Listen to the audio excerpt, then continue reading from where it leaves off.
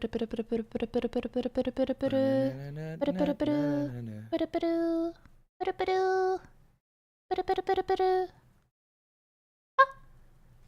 loaded.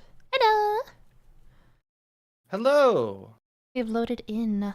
Wahoo! We have loaded in. Bro, we're literally here. Me when I load in? Bro's loading in. We are so live. That's crazy. Anyway, hi babes. I have to go eat dinner, y'all. This isn't fair. It's okay. We'll wait for you. Rip. Okay. Also, YouTube chat Yes, looks ugly as we will fuck. wait. Let me change the blending mode again. Bruh. Not like that. Oh wait, hold on. Bro. Yo. Loading. Wait. This thing? Maybe this is just an ugly ass background, that's why it's not cute. Let's go! Hold on, let me this looks weird. Now it's gone. Okay, bro. Okay. Great start. Anyway, hi chat, how are you guys? Hey babes. And now they're gone again. Okay, it's fine. I'm not 4 hours late for once. I'm so proud of you. You made it. Wahoo! Alright, so if y'all remember properly, from last stream, my dumbass broke my mic stand. So Yeah. so I had to fucking I was busy the days after that, so I couldn't like check or what the fuck am I trying to say? I'm so sleep deprived. I'm sorry, babes. I couldn't go out and get a new one, and like Amazon wasn't shipping fast enough. So today, literally today, I woke up today. I was in a terrible mood. I was feeling awful. Literal mic drop. I was just feeling awful. And so I like text Mugman this morning. I'm like, "Hi. Good morning, darling." I was like, let's go out and get the boom arm today. Like, let's get it together because I want the moral support. And prepare to be my background audio. Oos. And Welcome back, Faye. Welcome back, Faye. So I text Mugman, and this man is like I text him and he's like, "Oh, I'll be over in a little bit," and I'm like, every time he says that, he's never actually over in that amount of time. So I'm like, okay, I'm going to bed. And he was like, "Wait, what do you mean you're going to bed?" And I was like, "I'm going to bed. I'm tired." And also I was feeling sad, so I just wanted to rot. And he was like, "Okay, how about this? You go get your sleep. I will pick you up some tea and your boom arm." And I was like, "Bro, you don't need to do that. It's okay." And he was like, no. I literally got this. I literally got you. And I was like, what the fuck? And so I took a nap. About 3 hours later, my phone starts buzzing, and it's Mug's a man, and he's got a gift for me. And so we had to set up the boom arm then. And I don't know what the fuck I managed, like how I set my mic up last time, because it was like, but it was not correct. It was not correct. I don't know what the fuck I did, but it was wrong. And so and so the two of us spent like probably half an hour. Probably at least half an hour, right? Where we were just trying to figure out like how the fuck to put it on because the boom arm didn't come with instructions. And so see, I knew how to like put it on. I was just scared that like the pieces wouldn't fit, because we had to use like two separate because there's the boom arm, then there's the part that like holds your mic, and then there's the part that connects to your microphone. And the part that connects to the microphone, the one that I got, the boom arm that I got today, that came with it. It was too big. It didn't fit. So I was like, wait a second, can't we just use the one from your previous boom arm? And she was like, oh yeah, sure. Well, And she okay. brings out this weird fucking thing that I've never seen before. I'm Okay, like, well, first of what? all, we tried to put my mic on the new boom arm and it didn't work. Like, I cannot emphasize enough that Mugman fucking like cut his finger open Yeah, I trying to literally get got a it to blister. trying to get it to fit onto the old boom arm. And so so he's like, "Okay, here. We'll manage like we tried to do something and like he fucking stabbed himself and I was like, "Okay, stop. Like let's do something else." So like I gave him a little band-aid and in the end we managed it. And also he's fine. Mugman, confirm, are you fine? I'm fine. He's fine. So I can't stress, it was very itty bitty, but the fact that it was a blister was very funny. so yeah. Blood, sweat, and tears went into this stream. Correct. What's a boom arm? It's this. Have you ever seen like streamers with like a face cam on? You know how like they have the microphone. It And basically then, holds the microphone and you can adjust it way easier than a Yeah, microphone stand. it's that And big. most importantly, it's off your desk so that if you were to like make noise with your keyboard, for example, your microphone wouldn't pick up the vibrations through your desk. Yeah. So basically, it's like the big. Okay, not fancy. Correct. Okay. Anyway, I wanted to tell a story to give people some time to come to the stream. Welcome back to Doki Doki Literature Club. I'm gonna be doing the side stories. Hopefully all of them. I guess it depends on how my voice holds up. It should be fine though, because I haven't done a lot of talking today. But yeah. Blood, sweat, and tears. And all of this was like just a couple hours ago. Yeah, genuinely, like seriously, the process of setting the fucking thing up was so goddamn annoying. It was. But the thing that was most surprising to me is how you set up your mic on your previous boom arm. It worked, okay? Because you use this weird like kind of like mediator. What's the fucking word I should use? I don't know, but It's it like, worked. You have the thing that connects to the microphone, right? That like holds the microphone up, that actually connects it to the boom arm. You have something in between that and the microphone. And I'm like, what the fuck is this? And as I'm looking at this and trying to like attach it and see how it would work on the new one, I'm like, how the fuck did you do this? Because it makes no goddamn sense. Because that little thing that blocks the microphone and then the thing that connects the microphone to the boom arm didn't have a place to hold the fucking microphone. It did though. Okay, it had it through the XLR cable, which is not safe and not steady, as we found out. It's not steady. So It I'm was like, what the fine. fuck did you do before? It worked like really well until I mean, if until it it broke. worked until it didn't. Yeah, it worked until it didn't. But anyway, I got a new boom arm and so funny thing. Yeah, I got the new boom arm. And it was quite a journey. My boom arm also used to be my barm. Okay.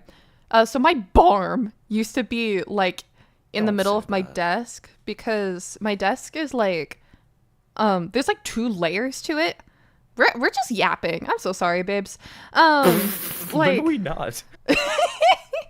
my desk has like 2 layers and one of them is like I don't really know how to explain it, but the only way that I could situate my boom arm was like on the front of my desk, so it had to like block half of my like PC screen. So I just got very used to like just not having it there.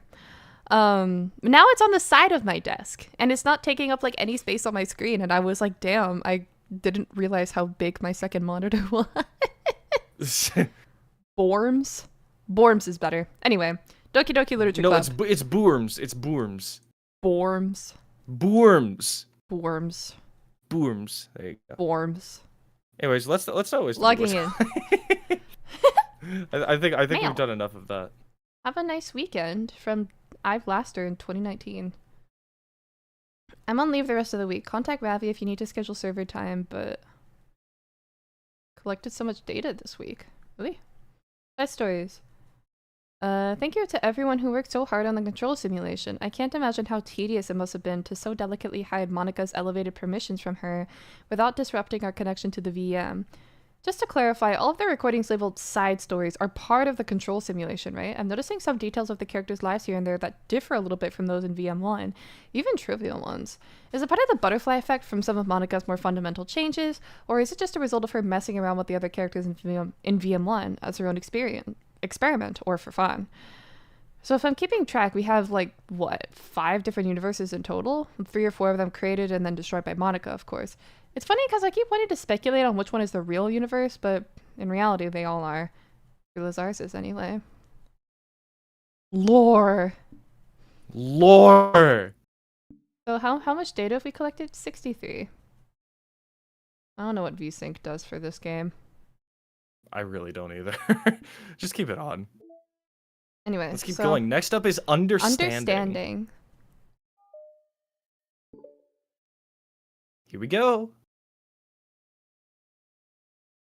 The club meeting is suddenly interrupted by the sound of the door, causing Monica and Sayori to turn their heads. Also, is the size of chat okay? I edited it again. Chat's honestly a little big for my liking. You think so? Alright, let's shrink it. I prefer chat being like small, like not taking up a lot of space. This good? It's gonna take a little bit for me to see. You can set the live stream to like 2x speed to catch up. Oh, that's great. Let's go, lesbians. Let's go. Alright. Anyways, the door opens halfway, then stops. A face peeks inside. A face that seems familiar. Oh.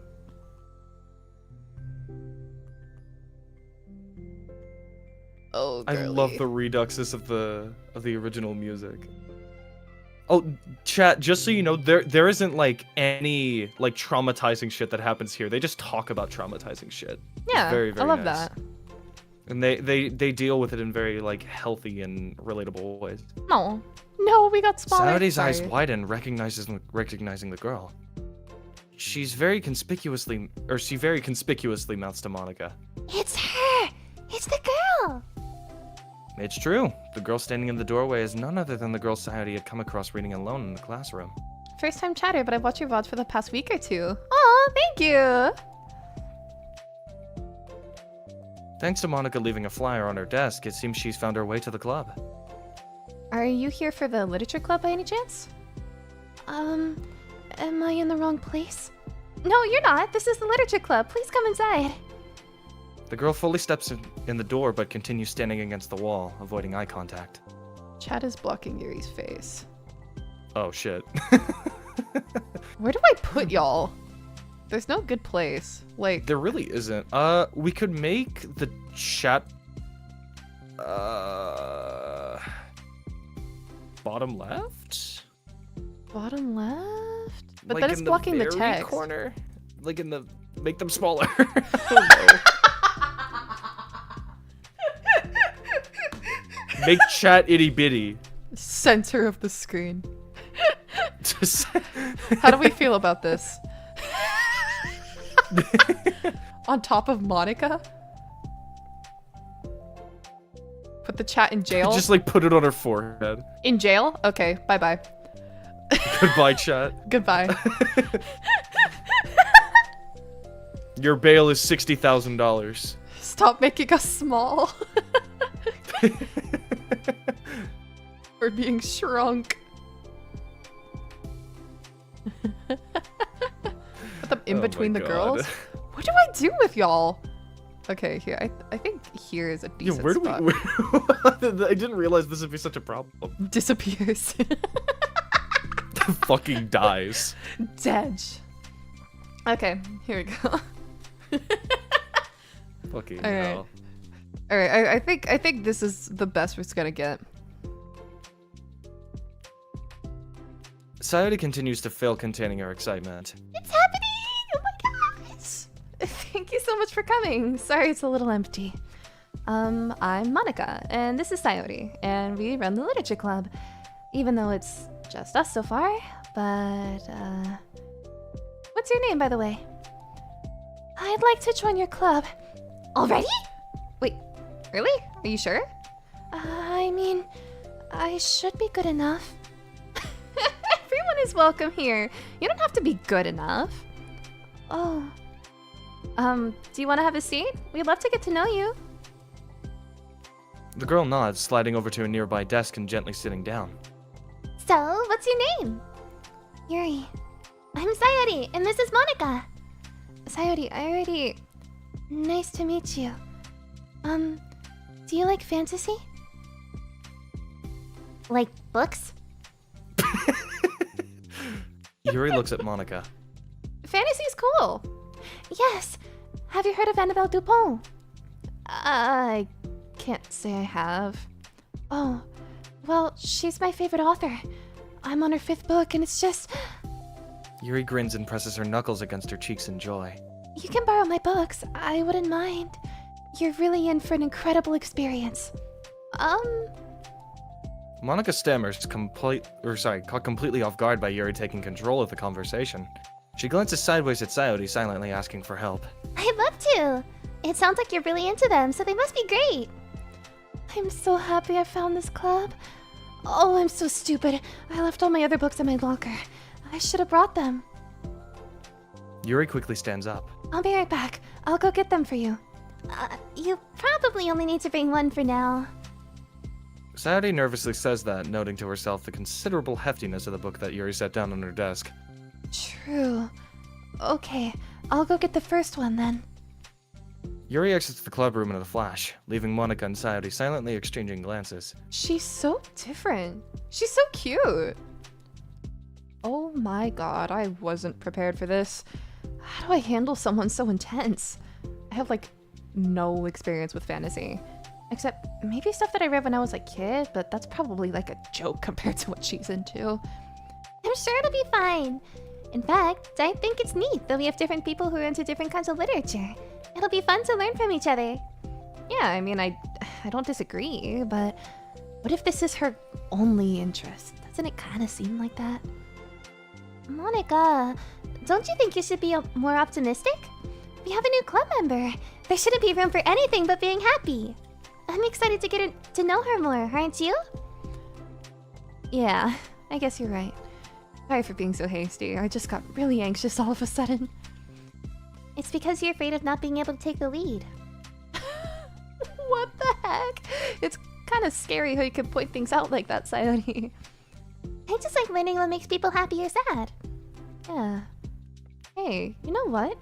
You'd probably be great at making Yuri feel comfortable here. Maybe you could take a break from helping me with the administrative stuff and just focus on spending time with her. Yay! That's exactly what I want to do! Besides, Sayori lowers her voice. I'm probably gonna need all the time I can get. She taps her finger against the dauntingly chunky book Yuri left sitting on her desk. Right afterwards, the door opens to reveal Yuri's return. I'm back. Her breath is slightly heavy, which, combined with her short time gone, indicates she may have ran at least part of the way. She makes her way back over to Sayori and sets the book back down on her desk. Just as Sayori feared, the book Yuri brought for her is just about equal in size to the one already on Yuri's desk. Well, there are probably a few things you should know before getting started on it. There are some things that are more explained in other books that take place in the same universe, so going over those will be good to help keep you from getting confused at the start. Sayori nervously interjects. Well, I was thinking that maybe today we could just get to know each other a little bit more. You know, I think, like, if we're gonna be reading together, then I like that. From across the room, Monica smiles and nods at Sayori while Yuri isn't looking. Oh. Okay. Yuri sits down, then looks at her book, then glances around the room, showing no indication that she has anything more to add. So, what made you decide you wanted to join the club? Well, I like reading, so I was immediately interested. I had no idea that someone was starting a literature club.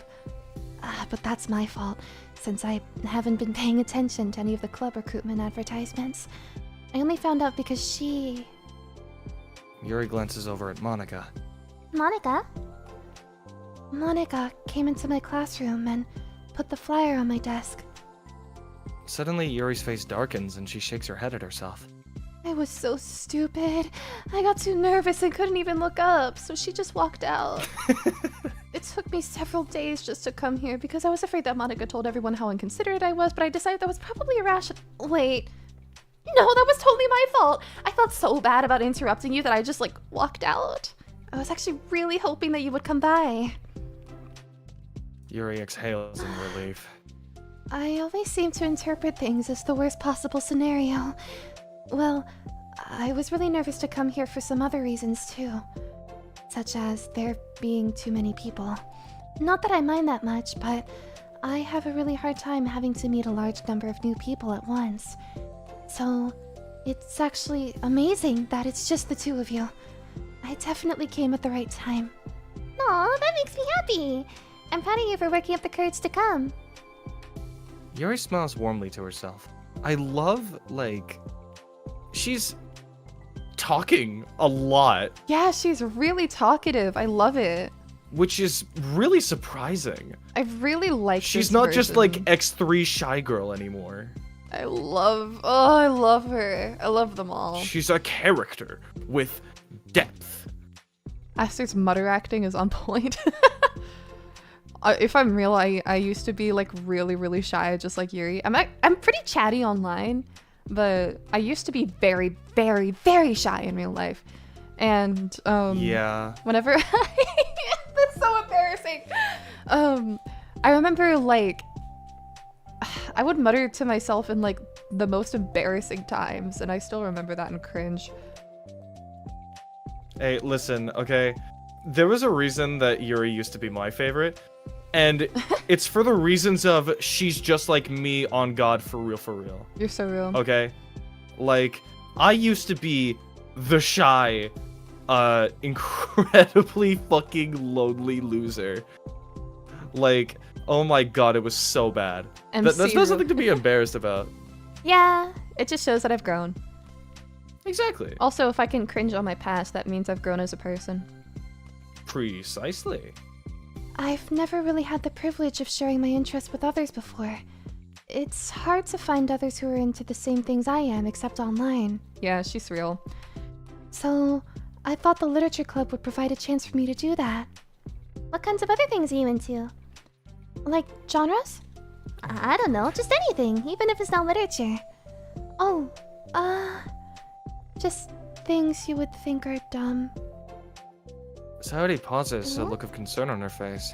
How about I'll tell you about something I'm into, and then you can tell me something about you're into. I suppose that would be okay. Okay. Well, I'm pretty into, like, crafty things. Like making cute little collages or decorating things, like cards or jewelry boxes. My room's always cluttered with random stuff because I keep buying things to make gifts for my friends, but then I put it off to the last minute. So, yeah, that's something kind of silly that I'm into. You sound quite creative. Not that much. It's just that you'd be surprised by how much you can do with scissors and glue and stuff.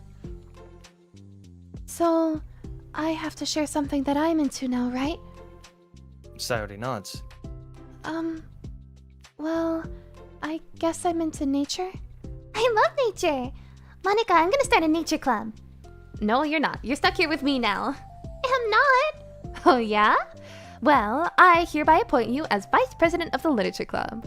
There. Now you're stuck with me. Hey, don't give me responsibilities! Oh, I'm sorry, Yuri, I interrupted you. Go ahead.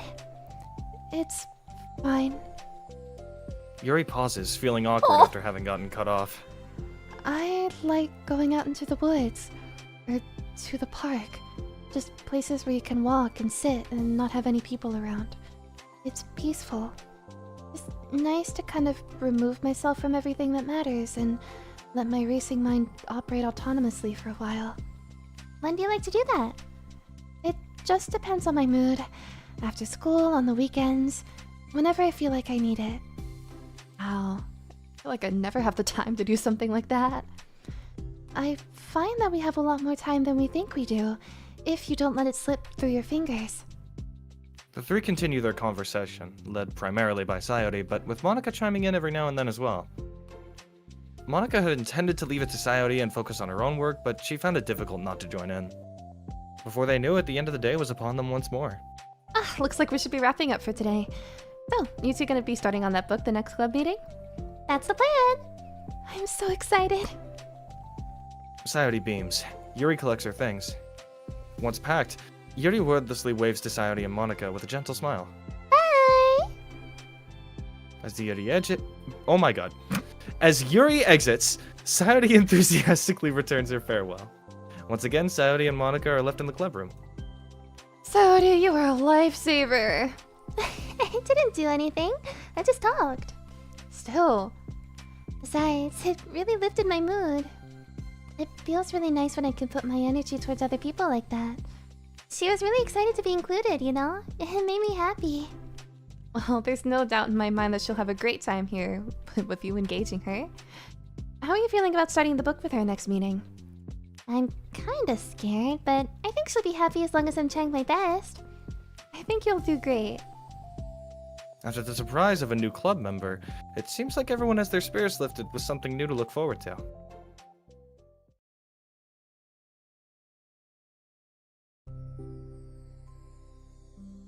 Another school day ends. Swallowing her anxiety, Yuri makes her way to the club room, expecting to be the last one to arrive. As she opens the door, she's surprised to find only Sayori in the club room. It's club time again! Monica went to the computer lab, so it's just us today. Is that okay? Yuri silently nods, unable to make eye contact. I'm sorry about yesterday. Sayori tilts her head, unsure of exactly what Yuri's talking about. Well, I mean, the way I got overly excited to share my books, and how you had to stop me so we could talk first. It was so inconsiderate of me. Yeah, y'all, please stay on topic. We're having some pretty crazy things going on in chat right now. Yeah. Yes. Let's talk about Yuri and how cute she is. I got too excited and forgot to think about everyone else in the club, so... Yuri, you didn't do anything wrong. I thought it was cute how excited you were. Well, still. I think I changed my mind about the book. We don't have to read it. Huh? Why? Because I know that you were just humoring me anyway. In retrospect, it's rather obvious that nobody was truly interested. But if you like it so much, then it must be worth sharing. I've already decided I'll join the club, so you don't have to try so hard to entice me. That's not what I was doing. A moment of uncomfortable silence stretches between the two of them. Well, the thing is, we don't even have any club activities yet. I mean, Monica and I have just been working on recruitment stuff mostly. So it just sounded something like something fun that we could do together, reading your books. You know, like, as a club activity. That would be okay, right? Why am I being so resistant to this anyway? It's exactly what I wanted in the first place. And you're being so nice about it. I really don't know what's wrong with me. I'm sorry for being like this. You don't have to apologize. Just tell me if there's anything I could do to help you feel more comfortable here. Sayori pulls her desk up against Yuri's and sits next to her. The book in question is already on Yuri's desk. Peering over, Sayori reads the cover of the book. Dusk Bell. Did you know that Dan Salvato in the early concepts of DDLC made a brother for Yuri? He kininaru na. That's really interesting. I wonder how it would have changed her character. You're so real for that. What? I love the kind of woman that could actually just kill me. Oh. That's funny as fuck. I'm talking watermelon in the thighs level of carnage. I want some chick to pay my brains over the hallway, or like whatever the fuck that Or meme some was. random fucking hallway. I want us to be completely different people by the end of the People first with 8 hours. Which is a crazy sentence. Fucking Christ. Part 1 of the Everlast Saga. It's Dusk Bell by Annabelle. Dusk Bell, Annabelle. Sorry, I'm ready now. Oh, right. I should probably get some paper. Yuri grabs a spiral notebook of hers and tears out a few sheets of paper. Wait, how come you need paper? Oh, It's useful to draw things out sometimes, like maps, timelines, family trees, or just for taking notes. Notes? I mean, yes, that's an effective strategy. Exactly. I'm sure it'll be especially helpful for someone new to the genre. Oh, for fuck's sake. Chat. Oh, sorry. I just saw that joke. I should have seen that one coming. The early concepts named Yuri's brother. Yeah.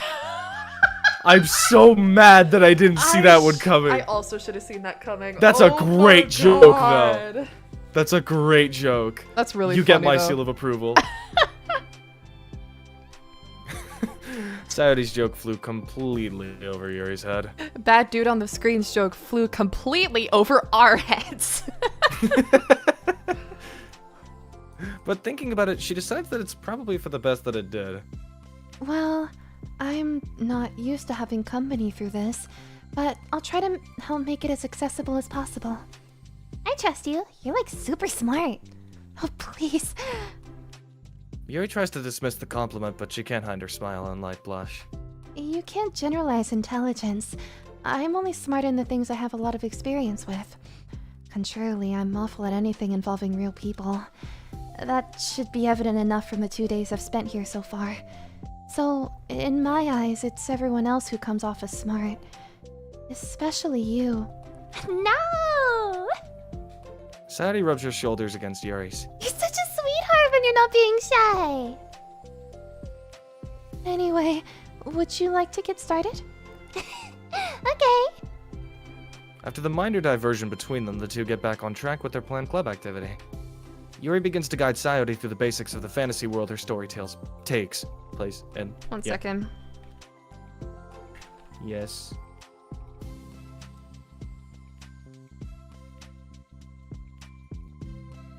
So, Alright, here we go. Oh, yeah? Alright. Sorry, I was performing echolocation to find you. Yeah, don't worry. The more of it she details, the races, factions, history, elements of magic, the more questions Sayori seems to have. But despite Sayori's expectations, Yuri eloquently guides her through it in a way such that it's fun to follow along. It becomes evident that the world-building aspect of the story, not just the story itself, is one that Yuri finds her passion leaning towards. How do people come up with this stuff? It's like the exact opposite of the kind of writing that I do. What kind of writing? Oh, like poetry and stuff like that. The things I write are just like putting down the feelings that come into my head, you know? But this is like, there must be so much planning and hard work. Ah, you're into poetry. I think there's an appendix that includes some of the kingdom's written works, like poetry and folk songs. No way! Yuri giggles, filling Sayori's heart with happiness when she realizes it's the first time she's heard Yuri laugh. It means Yuri must be having fun. Anyway, I think we can get started reading now if you're ready. Okay, but I can't read very fast. Oh, that's fine. Well, she's just like me. You read pretty fast, I think. You just read fucking ungodly quick, so I always need to like, okay, fuck, what does that word mean? And then I need to like context clue the rest of it. I mean, I guess I am so scared that like whenever you like show me like a text like, hey, read this, I'm like, oh fuck, go quick, go quick, go quick. Cause you always go so fucking fast. Like, oh my god, chat, I cannot say this enough. She reads so fucking quick. It's stupid. I mean, I am a very avid reader. Like, I still read all the time. I'm also like a really like I'm an avid reader of like all sorts of different genres. In particular, I really like older fiction. Like I've been reading through all of the Sherlock Holmes stories recently, and that's like written in like the you know, the way that Watson you read, did like... what?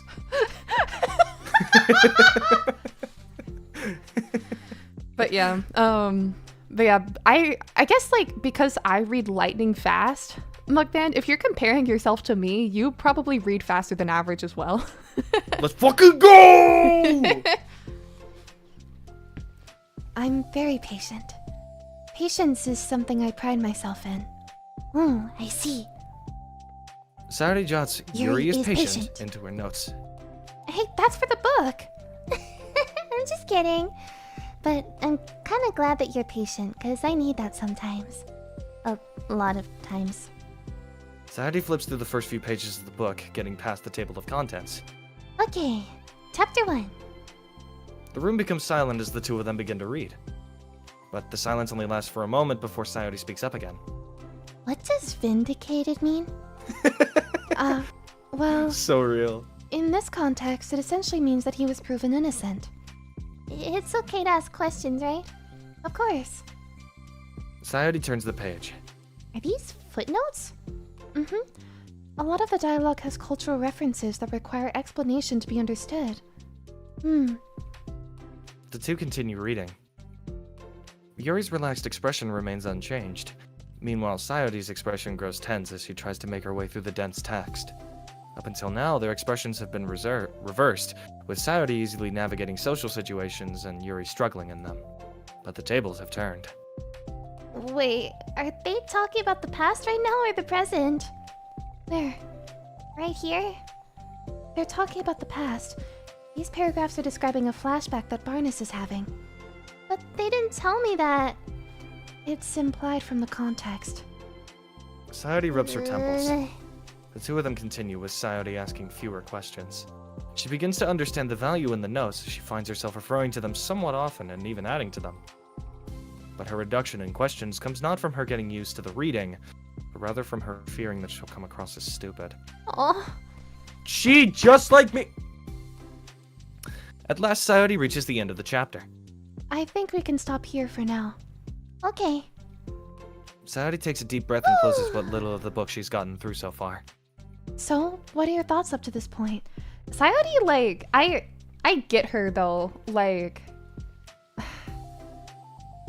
I guess, like, for me though, I'd probably stop asking questions at some point, but whenever I'm like parsing through difficult media on my own, I always like to do research into things that I can't understand. So like I'll spend a pretty decent amount of time like doing research on like very specific cultural references.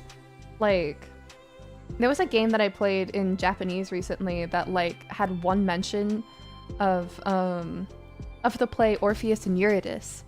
And so I read the entire play just to understand that one piece of dialogue.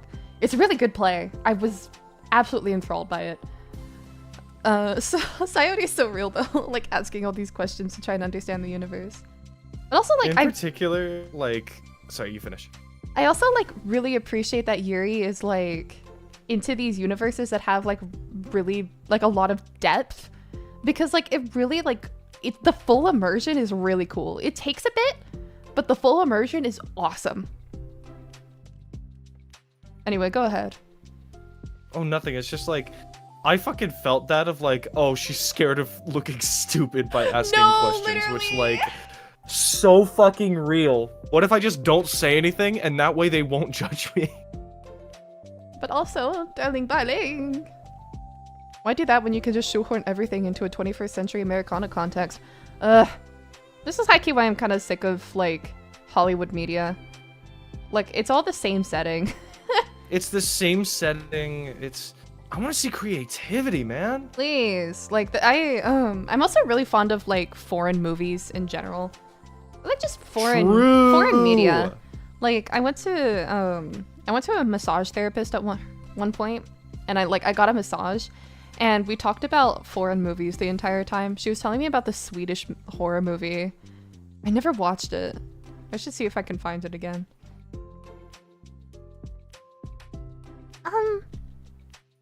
Sayori tries to find words. Am I doing well so far? I'm not sure I understand. Well, I don't know. When it takes me so long to read and understand things, it makes me feel really dumb. But I really like how into it you get. It makes me want to keep going and keep doing my best, so I can see it the way that you do. The relaxation in Yuri's expression fades. I see. Yuri quietly gathers her things. We can continue tomorrow, right? Yuri pauses, then shakes her head. We can do something else tomorrow. But I'm sorry. Wait, sorry for what? I don't understand. I'm sorry. I don't want to do this anymore, that's all. I'm sorry that I made you. Yuri leaves. You weren't making me. Sayori is left alone with her words. How did this happen? We were having fun just a second ago. It's my fault. Said something stupid and hurt her. I should have just told her that I enjoyed it. Monica trusted me with this. It's the only thing I'm good at and I still messed it up. What if she doesn't want to come back? Drowned in guilt, Sayori stares blankly at her desk spread with notes. She's just like me. The book sits next to them. Right. If she wasn't coming back, then she wouldn't have left the book here, right? Unless she just forgot to take it with her. This is horrible. Was it really because she thought I wasn't enjoying our time together? Or maybe she wasn't enjoying our time together because I'm not good enough. I probably let her down so much by having trouble following along. Yeah, I'm sure if I was smarter, she'd be having so much more fun. I need to do better for her. Oh. She's just like me, bro. Part 40 of why she's just like me. I love you, Sayori. Genuinely. For the first time, Sayori is the first to enter the club room. Anxiety courses through her relentlessly. Will Yuri show up today? Sitting at a desk, she stamps her feet in an attempt to calm down. Why am I letting this affect me so much? I'm doing everything I can to make Yuri happy. But my best wasn't good enough. But it was still my best! But I'm letting everyone down. I'm always just a disappointment. Sayori continues to wrestle with her self-deprecating thoughts. Every tiny noise causes her to lift her head in anticipation of Yuri's arrival. Minutes pass, and nobody enters the club room. Not Yuri or Monica. Gosh, I'm so late. Why did I offer to help those other students with their work? I'm such a pushover sometimes. It's gonna leave such a bad impression on new club members like Yuri if I'm not the first one there. Monica rounds the corner, approaching the club room. As she does so, Yuri? Yuri jumps at the sound of Monica's voice. She's sitting outside the club room against the wall next to a door. Embarrassed, she quickly closes the book she was reading and stands up. Oh gosh, I'm so sorry I'm late. You didn't have to wait outside for me. The door to the club room is open. It's not... Yuri stammers, unable to explain herself. She peers inside the club room through the window, then looks away. Actually, I was wondering if I could help you today instead. Huh? Me? With club publicity stuff? Yes! Monica is utterly confused. Why is Yuri asking this all of a sudden when she was so eager to spend time with Sayori before? Did they not get along after all? Monica looks into the club room herself to see Sayori sitting alone inside. Okay. It's kind of a simple job, but I'd be happy for you to tag along. Me too. Monica's worried, but she finds it difficult to insert herself into whatever conflict that might have arisen. It's a little ironic she realizes that she could be so conflict avoidant after having been in the debate club. Okay, let's take a walk together. I just have to make copies of this new flyer, then go around to the billboards and replace the old ones with the new ones. Yuri nods and the two set off. Ugh, I felt that, man. I felt that. That fucking sucks. Like, conflict avoidant. Damn. Yeah, just like me. You. The two walk in silence. Without Sayori, Monica finds it quite difficult to strike up a conversation. So, I love... Y'all are so funny. Y'all are like, why is she normal? Why is she, like, not acting weird? And I'm just like, this is nice. Like, I'm happy. Yeah, don't complain. Yeah, for real. Like, so, how's everything been going? Fine. That's good. oh god. Neither of them follow up with anything more. Monica tenses up at the stinted conversation. How the heck does Sayori do it? Sorry I didn't see you yesterday. I went straight to the computer lab to work on the flyers. Sayori told me. What did you two end up doing yesterday? Just some reading. Oh, I'm glad! It's really starting to feel more like a literature club now. Yeah. It's kind of funny. I felt so intimidated at first when I heard about the kind of reading you were into. But, you know, it's kind of stupid at me, because I'm just intimidated by things I'm not good at. And it's silly to assume that everyone who comes to the club will just have the same interests as me. But it's so cool that you were able to get Sayori into it. It's like the club is working. I'm really happy about that. She's not into it. Huh? She's not into it. And I'm stupid for forcing it onto her. Yuri falls silent again as if she started her thought, but can't figure out how to continue it. Did something happen? Oh, the music faded out. Yuri sighs. No, it's just me. It just... Yuri pauses. I'm thinking. A moment passes in silence, then Yuri shakes her head. I shouldn't be complaining to you all of a sudden. Oh, don't be silly. I won't think you're complaining. I just want to make sure you feel welcome. If it's important to that, then you can tell me anything.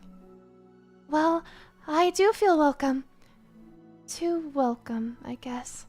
It's not an issue with the club, it's just an issue with me.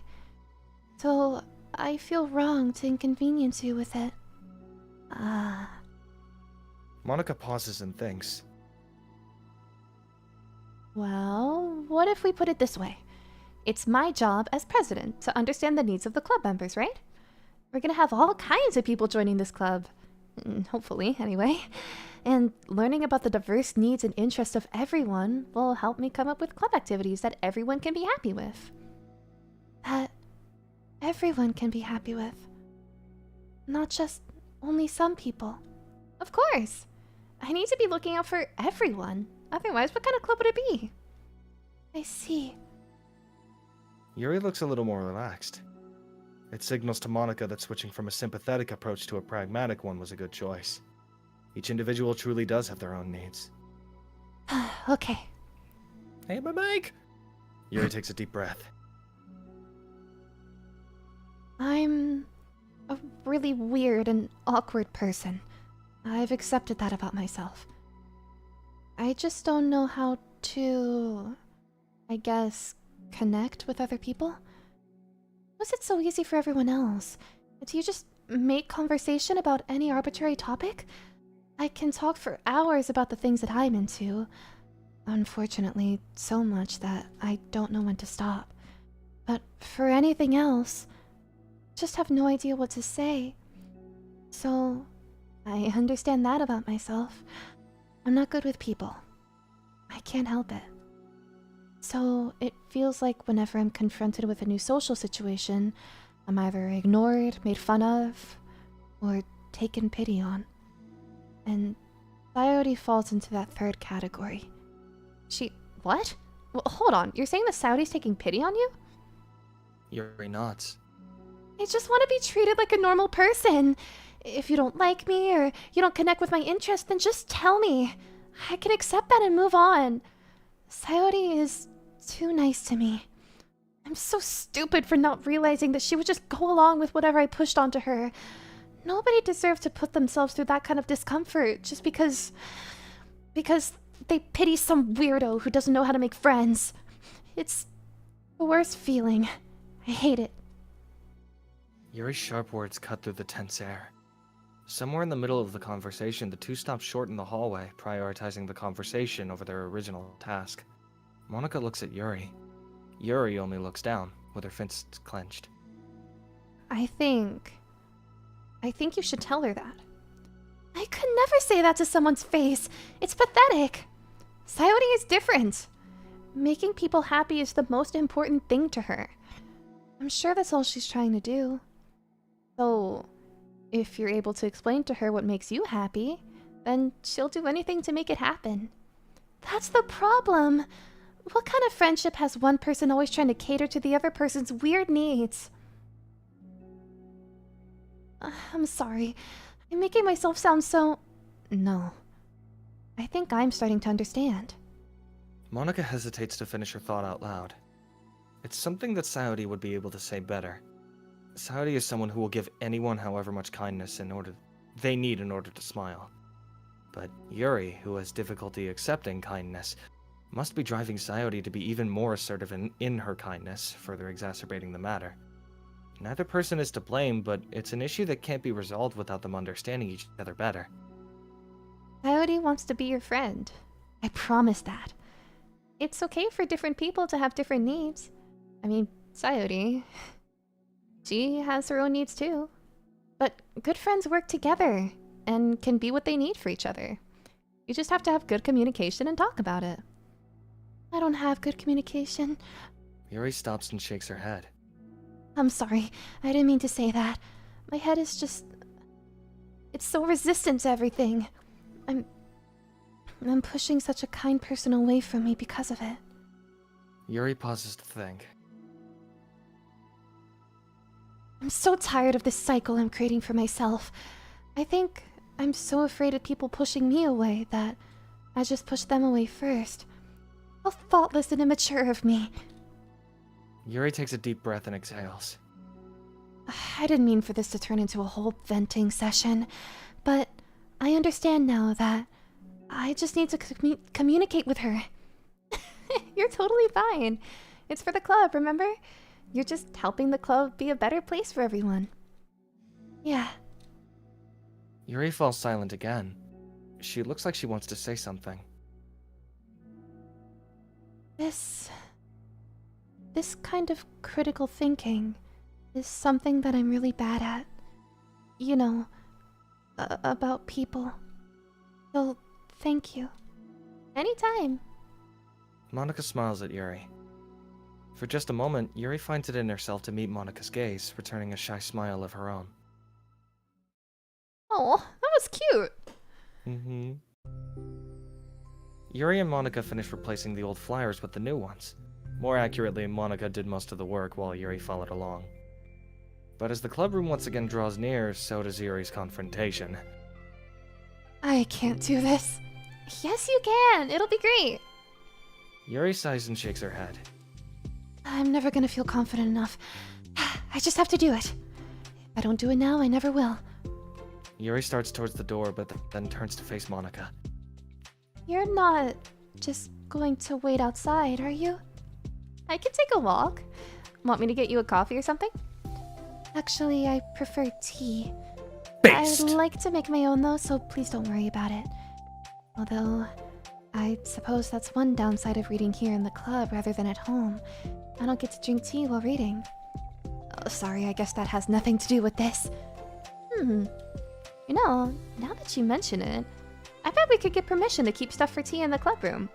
Could use like an electric kettle to heat up water, right? Would that really be possible? I'll look into it. I think it'd be great.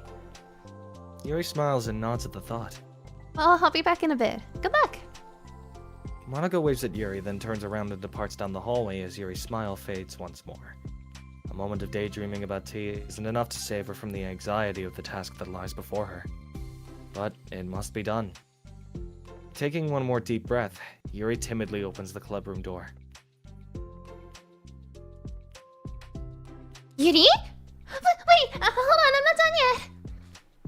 Sayori shuffles a bunch of papers around. Yuri stammers, her words suddenly caught in her throat. At that moment, she realizes how Sayori has been spending her afternoon. I wasn't expecting you to come today. I was really hoping to make it all the way through the next chapter first. But I got most of the way through it. And look! Sayori holds up a sheet of paper. It's a page of notes, beautifully produced with indentations, categories, and even color coding. As Yuri sees it, her expression shifts from anxiety to despair. I was afraid you were getting disappointed in me, so I've been trying really hard. Stop. Yuri presses her fists against her forehead. Please stop. I can't take this. Yuri? Sayori's voice quivers in shock after having received the exact opposite response she was expecting. I'm sorry. I'm sorry. I'm sorry. Sayori looks away in guilt. Did I do something wrong? I don't understand. So if I did something wrong, please tell me. Yuri shakes her head. No. It's me. I keep putting myself in these situations where people are afraid to treat me normally. If you don't like this kind of reading, it's okay. Please, just tell me.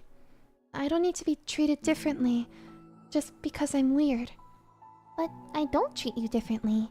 I just want my friends to be happy. So I thought that if we did something together that you really like... I don't want your pity! Why did I do that? Yuri sinks to her knees. Her voice squeaks. I'm sorry. Tears of guilt and self-loathing begin to stream down her face. This isn't how it was supposed to go. Why is it so hard to just articulate your thoughts? Why do you end up pushing everyone away from you? Yuri's mind pounds with internal accusations as she shuts her eyes, unable to face Sayori or the rest of the world. She should leave. Just escape from here, before Monica sees her like this, and before Sayori tells Monica what she did. But before Yuri can put any strength into her legs, she feels a warm pair of arms gently wrap around her from behind. Oh! Oh my god! This is beautiful. I love this moment. It's okay. Sayori whispers in a soothing voice. It's okay. Okay. Overcome by despair, Yuri finds herself unable to protest or pull away from Sayori's kind gesture. Yuri sniffles, breathing heavily through her clenched throat, trying with all her willpower to control herself. I understand. I understand that the things you're feeling in your head are different from the things you're trying to say. I know that must be what you're feeling right now. I promise. I understand that. I'll give you as much time as you need. When you're ready, just tell me your feelings, and we'll talk about them together. Okay? Yuri sniffles again and nods her head. She gives herself a minute to compose her thoughts, then speaks while steadying her voice.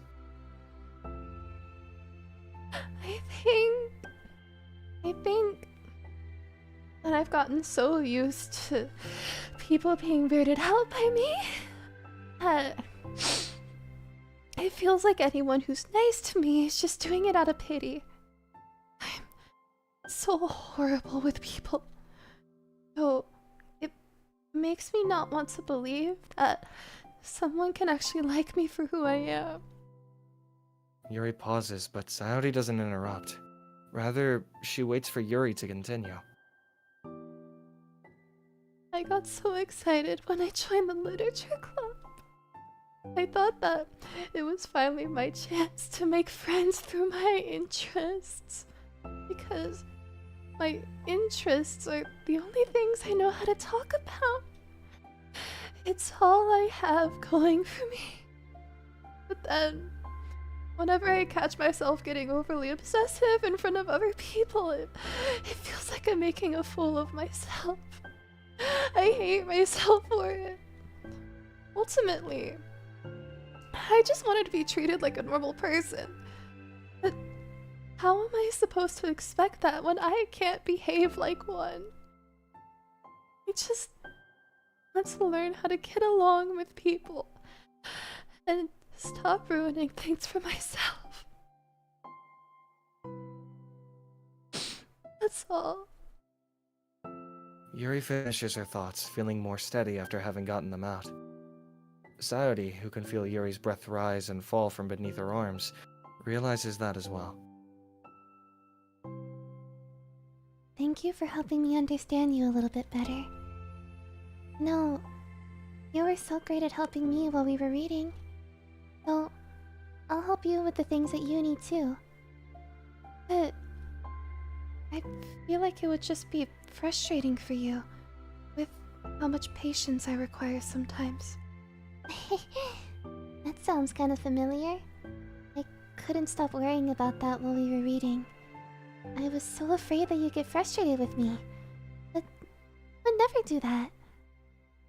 I did my best to reassure you by mentioning how I have a lot of patience. Yeah, I know. But my irrational fears just won't be quiet sometimes. I'm sure it's the same for you, right?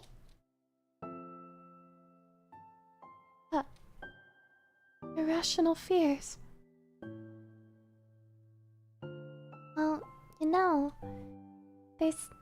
no way that you could frustrate me. Because I already like you as the person that you are. I know that you said you have a hard time believing that, but I promise that it's true. You don't have to be a social person for people to like you. I think you're really considerate in your own way, you know? Worrying so much about people's feelings? We're all kind of weird. It's a literature club. But it's the best part that we're all different and have different interests. Like about the book. I'm reading it because I want to. I promise. It's what I really want. It's a bit of a struggle, but try not to mistake that for me not enjoying it. I mean, we can never discover new things if we didn't try them first, right? I want to learn the reasons that you love it so much. And in the end, if it's not for me, then I can say that. But I'll be glad that I tried it and learned more from you. Plus, you're like super duper smart, and I want that to rub off on me. Yuri fights back a smile at that comment. Already the heavy atmosphere surrounding her seems to have evaporated through the caress of Sayode's arms. Your hair is so pretty. I always wanted long hair, but I was awful at taking care of it, so I cut it all off.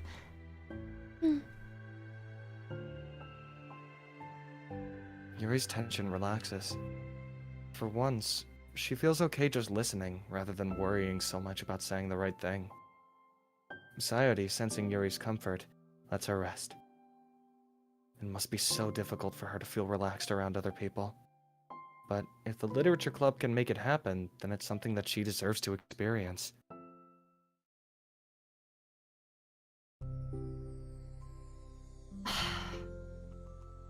This game subverts expectations in every single way. Like, obviously when you first see this, this looks like just cute anime girl dating sim. It seems like all of these girls fall under like typical anime like character tropes. And the thing about those sorts of visual novels is that they tend to be a little itty bitty bit kind of trashy. Like, especially like otome visual novels, or not otome, dating sims, around this time and before it. Like, they were always a little bit trashy and relied a little too heavily on the tropes. So this game subverts expectations, one, with the horror, and two, with how delicately it treats these topics of mental health. Because these are serious things that real people experience. And it's just... it's so delicate. It's so emotional and it's so beautiful. May I be undelicate? Oh no. Go ahead. It's so fucking real. It's so real. Oh my god. I find it fascinating how this additional content not only adds to the game, like the main game, like a lot, and makes it all the more tragic and sad, but I love how all of this additional content is just so detailed. It's so perfectly described, and these characters are somehow perfect fits for all of it. Like, Literally, we'll see later this on is in the other beautiful. side stories, there's more problems that they confront, and it's great. God, I love this. This isn't a slice of life. This is the whole pie. This is the whole fucking pie. And we're eating good, chat. We're eating good.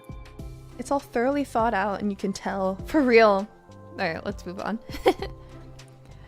Well then, based on my understanding of your feelings, I suppose I wouldn't mind if we were to continue reading. That's what I wanted to hear. But we can stop at any time. If you truly don't like it, please be honest about it. I won't be offended. Of course. I'm not gonna judge anything this early on though, so we'll just see what happens. Oh, and... it's not good to touch people without their consent first. Oh no! Oh, I'm sorry! I didn't mean to make you uncomfortable. Oh, you didn't. I mean, I suppose it was kind of nice. I was just saying. I'm back!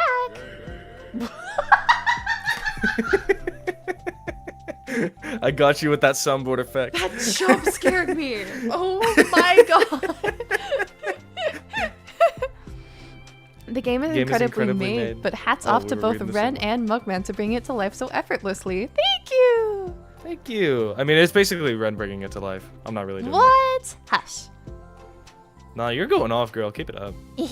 I'm trying my best. I always wonder why people ship Yuri and Natsuki together, not with Sayori, because the two really have so many common things together. I mean, I see both. Honestly, I think all of these girls should kiss, and I think the MC should be thrown off the roof. That's what I think, though. I see an annoying girl. Whoa! Get fucked. That's what I think. Enemies / rivals to lovers, it's that simple. So real. Anyway. Monica's back! I haven't seen you like at all recently. Saturday trots over to Monica. Uh. She whispers loudly. Can I hug you? Sure, Sayori. Saturday wraps her arms around Monica. Oh, yeah, Yuri, it might be good to know. Sayori can be kind of a hug monster. Ah. Hey, don't call me a monster! She's just like me. Artemis is a monster. If he inherits the kingdom, it could spell disaster. Yuri laughs. Monica perplexedly looks between the two of them, then smiles. Well, I'm glad you've been enjoying your reading so far. It's like our first real activity as a literature club. About that. Well, you've been so patient with exploring my interests. I think that it would be inconsiderate of me not to return the favor to you and learn about the things that you like. Yes! Do you like poetry? Yuri smiles. This is a separate timeline where the MC doesn't exist. This is like before the MC came. So This is, yeah, I think, okay, so technically, I think, emphasis on I think, this is before, obviously, everyone joins the club. This is kind of like a prologue. But I think in this specific universe, the MC, like, never joins. I think in particular, I think it's like completely separate. So, I think about the way that Manly put it a while back, where like characters in games like this, they don't start existing until we open up the game. Yep. Like, so in this universe, since we never opened up the game as the MC, he doesn't exist. That's how I see it. But when we open up the game as the MC, that's the moment things start going wrong. That's the moment shit goes wrong. Anyway. See, the only times that I like the MC in this game is those scenes with Sayori, like the very, very depressing ones. And yeah, look at them, the gorals. I love these. They're so cute. New wallpaper. This is cute as fuck. Oh my god. The only time I like the MC is when he's like freaking out over how he should have been doing things better. Because I think like very deep down he has like a basic understanding of what's good and bad, but he's such a fucking sleaze. Like it's hard to redeem him. And also he's like kind of normal in like the finale where Sayori's the president. I'm looking at all of these and these are so Aren't cute. they cute? Like homework, math thing, 1 + 1 = heart, study for quiz, pack snacks. My personal favorite is the patented S Iori with the silly, awesome, yawny, pancakes. optimistic, really fun. I can't think of an I word. in the like to the right of her head, like with the bundle of pancakes. Oh yeah, That's my favorite. Sayori. Yeah, that's funny as fuck. Trash baskets, Natsuki Sayori. To do, wake up, get up, get ready, go. That's so cute. This is so adorable. I might set this as like my actual wallpaper. Like this is super cute. Anyway. Y'all see sticky note wallpaper. I see lore. No. Yeah, MC did. I don't care about ruin a lore. Great thing here. So here we go. This is the next one. Respect. Alright. Honestly, I like every single side story more than the previous one. Alright, Natsuki. Oh god. Natsuki's hard to do. It's been several weeks since the club has officially started. Through their initial setbacks, the 3 club members so far, Monica, Saudi, and Yuri, have increased their collective bond within the club.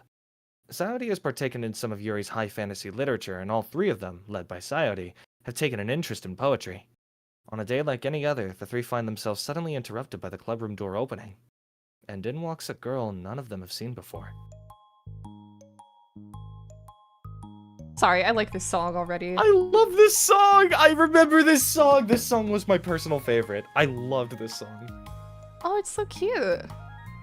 And I love seeing Natsuki in a... Keep going. Keep going. No, I'm just listening to the song for a second. I'm bopping.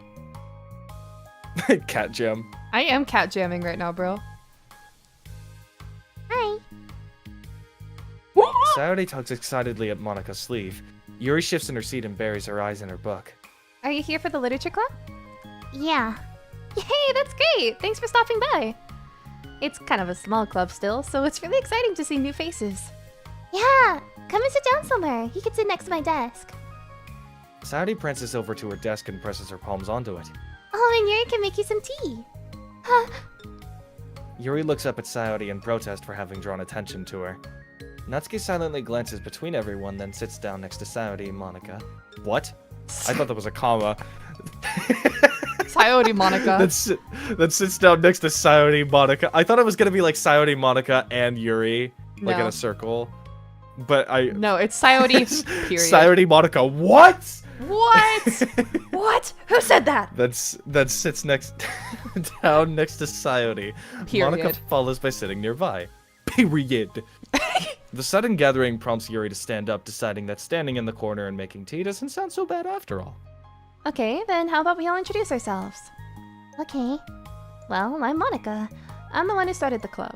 I was originally in the debate club, but I really wanted to do something I felt more passionate about, if that makes sense. So I started the literature club as a way for people to express themselves through reading, writing, or whatever other kind of literature.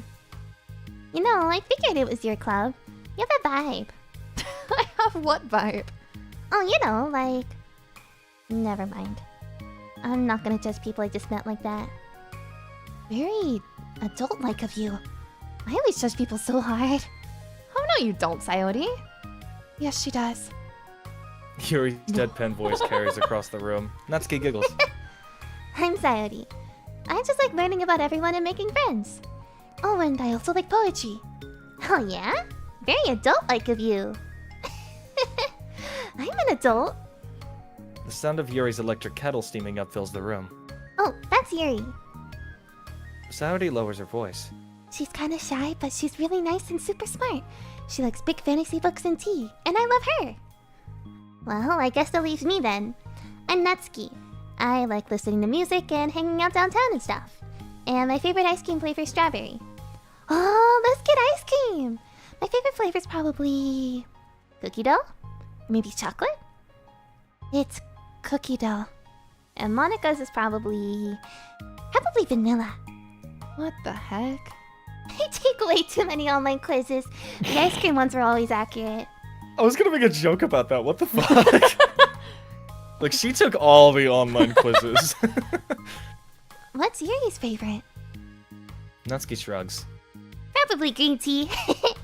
I'm just joking. I have no idea for Yuri. Still. It's pretty chill here. Do you just like hang out or do you actually do club stuff? Oh, well, we do club stuff too. It just hasn't been very structured yet, since we only have like 3 members. So we just kind of loosely spend our time doing stuff we like. But I keep thinking it's about time we start with, like, some more structured club activities. It's been a while by now since I started the club, so yeah. Well, with that being said, what kind of literature are you into, Natsuki? Anything you'd like the club to get into? Well, I guess I'm... literature. Well, I like manga. Manga. Hey, why'd you say it like that? I want to read manga in the club. Wait, hold on a second. That sounds so great. Like, after all I've been doing all this, Yuri returns to the desks with a tray of teacups, which she sets down on an empty desk. After all of the deep and immersive reading I've been doing, I wouldn't mind doing something a little more simple. Manga isn't simple. If you think that, you just don't understand the nuance. I didn't mean simple like that. Well, anyway, putting manga aside, is there any other kind of literature you're interested in? Well, not really. In that case, have you considered the anime club? Are you serious? I'm not gonna join the anime club. It's full of weird guys. She's so real. She's so real. God, every fucking anime club that existed. I only heard like passing details of them, but the one at our school, I heard some bad shit. I mean, I do remember seeing some dude walking around with the like a Hegel sweater at school. I don't know how the fuck he got That away guy- from that. Yeah, okay, do you remember that one person who like for Halloween they walked in with like the Eric Cartman inflatable? Yes, I have the video. He like walked in with like a full body Eric Cartman suit. And it's like, what the fuck are you doing? That shit was fucking funny as hell, though. Regardless, I don't think that Ahegao guy was part of the anime club, but like, Was the South Park dude part of it? I have no idea. You think I saw his fucking face? He was in your class. He wasn't like my when I class. was. I don't think in he was part of the senior anime year, so I club. wasn't there. But yeah, anime club is like, yeah, no. Anime club like. Like, I it's promise. kind of cringe. Yeah, I'm sorry. Like maybe there's some good ones out there. I just have not heard any. Yeah. He was the anime club. See, look, it sucks that we're taking a break to talk about the anime club. I want to bring up something different, if Oh, I no. may, just for like a Okay. split second. No, this is a good thing. Okay. Natsuki. Natsuki. There's a reason I say she is the most underrated, and literally like half of the reason I love her is because of the third date that we have with her when she comes over to our house, and in particular, every scene that she has in the side stories are so good because in the game, right, she's a sin, you know, she's Yeah. kind of mean to like everyone. But she's not very. But- I don't think she's very mean here so far. She's not mean at all. She's a little In snarky. any of the side stories. but She's snarky. She's She's- kind of got like a joking she's a personality. little sassy. But that's about it. I like her. Love her because she's like, without the presence of a weird man, she's cool. She's just, You know? Oh my gosh, she's just like me. She just feels comfy around girlies, bro. Seriously, I love her so much, and you will see why as we get further in.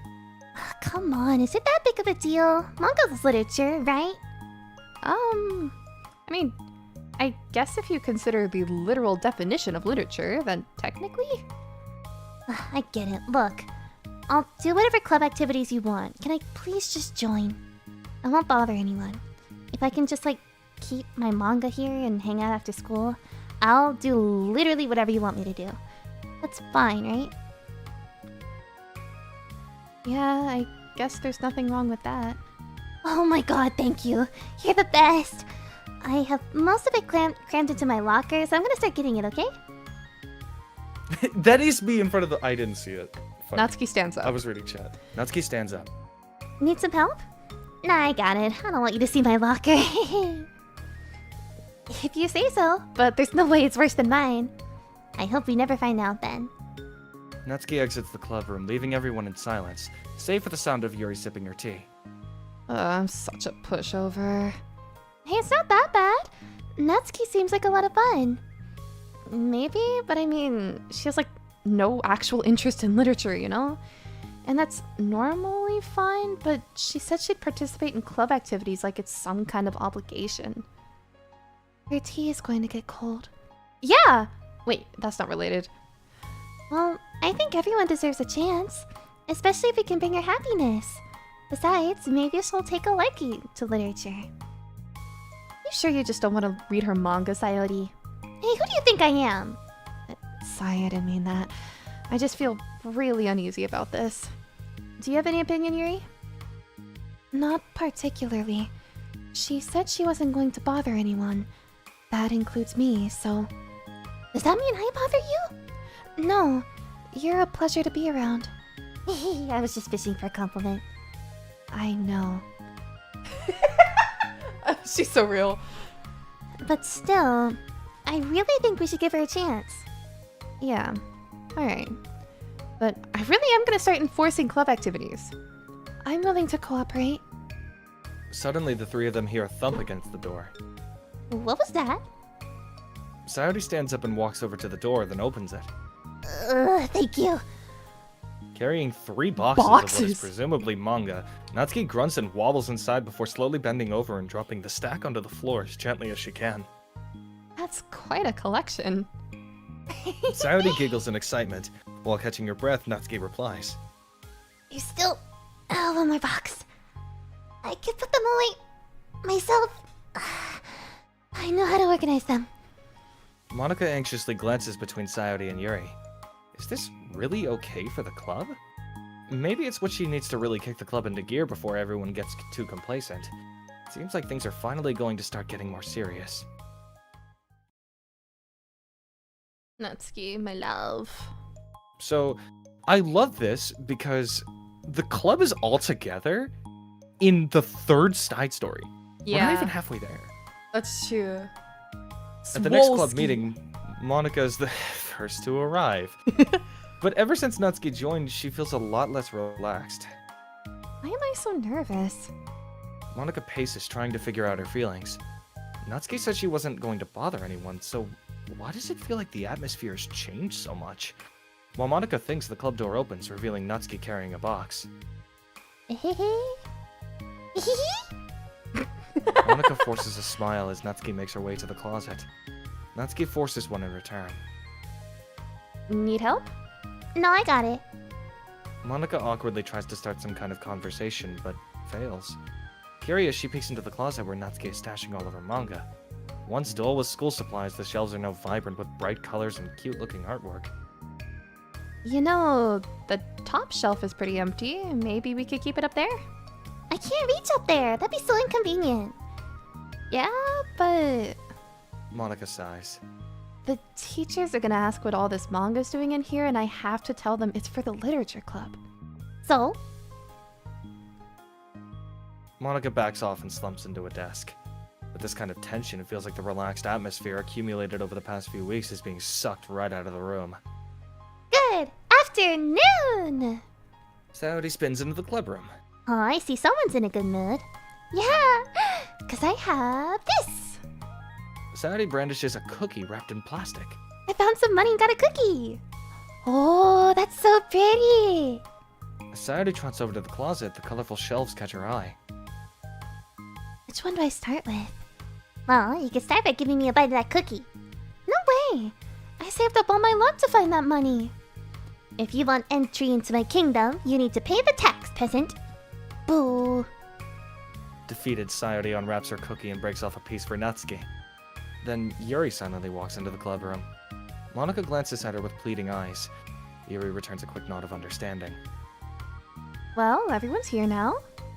Despite the club only having one more person than before, it feels twice as lively. Okay, so I think today we should go over some potential club activities and see which ones we want to do first. We have 4 members now, so it'd be great if we found some stuff to do as a group. Does that sound good to everyone? I agree. Okay, so I have some ideas of my own, but I want to hear your ideas too. Well, I've been having a lot of fun learning about everyone else's interests. Maybe we can give each person a day to share their favorite kind of literature with everyone else. Well, maybe. Something tells me that... Monica glances at Yuri and Natsuki, who appear very unwilling to even consider each other's interests. Maybe we can try to come up with something that everyone can enjoy equally. You know, like we all vote on a book to read or something like that. I think we should all collectively try to expand our interests, rather than just stick to the things we're familiar with. Why does it feel like I'm being targeted here? Natsuki, didn't you say that you go along with whatever the club wanted to do? Well, yeah, but that doesn't make it okay for you to ignore everyone else's preferences. I like Sayori's suggestion. Yeah, me too. Yeah, but... Monica's voice trails off. Although she let Natsuki join the club, Monica finds it incredibly difficult to relent to her demands. If Natsuki doesn't respect the club, why should Monica have to yield to Natsuki's opinion on anything? Natsuki, are you sure that you don't have any other literature interests you could share with the club? I swear, I don't mind if you keep your manga in here, but I just... Natsuki cuts Monica off by suddenly standing up. Well, it's obvious that I'm not wanted here, so I'm just gonna leave. But I really would have appreciated you being more upfront about it. Okay, I think you're kind of jumping to conclusions here, but you're free to do whatever you want.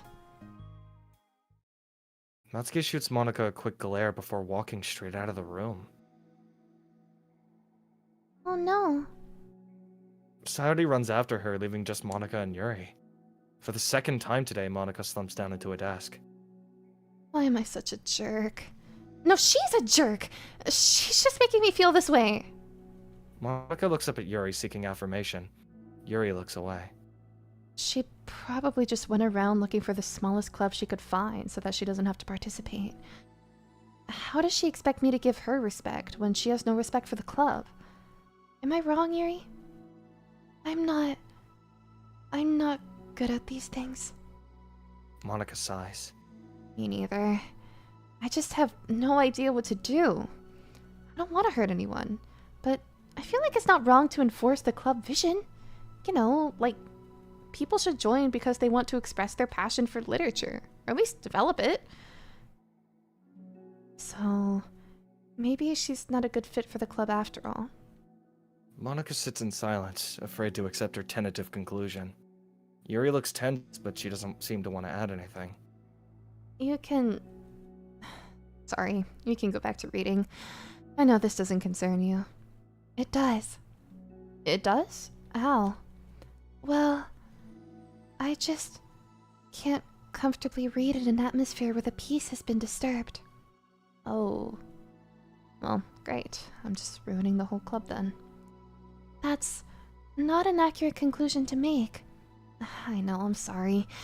I'm just kind of voicing my frustration and I guess guilt. It's like my frustration wants to blame her, but my guilt wants to blame me. Why is it the hardest to be rational during the times you need it the most? I don't think you're being irrational. I think Natsuki is. She has no authority to walk in here and make demands of the club. Your club. Something as ridiculous as manga has no place here. The fact that you're even storing it for her should make her completely indebted to you. Well, you're right, but... I don't know. Isn't it kind of harsh to say things like it's ridiculous and it has no place here? Do you not feel the same way? You've been doing everything you can to avoid associating the club with it. So I assumed you felt the same way about it. That's not true. Well... Recalling her confrontations with Natsuki, a realization starts to set in. You may be right. I mean, if it was anything besides manga, would I really be acting like this? Maybe I've just been convincing myself that it has nothing to do with the manga. I'm really upset that I let myself do that. With a sigh, Monica walks over to the closet. She finds herself staring at the colorful shelves. It's just... This really wasn't what I had in mind for a club about literature. There shouldn't be anything wrong with that. Monica starts defending her position once again. It's a complicated issue that Monica has failed to consider before now. Where's the line even drawn at what's considered literature? Lost in thought, she reaches into one of the larger box sets and pulls out a volume, inspecting it for no particular reason. The cover features 4 girls striking cute and exaggerated poses, all dressed in short skirts. Yeah, I mean... Amused by the absurdity of the cover, Monica opens the book. She's gonna start getting into manga. She's gonna start getting into manga, chat! Listen, babes. Manga slaps.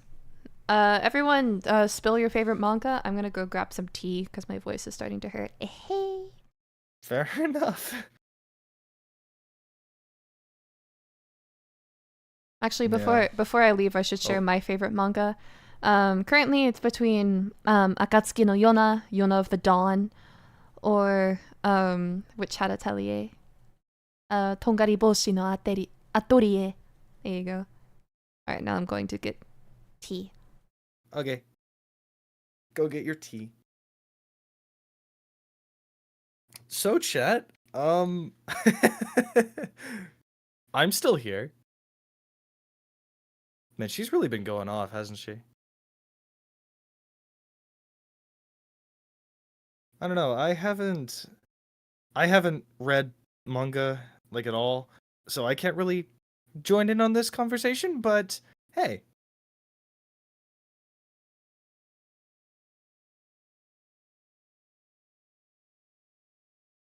Mugman entertainment. Oh god. I need to be entertaining. What do I do? Um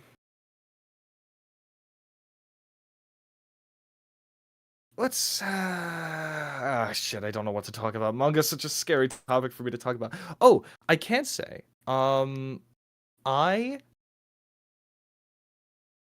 strangely find myself relating to Monica the most. Like all of them have really relatable moments, but Monica's the one that I'm actually like that I kind of agree with. And in particular, I love the CG that's in this route. It's so good. It's so cute. It's so lovely. Do webtoons count? I guess they do. I don't know. I haven't, like I said, I haven't really read manga, so yeah. I did read a little bit of excuse me. I did read a little bit of The Promised Neverland when Ren showed me that, but I didn't finish it. And I heard that it kind of ended poorly too, so eh.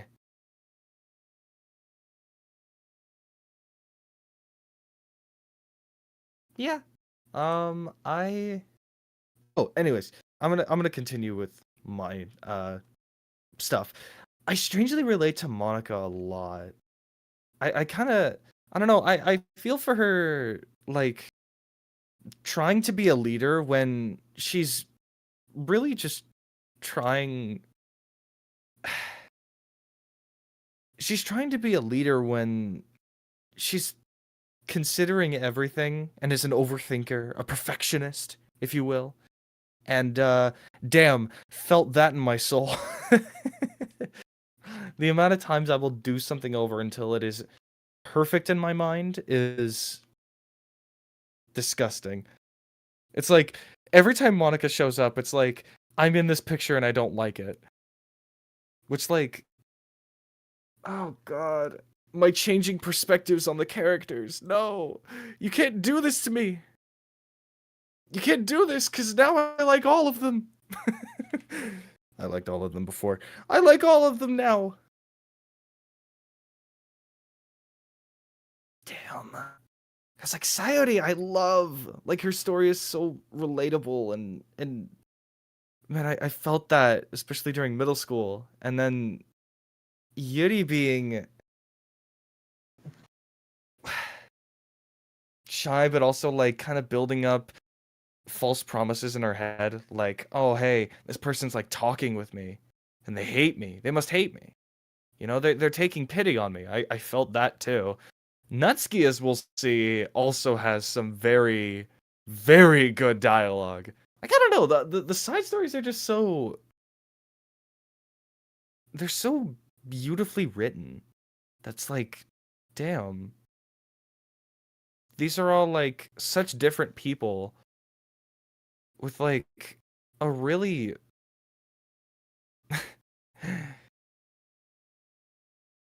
I find it so weird how well they fit into these things, like, after the fact. Because this game came out years after DDLC first did. But now... It's really, really cool. I like it a lot. Ranking. I'm gonna hit a ranking. I'm gonna hit a ranking for you. Shit, now I don't know if I...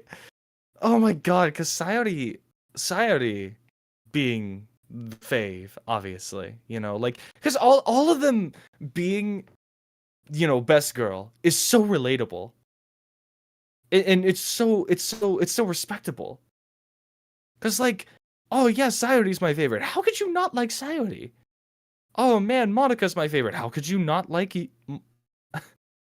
like it goes for all of them.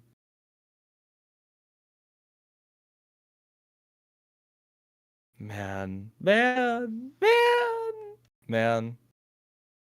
Monica's like quickly rising up on my list. I don't know. I feel for her a lot more after like playing through the main game again. Okay, I feel really, really bad for her. And then after playing the side stories, I kind of feel for her even more. All of these characters are so well written. What the fuck? Oh fuck, ranking. Some people dislike Monica. See, the people that dislike Monica, they, how do I say this? I am making the toughest decision. This is tough. People who dislike Monica don't get it and are a bit too narrow-minded in my opinion. The thing is though, I was there too. I also did not like Monica like at all on my first like watching of this game. I did not like her. I thought she was just her actions of like, oh no, she killed Sayori. She's making Yuri go crazy. And you know, she's just trying to do all this and yada yada yada. But now that I'm older and I have media literacy and I can understand, I am so sorry for her. And like, obviously you kind of need to suspend your disbelief a little bit with this game. And, you know, she's a real person trapped inside the game, and, you know, her making all those decisions and whatnot, that, you need to suspend your disbelief a little bit. Welcome back. But you still, you feel for her a lot more. I feel like 100% Team Monica. I don't blame her. Because, like I said, when I first started, I was like, why the hell is she killing all of them? But she's in a game. Technically, she can do whatever she wants. Yeah, this is true. You know? She can do whatever she wants, and she makes the point, like, how many characters in games do we kill? Literally. And it's just the same way. Like, it's okay, they respawn. Yeah. What if like that? The only reason that it sucked was because it was permanent with Sayori. Yeah. And Yuri. Media literacy. Listen, okay? I have media literacy now. I understand. I used to not like Monica a lot. Cringe. But now, like, I know. But now that I've, like, played through everything again. Do you remember like, what I she said? warmed up to me more and more over the years. But, like... Remember how I said that, like, whenever you can look back on yourself and think that you're cringe, that means you've grown as a person? I've grown as a person. She's quickly rising up my list. I don't know where my list is anymore, because Sayori might not be my favorite anymore. Sayori's still my favorite. You're so real, but like... Monica, I'm starting to gain like a very new appreciation for. Too late, still cringe, Mugman. Wait, I don't like her because she looks like a Genshin Impact god that I hate? Wait, which one? What the fuck are you talking about? Anyways, let's respect part keep 2. going. I had to just like kind of bullshit my way through that and start talking about different things because I couldn't talk about manga. This sucks. Why is Monica such a jerk? Such lovely music. This sucks. This sucks. Why is Monica such an ass? She's such a jerk. She's such a... Anyway. She should be grateful that I even joined her stupid club, as long as she can find any members. Monica's usually very nice. She cares so much about everyone in the club being happy. Yeah, right. Well, she usually does. Even when she's not busy being so judgmental. So what if I'm into manga? Why can't just one person accept that instead of being so condescending about it? I accept it. I think it's cute. Oh, come on. That's condescending too. I'm sorry, I didn't mean it like that. I just want to support you. Natsuki sucks. I know. Thanks. It just really sucks. Do you want me to talk to Monica? I don't know. It's not like it's gonna change her opinion of me. Like, even if you were to convince her to back off, that wouldn't suddenly make me feel like I'm actually welcome in the club. I should just find another club. Wait, you don't have to do that. We can figure this out, please? I mean, I'm the vice president. Or at least I think I am. And I don't want you to leave. Everyone deserves to feel welcome and to be happy. So, I want to make that happen for you. I was wondering, what was the reason that you decided to join the literature club? Well, Natsuki hesitates. it's kinda dumb. No, don't say that. There's no such thing as a dumb reason when everyone's welcome. I wasn't welcome. You were to me. So... just don't tell anyone, okay? Especially Monica. I promise. Natsuki sighs. I'm just tired of everyone judging me all the time. I can't enjoy any of the stuff I'm into without people making snotty comments about it. Not that I care about what anyone else thinks, but, you know, the signs for the literature club said that you can be yourself or whatever. So I decided that it was at least worth a shot. But that was a lie, apparently. Natsuki dejectedly kicks the toe of her shoe against the wall. Oh, and I like writing too. Really? How come you didn't say that to Monica? Because she's being so judgmental that I didn't just want to tell her something she wanted to hear. She didn't deserve that kind of satisfaction. And if she knew I was into writing, then she'd just be like anyone else and try to push me away from the manga in favor of the more mature thing. The two of them remain silent for a while. Sayori understands that it's out of the question for Natsuki to return to the club room for today, at least. But Natsuki has a reason for wanting to join the club, just like everyone else. Part of the club vision for her to be welcome. You deserve to express yourself as much as everyone else does. That's supposed to be what the club is for. So, I'm gonna do everything I can to fix this. I promise. Sayori the sweetheart ever. All of them the sweetheart ever. Sayori, yeah, I always find it so beautiful, so telling, that people who have struggled with depression in the past turn out to be the best therapists. Yeah. Every single time. It's like it's me. It's me too. It's Yeah. lunchtime the next day. Personally, they should both just kiss. Correct. I don't know who you're talking about, but you're right. Yeah. The cafeteria and hallways are bustling with students rushing to meet with their friends and make the most out of their limited break time. Where could she be? Among them is Monica, who always eats her lunch in the classroom, but she has some additional business today. Fearing Natsuki would avoid coming to the club, Monica decided to try to find her during lunch so that she could make amends. After searching for an extensive time, Monica finally spots her. Despite her short stature, Natsuki's bright hair helps her stand out from the crowd. Oh gosh. Suddenly feeling awkward, Monika's afraid to get closer. Natsuki is with some friends whom Monica doesn't recognize, and they're all energetically chanting together. It'd be really tactless to just interrupt them. Oh yeah, do you end up joining that literature club or what? Huh? Of course I joined. Why wouldn't I? You should do this, friend. I told you she would join. Come on, you know she only joined because you wouldn't stop giving her crap about the anime club. I told you, I never even wanted to join that stupid club. Oh sure. Well, you have to give her some credit for at least making an effort to finally grow past that trash. True. Well, congrats on finally graduating middle school, Natsuki. We're proud of you. Shut up, just let me do my thing. I'm just joking. You know we love you. Yeah, once the literature club makes you a famous writer, we'll be the first ones to buy your book. Oh, you're gonna buy her smutty fanfiction? That's crazy! Well, obviously, I want a signed copy. That was like years ago. She's actually written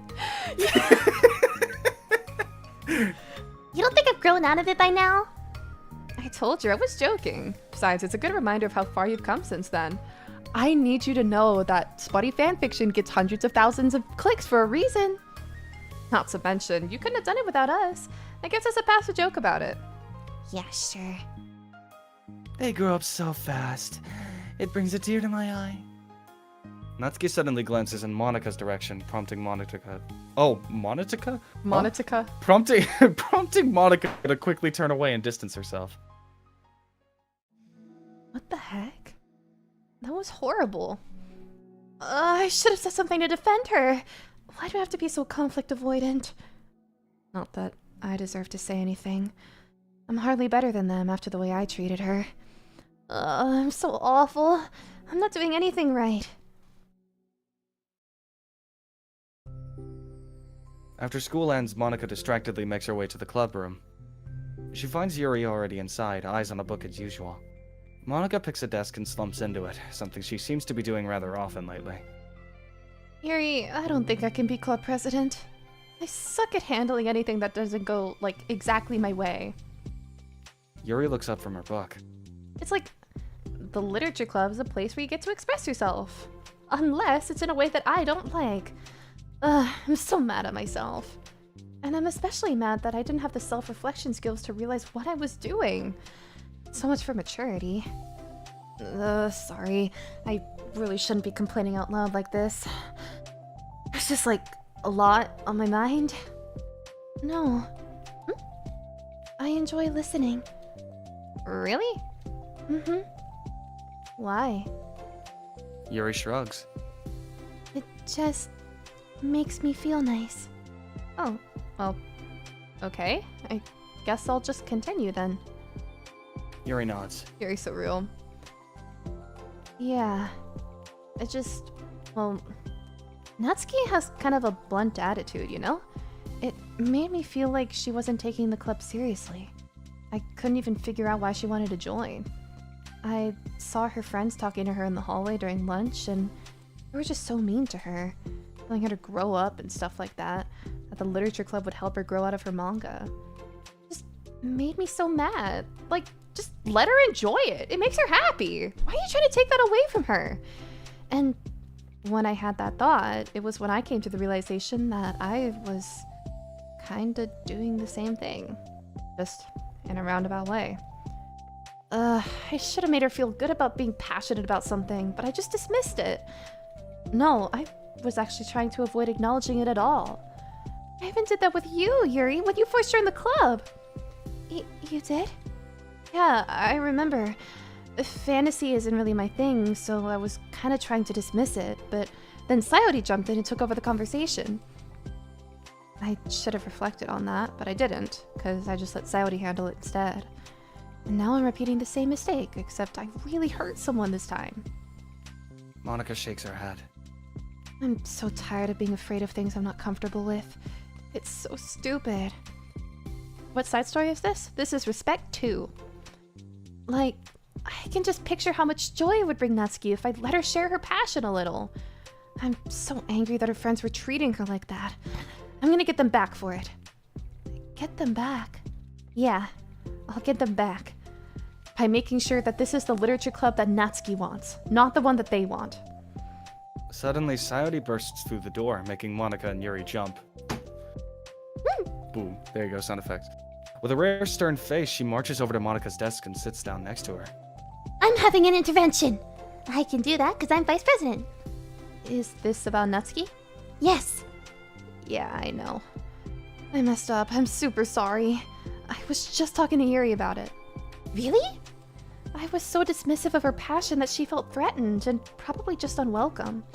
Literally the opposite of what the literature club is supposed to be. I really need to make it up to her. Oh. Yay, I did it! Thanks for the intervention, Sayori. I'm glad we're on the same page.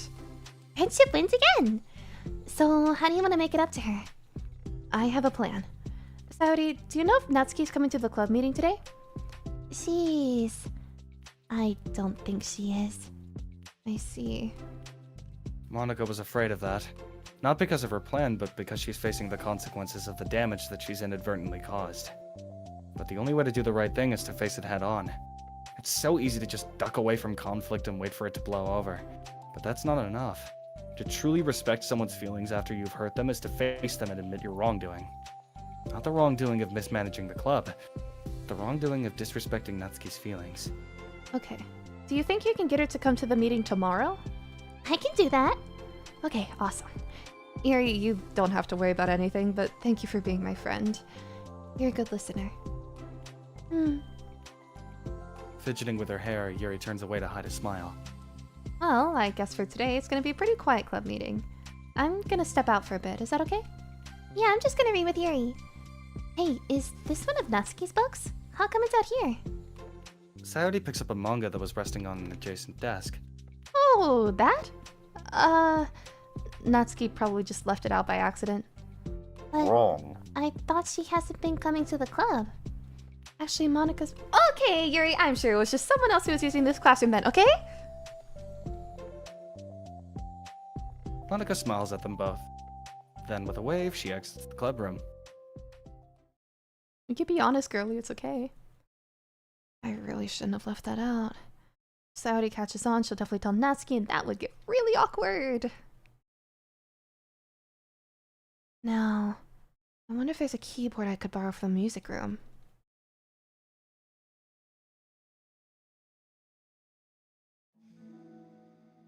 The time for the next club meeting has already arrived.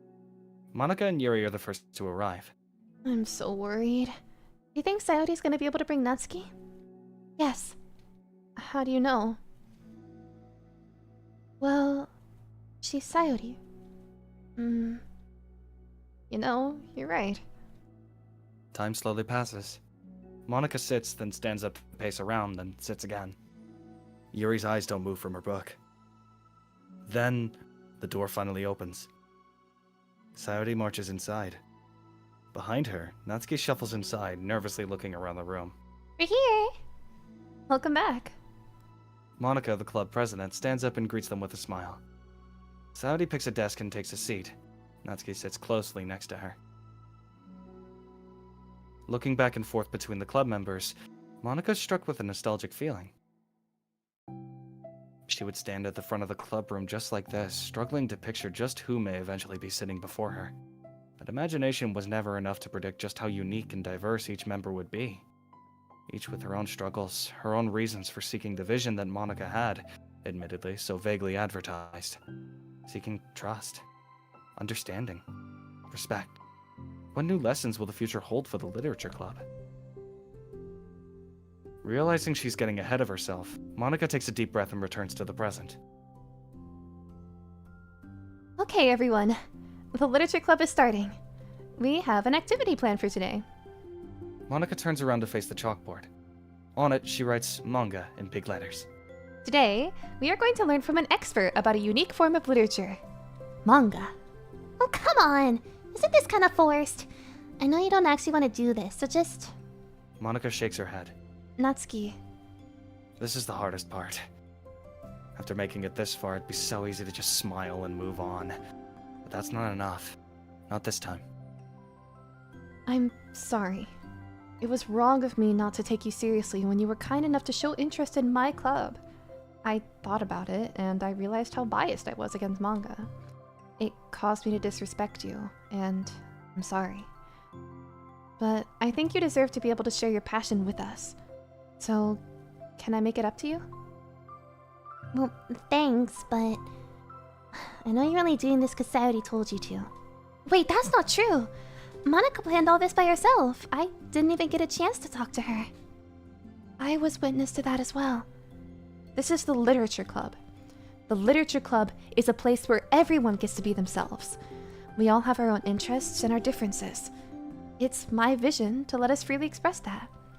And it's my goal to respect everyone for them. So, I just want to learn about the things that make you happy. I think that you deserve to share that joy, as much as everyone else does.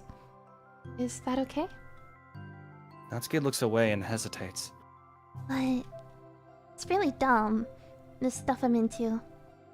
Monica smiles. She kneels in front of Natsuki's desk, looking her straight in the eye. TG? If you like it, then it's not dumb. Oh, except for me! Saori, you're not dumb either. What the heck? You guys are so weird. Fine, I'll show you some of my manga. Only because you admitted that it's literature after all. Natsuki stands up. Oh, yeah, I didn't say this before, but I'm actually into writing too. I'm kind of a pro. But I didn't want you to like me just for that. Whoa, really? I really did have you all wrong, Natsuki. Yeah, whatever. Today's not about that anyway, right? It's about manga. So I hope you're ready.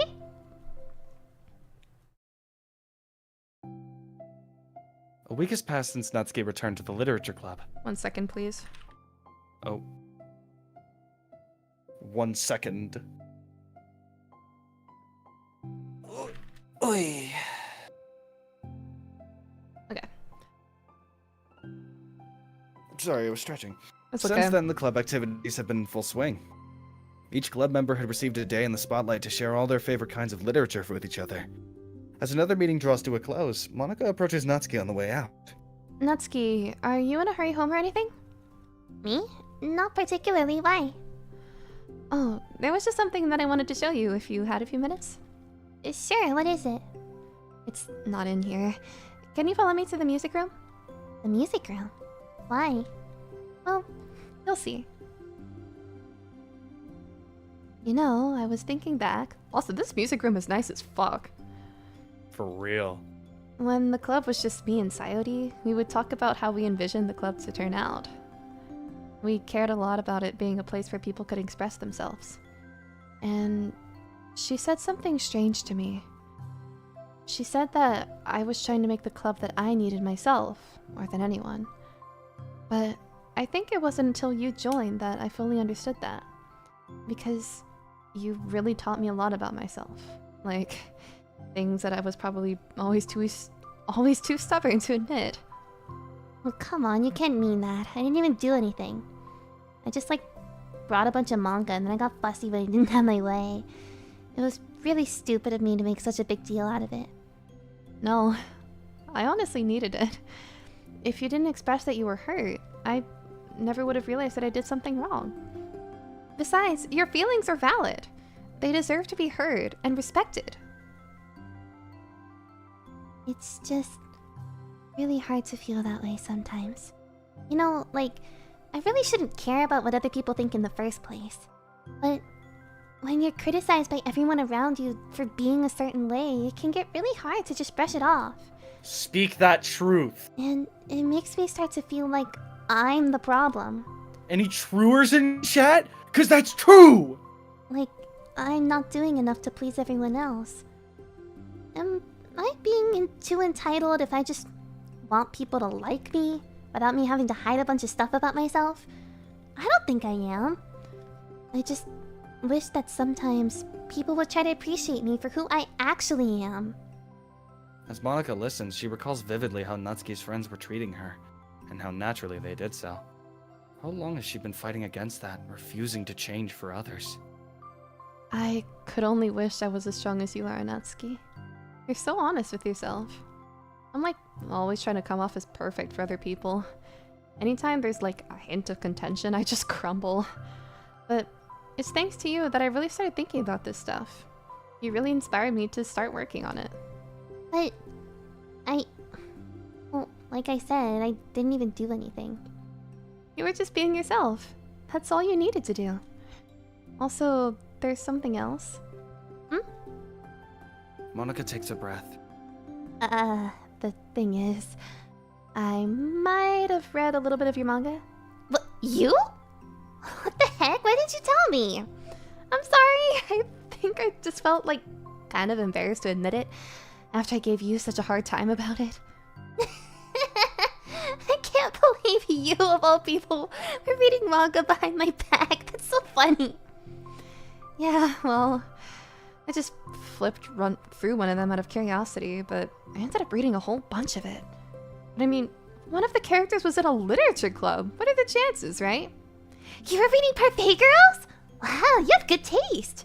Just one volume. And I kind of just picked it out randomly. Oh, you have good intuition then. You have to tell me all your favorite parts. Well, I think it was some kind of weird fate. Because the character isn't just in a literature club. She also plays piano. It's just weird because I've always wanted to learn piano. She was the perfect person that I always wish I was if I just did what I wanted, instead of always second-guessing myself.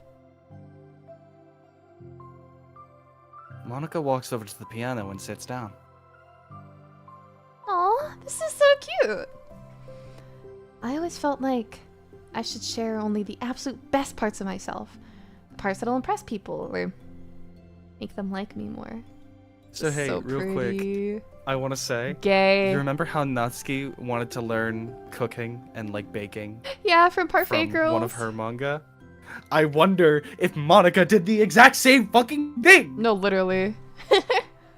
And it's like, that's literally the reason she plays piano, bro. Because of Parfait Girls. I love it here, bro. Low key, kind of just like me. But- I would be lying if I said. Was it Hollow Knight the reason that you started learning? No, it was not Hollow Knight. I didn't even know what Hollow Knight was. Was when I it started Undertale? learning. It was kind of Undertale. I wanted to play Undertale songs, but the thing that really propelled me into it was 2 games, and they're completely different. Okay. One of them was Plants vs. Zombies, Respect. I like Laura Shigihara's music. and the second was this game. It's like an 80-20 split, this game and Plants vs. Zombies. Which one's the 80? This game. Really? Wow.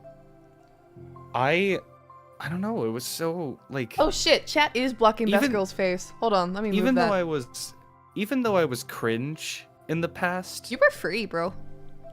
I had a few based moments, and learning piano was one of them. I'm really glad that I learned the basics of piano because I still love it so fucking much.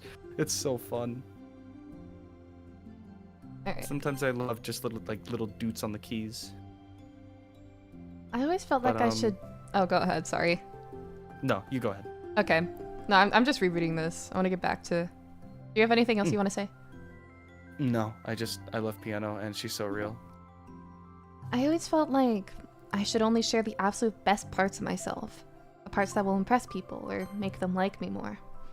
But after you join the club, I really realized how self-destructive that mentality is. We share things because we want to express ourselves. Sharing experiences allows us to share emotions. And I just felt like I wanted to show you this, because if it wasn't for you, I never would have started playing. Hey, I think the credit for that one goes to Parfait Girls, not me. No? Well, maybe it's true that Parfait Girls put the thought into my head, but it was still you who inspired me to keep practicing every day. Every day. Because, you know, you just make me feel like if I want to do something, I should just do it. I mean, I still haven't been practicing for very long, and I'm really not any good at it yet. Like, at all. But I wrote a song for the club, and I worked really, really hard on it. It doesn't have any words or anything, but, well, yeah.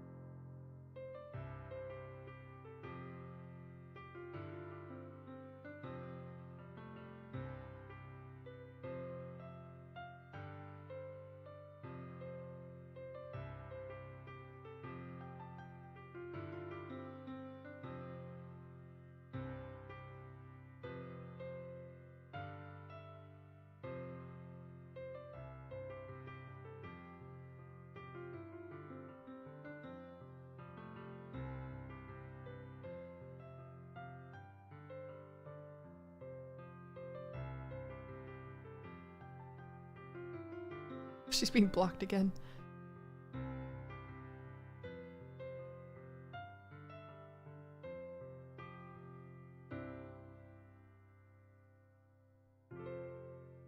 Roll credits, this is the end of side stories.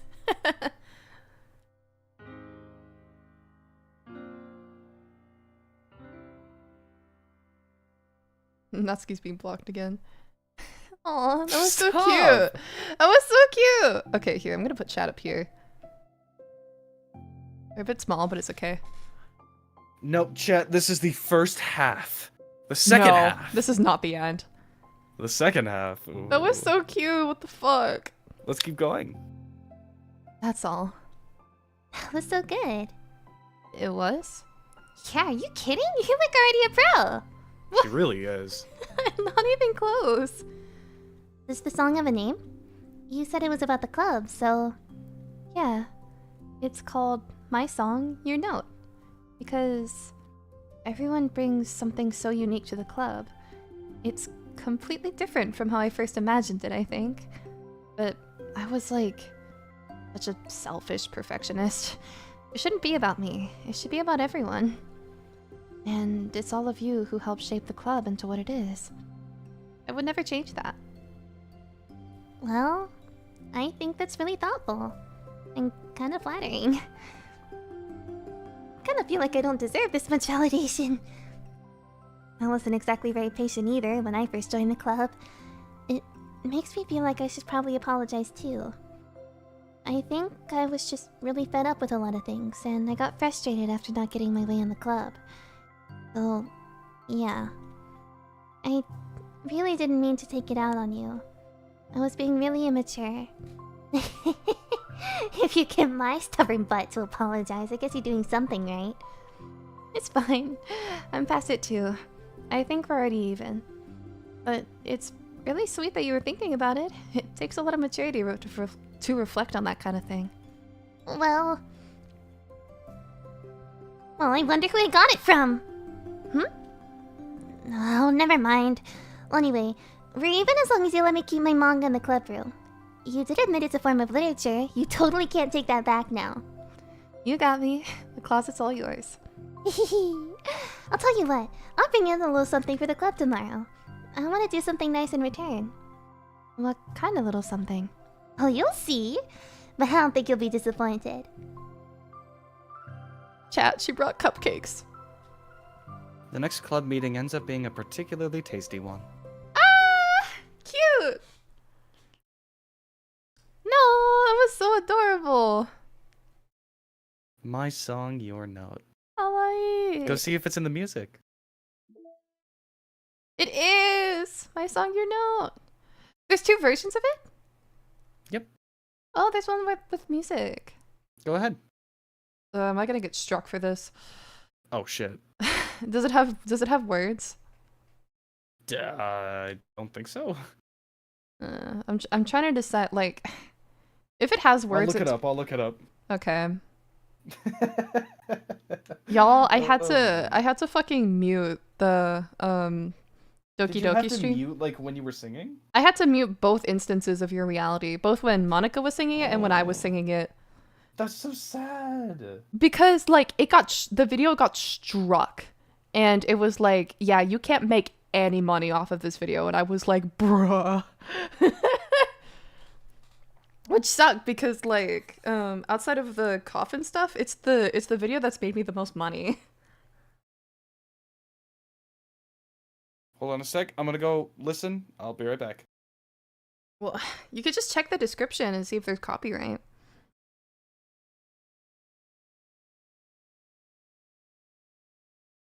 How would I see that? If there's like an album cover in the description, it's like music in this video, then that's a red flag.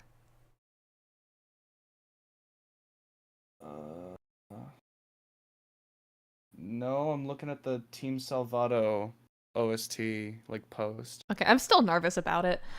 All right, well, we listened to it already. Yeah. All right, so now we have balance. All right, what video? I think it was the second. Was it the third? It was the third one because that's when we finished the main game. That's right. Oh, also, let me Balance time. hold on. Got one thing I need to do first. Never mind. Yeah.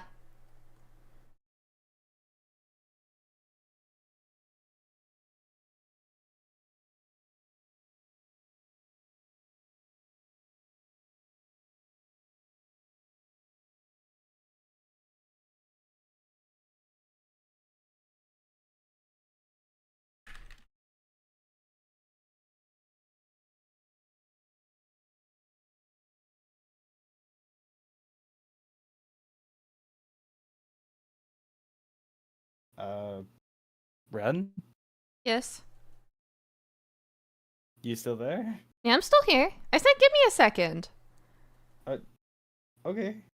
It just got really quiet and I got concerned. Yes, because I said to give me a second. Okay. For more than a second. Well, God forbid. Anyway. Balance. In this side story? Hi.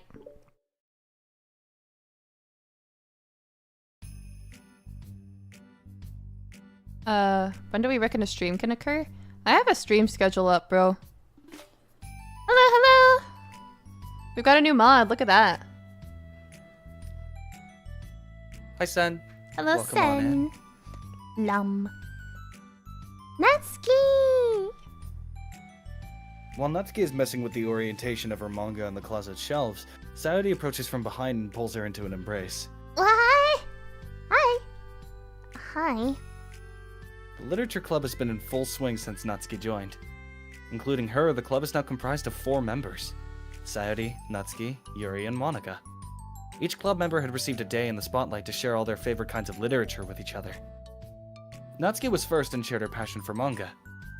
Then Sayori shared her love for poetry, as well as how she goes about writing it herself. Monika, who has multiple literary interests, decided to focus her day on short stories. And finally, Yuri managed to demonstrate her obsession with fantasy with a little help and encouragement from Sayori.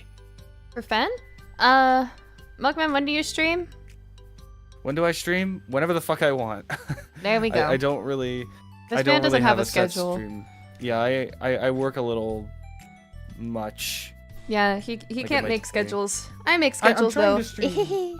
I'm trying to like make more time, but yeah, it's a little rough. It's okay. He's on my stream all the time. Yep. I try to stream a little more, I'm sorry. After the week was spent on their presentations, Monika decided to give the club members this next week to freely explore each other's literary interests.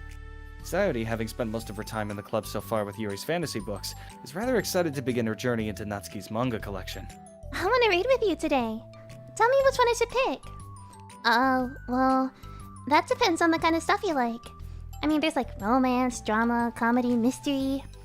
I like all of those things. Sayori reaches out and pulls a random book from the shelf and then inspects the cover.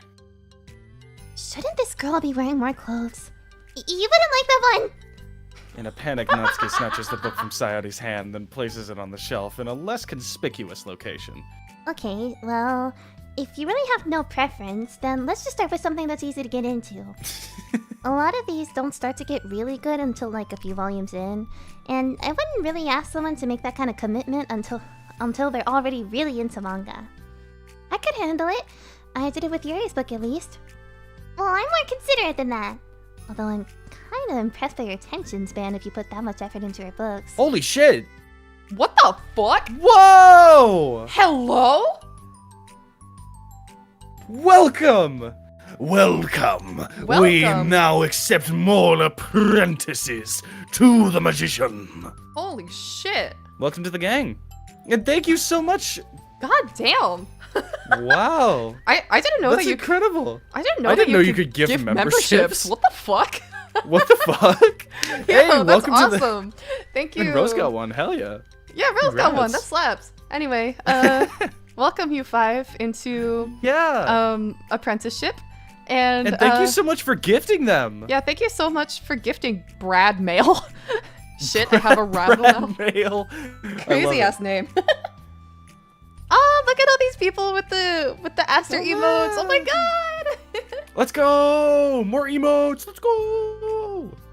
Oh god, we can gift memberships? Sif didn't know that either. Oh no. Oh shit. Oh, shit. Oh god. Sif, don't match it. Whatever you do. Put the wallet down. Put it down. It's okay. I'll just tell Mugs to play a co-op game with me. Boom, Mug stream. Boom. Kind of true. Kind of true though. Anyway, No, I find it way easier to stream when I'm playing with other people. Hence, I'm here. I'm used to streaming both by myself and with others. I got really comfortable with streaming Yeah. by myself with little goody two shoes. I really... You I guys want are to stream a little more on my own. You guys are entertaining. Appreciate the content. I'm glad to hear it. Thank you so you. much. I It's really generous appreciate of it. you. No, I have the attention span of a donut. But I love my friends and can do anything if it's for them. Sif, put it down. Sif, I'm gonna spray you with what? Psh. Chill. Hey, only one. Acid's your face. Bro? Hey, don't do that. Whoa! Oi! What? Ink, thank you for the $10. Thank you for the 10. Oh my god, thank you. That's really generous of you. Thank you. I appreciate the donations, everyone. Thank you kindly, Ink, for your Could not generous hear you over the donations. sound of sacrificing red for. Oi, remember Stop. Hey, Put it down. Put it down. Focus on your rent, please. Please. Everyone remember to spend responsibly. I didn't get to do this during the 8K, but I have a new card. So you were serious. Bruh. Well, thank you for spending it with us. I just fucking. Oh my goodness. I have mod chat open right now, and Sif just fucking said, "All right, I gotta head out. I got acid in my face, apparently." I'm sorry, Sif. Wait, I just realized Sif put and then the key smash. Bro got acided. No. I'm sorry. It was a joke. I was joking. No. No! Mugman, do I have to ban you from my streams? You're harassing my No, mods. it was a joke. It was a bit. Please. I was just japing. Nope. Bad. I was just joking. Hell yeah. Au fait, my favorite.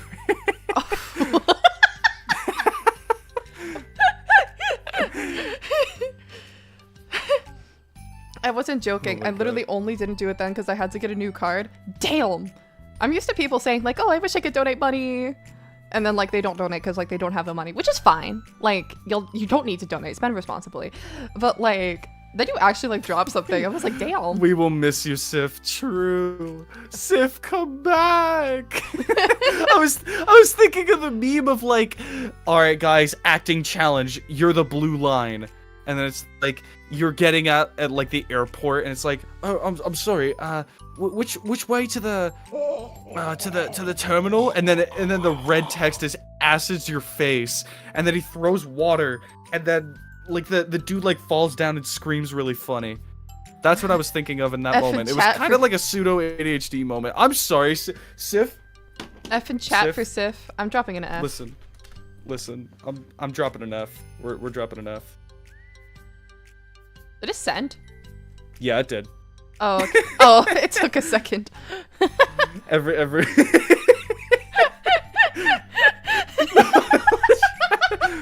Hey, Steven, fixed it. Fix it. It's supposed to be an F, not an R. I'm watching you. Alright, let's get back to the game. Yeah, I'm sorry. That got really off topic. I'm sorry for aciding your face, Civ. Bruh. Not the acid meme in the mod chat. Y'all. I'm sorry. Okay. Well, okay then. Let's pick you something that even donuts can. What the fuck? Oh my god, first super from Yuri. I'll do it in Sif's game. Soup. Thank you. Oh my god. Ooh, I need to drink water. You. Oh my god. Thank you, everyone. What the fuck? Thank you, Steven, for fixing it. Oh my god. Thank you. Thank you for the dono, both Yuri and Ink. Oh my god. Ink going crazy, for real. Okay. Okay. Let's voice act this out. Let's pick you something that even donuts can read. I didn't say I was a donut. I just said I had the attention span of one. No, are you just trying to call me sweet? You're so cute. But how did you get to that conclusion? And don't call me that. A donut? Cute. No, how come? I just don't like it. I don't need a reason. Natsuki yanks a book from the shelf and She's closes kinda real the for that, closet though. doors. See, I know the reason. If someone asks you to stop, then you just need to stop. People need to realize that. I'm sorry. I really didn't mean to hurt you. Nah, sorry, it wasn't you. Natsuki shakes her head while pulling a second chair over to her desk. I was talking about something else.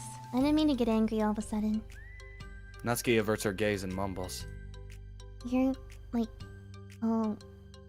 a nice person, so I wasn't talking about you. I still learned a valuable lesson. Saudi speaks softly as well, feeling shy after receiving the unexpected compliment. Well, anyway, here's the book, so just study whenever you feel like it. What's it about? Well, it's like a comedy. And there's romance too, obviously. Saturday looks at the title. It's called Love is Another Word for Luck. It's about a girl who keeps accidentally running into the same guys, and then you find out, like... Well, you should just read it.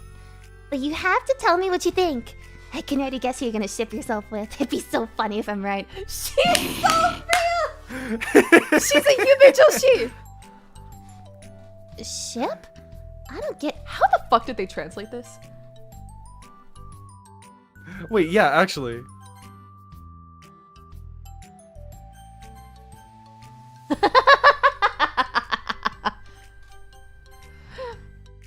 あんたの推し、大剣見当たつくわ。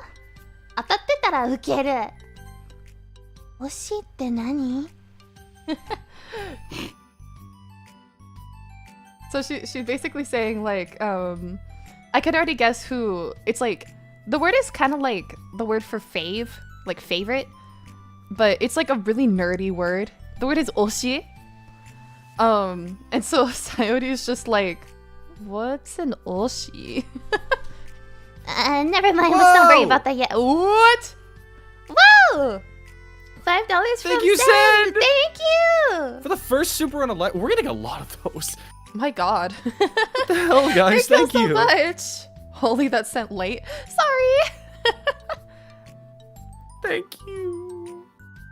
Just make sure you tell me what you think. Oh, okay. I'll start then. Hey, maybe tomorrow we could do poetry too. Oh, yeah, I guess.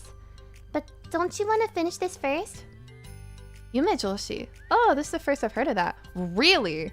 Yeah, there's Yumei joshi is basically someone who a girl in particular who ships herself with fictional characters as sort of a self-insert. The male version of this is yume danshi, or the gender-neutral version is yume jin. I mean, unless you don't like poetry, then I won't make you anything. No, it's just... Oh, well, never mind. We can worry about it tomorrow. You guys are worth it, okay? What the fuck? Rose? Put it down. Put Oh it my down. God, guys. Put it down. I'm spraying you with water. Like that. It's water, not acid. It's I'm so blown away. What the fuck? Literally, It's so sweet. And weirdest yet, no one has asked us to do anything. No one's asked literally, us to like say a line or like, oh, can you do this in this voice or anything like that. It's all just like people being really kind, and that What the fuck? I really can't. Thank you I for the can't two. Morat! So it Morat's begins. back. What? It hasn't just begun. It's been going on. Oh my God. It's been happening, and I'm still. No one. Everyone's just donating because they're being kind, and that's I have such a loving really- community. I love all of you. Thank you. that's really sweet. Thank you so And much. I can't say. Rose! I can't say thank you enough. Literally, what the hell? Like, what the hell? Rose, thank you. What 'Cause, the like, fuck, Rose? What the fuck? Y'all are good people. Thank you. I really appreciate it. I really appreciate all of the love, everyone. Rose just wants to be number one. I see. Sif isn't here. This is incomplete. Sif might be here. Give his wallet a break. Sif is in the hospital from the acid attack. Okay, let's keep going. Okay. Thank you all. Thank you so much. After the club meeting ends and Natsuki and Yuri leave, Monica strikes up a conversation with Sayori. I see you got Natsuki to share some of her manga with you. I really want to become better friends with her. She's so enthusiastic and expressive. I could just listen to her talk. She's so cute. I'm not sure if she meant I can't say that to her or if I just can't say it at all. Sif, just relax. Just Hey, go back hey, to bed. hey, Go back to bed. Go back to bed. Go back to bed. Grandpa. All right, Grandpa. Your Let's get you wounds to need to bed. heal. Your wounds. That's not what I meant. Your wounds need to heal. Not That's so fucking mean. Come on. I threw acid in his face and then you called him old. What the fuck? It's okay. I'm getting back pain. That means I'm basically a grandma. Okay. Say what? Nothing! I am a woman of respect. But Natsuki is a woman of cute. I said it. What's so bad about that?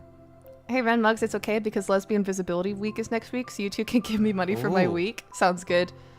Hey, yeah. Did you pick up your coaching merch? Oh yeah, that's right. Oh, also, Did you pick? I can buy that and then.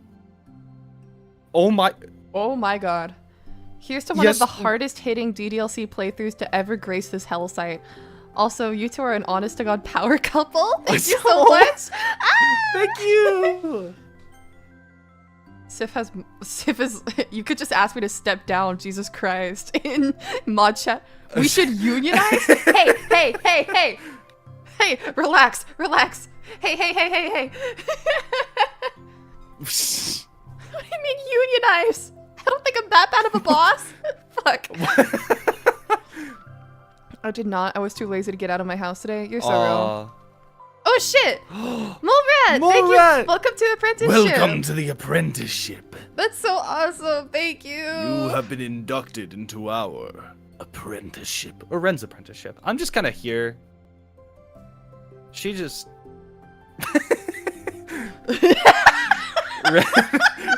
Ren's typing in our mod chat about what fucking unionizing.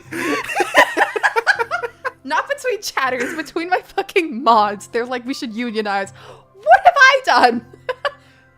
Hey, Sif, remember, I'm not the one who sprayed you with water. I'm not the one who sprayed you with acid. I sprayed you with water twice. With like a spray bottle. Mugman sprayed you with acid. He sent you to the hospital. The water will make you feel better. Unionize under him. Thank you, Mole Rat. It's so Thank sweet of you. Donated enough money to the point where this is just right. I appreciate it. Thank you so much. Man. Okay, Aster's gone. I assume. Oi! Okay, can we move on? Okay, let's get back to the game. Please. Mods are going on strike. Stop! Okay, what's so bad about that? I don't know. But, you know, there's one thing I'm kind of worried about. Sometimes I'm afraid that Natsuki doesn't actually like me very much. No, that's ridiculous. How come you feel that way? Well, I mean... just little signs, like how she only says hi to me after I say hi to her first. And it feels like she only gets excited to talk to me when it's about manga and the other stuff she likes. She just seems dismissive a lot. She was like that when I brought up poetry. Yeah, but that doesn't mean she doesn't like you. She's probably just shy, you know? Maybe. My stupid head is making me worry for no reason. It likes to do that. It's okay. Try not to worry so much. Everything will be great. But you can always talk to me about any concerns you have. I'm here to help. You're the best. Saturday gives Monica a quick hug. Well, I'm gonna keep trying because I love her and I want to get closer to her. You got this. Oh, she's so cute. Positive expression of love. I love Thank you, Saturday. them. You're an icon. Icon for real. After the next club meeting starts, Sayori is the last one in as usual. Trotting into the room, she sees Natsuki sitting alone by the closet reading what must be manga. Without hesitation, Sayori pulls up a chair and plops herself down right next to Natsuki. Hello there. Hi. What you reading? Can I read it with you? Natsuki pulls the book away from Sayori. You can't just start in the middle, there's spoilers. Besides, what about the one I gave you yesterday? Oh, sorry, I was just curious. Well, anyway, I've been waiting forever for this volume to come out, and it just came out yesterday, so... Oh, that's exciting! Well, I'll let you read it then. Uh-huh. Can I sit next to you, though? Sure. Sayori plops herself down next to Natsuki, then pulls out a blank sheet of paper. Natsuki reads in silence, save for the periodic flutter of a page being released from beneath her thumb. From Sayori's side, only the light tapping noises of her pen meeting the paper can be heard. Time passes. Sayori's paper is filled with scribbles, and the margins are lined with stick figures. Natsuki lets out a deep sigh and closes her book. Did you finish? No, but it's a good stopping point. My head is swimming. I need a break. Natsuki stretches her arms. Aren't you bored? No, I was writing. Oh, I saw all the stick figures and thought you were just bored. I just draw those when I'm thinking or waiting for inspiration. I made friends with them all. This one is sad because she thinks the night sky is pretty, but she can't look up at the stars in public without everyone thinking she's a weirdo. And this one has problems with his back, but the doctors can't figure out what's wrong with him. What the heck? You're the weirdo. Want to read the poem I'm working on? Sure, I guess. Sayori slides the paper over to Natsuki. As Natsuki reads through the poem, she furrows her eyebrows. She slides the paper back over to Sayori. Don't you ever feel weird just sharing all your thoughts and feelings like that? I mean, your poems are like really emotional. Is that bad? Well, no, it was just an observation. I think people can get closer to each other if they find ways of expressing their feelings. Well... Natsuki begins to protest, but she can't find a good way of putting her thoughts into words. Doesn't that depend more on the kind of friends you have? I don't know. Each their own, but I've never met anyone I'd feel comfortable sharing my poems with. Not that it's you, it's just how I am, so... You write poems?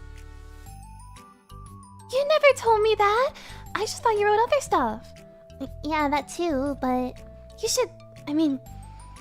Would you ever want to share? Like I said, I don't do that. But... Can we talk about something else? I'm sorry. It's not your fault. It just makes me uncomfortable. I can't help it. Still, I'm sorry. It's fine.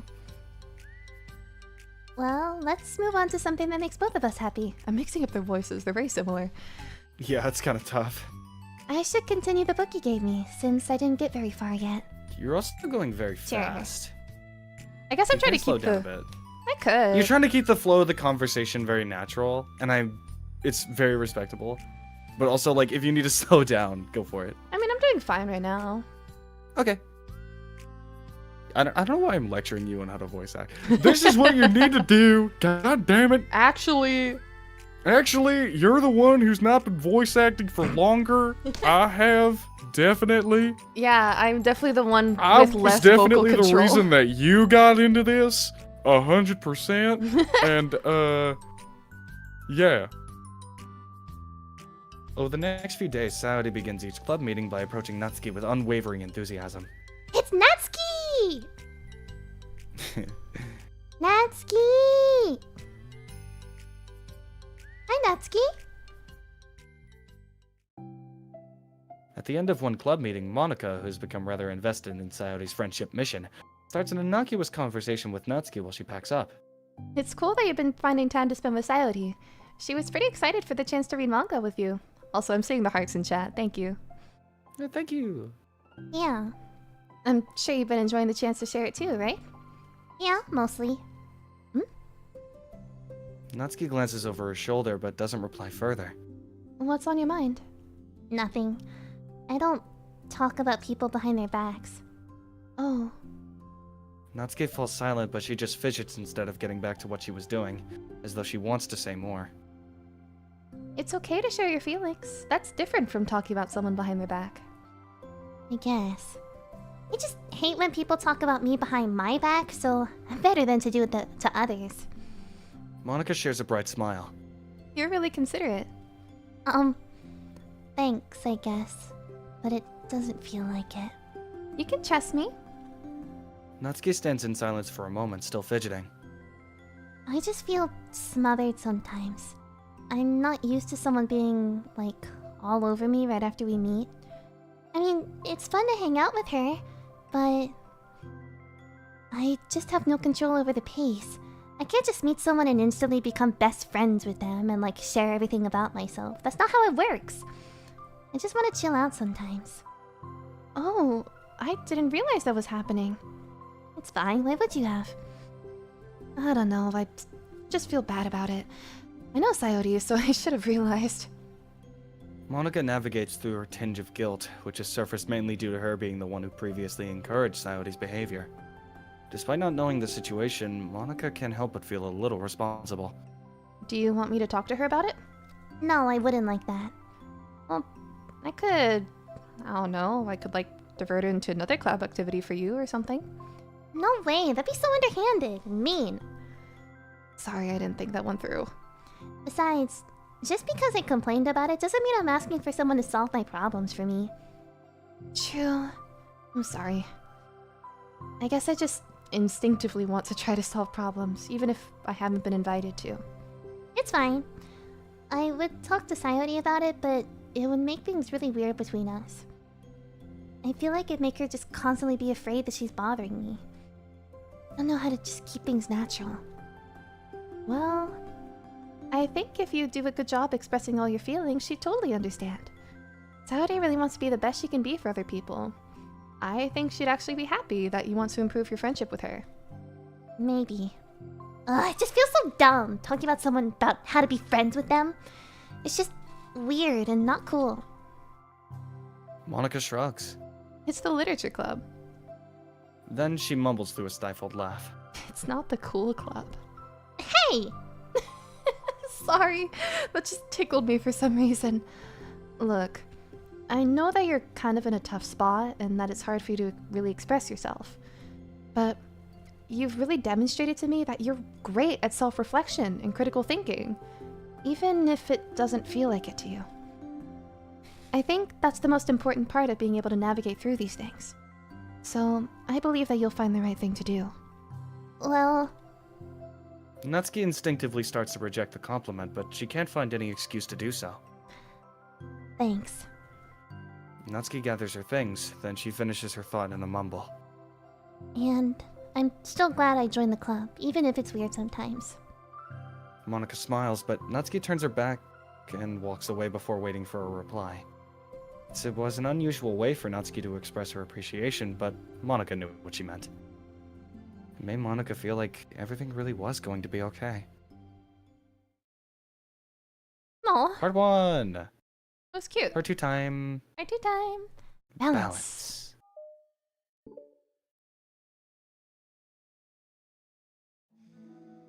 It's lunchtime. Sayori, who usually buys her lunch, is making her way to the cafeteria like any other day. The clamor and bustle of the students is drowned by Sayori's impeccable skill of zoning out. She's so real. However, her imagination is momentarily interrupted by the glimpse of a familiar pink-haired girl. Hey, that's Natsuki!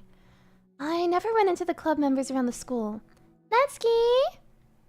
Sayori stands on her tiptoes and waves. Natsuki, who's busy walking and chatting with her friends, doesn't notice Sayori at first. Then she glances over in Sayori's direction. Sayori waves enthusiastically. Following her friends, Natsuki quickly ducks around the corner. Hey! She definitely saw me. Oh. Monica is the first to arrive to the club meeting, then Natsuki. Sayori, having glanced through the window to see Natsuki already inside, is unable to work up enough courage to enter. Natsuki's been so distant with me. It was stupid to think she ever wanted to be friends. She only got excited because she got to share her manga. But Take it aside easy, from Morat. that, take it easy, thank you. But aside from that, she doesn't even like me.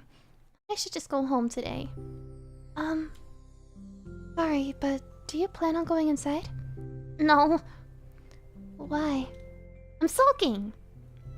Oh. Well, I'm sorry for bothering you. Excuse me. No, don't leave me. Oh, I'll stay here then. I don't want to go in. I'm afraid of bothering Natsuki. I saw her on lunch today, so I waved and called out to her, but instead of saying hi, she just ran away from me. Really? Not bad. Hey! Sorry, I'm sorry, that was a joke. It just sounded like something stupid that I would do from anxiety. From anxiety? Well, I just don't like attention being drawn to myself. Oh. Well, that makes sense based on the person you are. But Natsuki isn't shy like that at all. I thought we were friends. But It feels like every day she's just trying to distance herself more instead of get closer. It makes me feel like she was only spending time with me during the club because I was reading manga. But she doesn't actually want to be friends with me. Well, I feel like I'm missing a lot of context here. Was she in the middle of anything when you approached her? No, she was just walking with her friends. With her friends. Yuri pauses for a moment. How do I put this? Saori, you're very fond of your friends, right? You always want to be spending time with them. Of course! I don't think there's anything more important to me. I mean, the best parts of my day are always with my friends. Besides that, I really hate being alone, so... You hate being alone? Saori nods. We're very different people. I cherish my time alone. I wouldn't trade it for anything. So I think... Well, if I was trying to have alone time and it was being threatened with an interruption, then it just would not make me very happy. Yeah, but that doesn't have to do with Natsuki. She was already with her friends, not trying to be alone or anything. No, I think it's similar. It's... well, we're all friends in the club, but we have our own lives outside of the club as well. If you think about it, making new friends isn't some casual occurrence that happens on a daily basis. A friendship is an invitation to intertwine your lives together, but the capacity at which each person is ready to do that might be different. There are friends who like to just have fun together, and others who talk every day and share every detail of their lives with each other. I think when establishing a friendship, it's important to consider the comfort level of the other person. I mean, we don't really know much about Natsuki's life outside of the club. It could be that she simply needs to make friends at her own pace, rather than jump headfirst into a new commitment. I really like this point. Like, Yuri's real for this. Not wanting to mix friend groups is understandable for one, but also, like, Yeah, I mean, I have a bunch of friend groups that I'm, like, completely separate. But, like, also, there's some people who, like, not every friendship that you have has to be, like, a best friendship. Yeah! Like, I have a friend who, like, we talk, like, maybe once or twice a month about, like, idol anime and stuff. Just when, like, new news comes up, we just, like, talk to each other. We're just like, oh my god, this is so cute! And, like, that's the extent of it. Like, it's okay to have that one friend that you, like, DM once a week when, like, a new episode of your favorite show comes out. And, like, it doesn't have to be too much more than that. Not always, anyway. Yeah, some are just friendly and it's chill. Like, you don't need to be best friends with everyone. Like, it's okay. And so I really like this point that Yuri is making, where it's like, people aren't always comfortable being, like, best friends with you. And it's okay if they're not. I mean, yeah, I think of it the same way of, like, coworkers, you know? Yeah. Like, they're not gonna be, like, your best friends. No. But you can still get along. You can still, like, have fun talks. But yeah, they won't be your besties. Some people I call shot glasses, which is what I call people who I like but can only handle in small amounts. I kind of get that. I have a friend like that too. But yeah, I like this conversation. This is very... See what I mean? The writing is so fucking real. This is very emotionally mature. I like it a lot. But... that means I really was bothering her? Just really wanted to be good friends with her, so I treated her like one. Was I actually hurting her? I don't know. I'm sorry. My insight was really only based on what I understand about my own needs. And Natsuki and I are completely different, so... Great point, Seth. And your close friends don't always want to be super friendly every day. It's fine. Yeah, there are some days when Mugman's just like, I want to be alone. And so I'm like, Yeah, okay. I'm much like Yuri in this instance. I cherish my alone time quite a bit. Yeah. Because despite, like, how extroverted and how friendly I try to be, I really am an introvert. If I do it too much, I will get burned out very, very quickly, and then I just get upset and mad at myself. And yeah, I relate to all of them, all four girls, in at least some small part. So, like you said, very emotionally mature. I'm glad that they're talking about this. It's so sweet. I'm living the terrible, terrible life where I am a shy extrovert. Where like I want to be around people, and like I like being around people, but also like people make me nervous, bro. And so I'm like, I want to be friends with them, and then like we have a short conversation and I'm just like, what do I even say? Yeah. And then I'm like, okay, actually I don't want to talk anymore. Bye-bye, sorry, thank you, bye-bye. And then I go back home and I'm just like, why did I leave?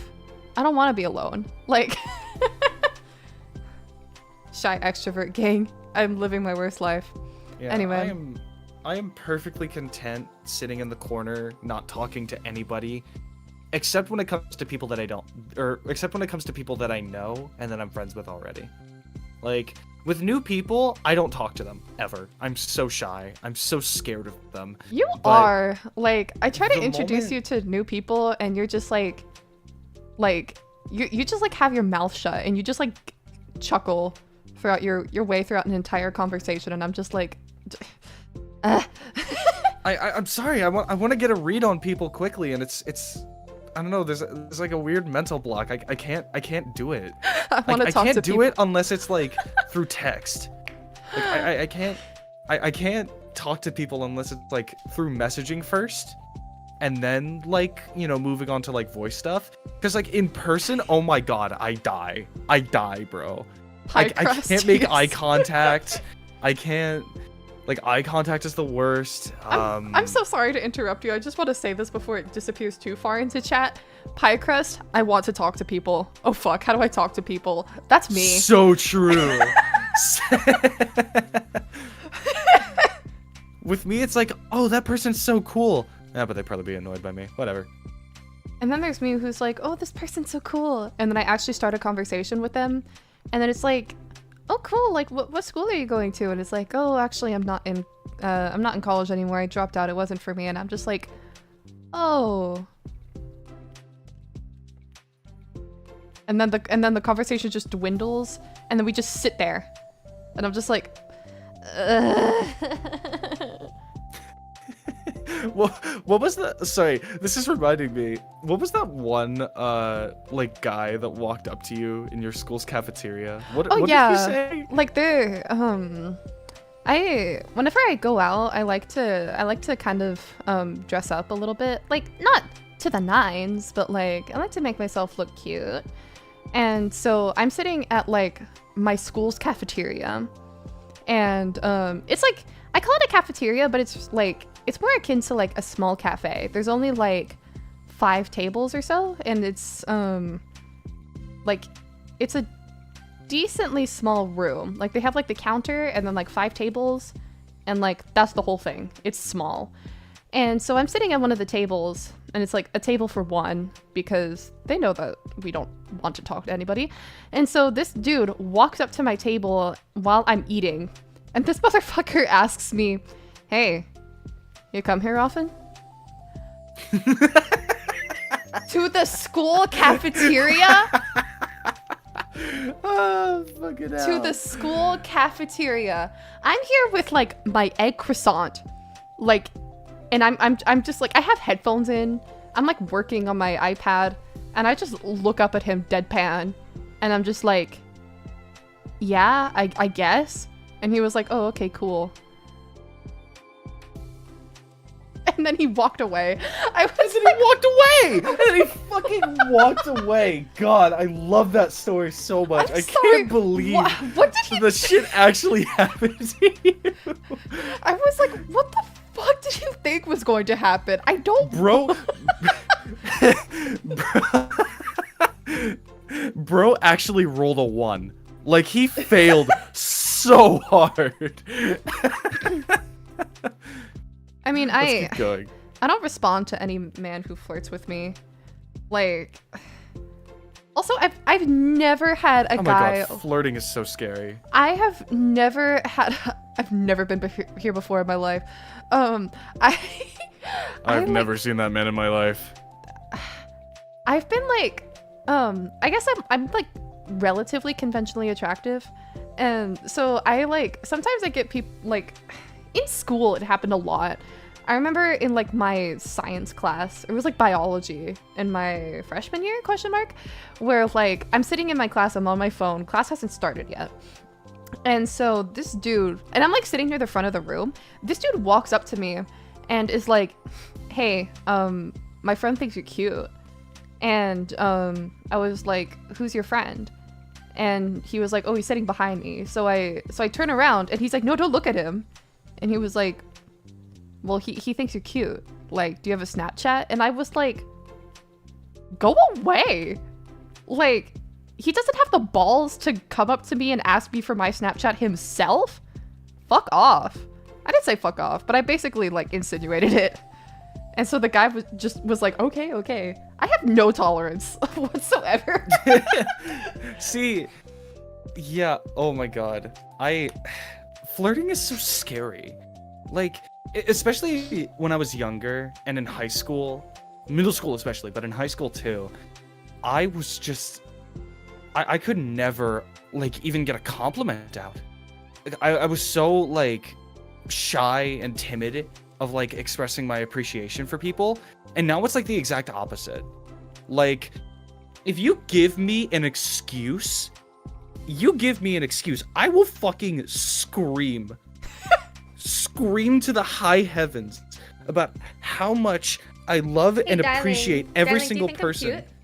Yes, oh my god, chat, have you seen how fucking cute Wren is? Her hair is pink, it's lovely, her personality is great, her laugh is lovely, her talent is there, she wears very cute shit. Oh my god, she's lovely. You horried him. You horried. I sure did, didn't I? I'm sorry, I have zero tolerance for men. Like... That, honestly, that also kind of like, I guess like, you telling me about those situations like in high school also kind of like skewed how I viewed like giving compliments to people. Like there's nothing wrong with flirting, but like, come on, man. Like, I think probably the most successful attempt somebody had at like quote unquote rizzing me up. I was dating Mugman at the time, so obviously I was like, no. But I was at a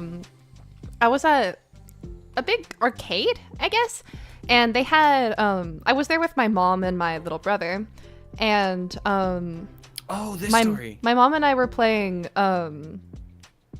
air hockey, and some guys are like playing at the table next to us, and they're kind of looking over at me, and I'm like, are they like checking me out?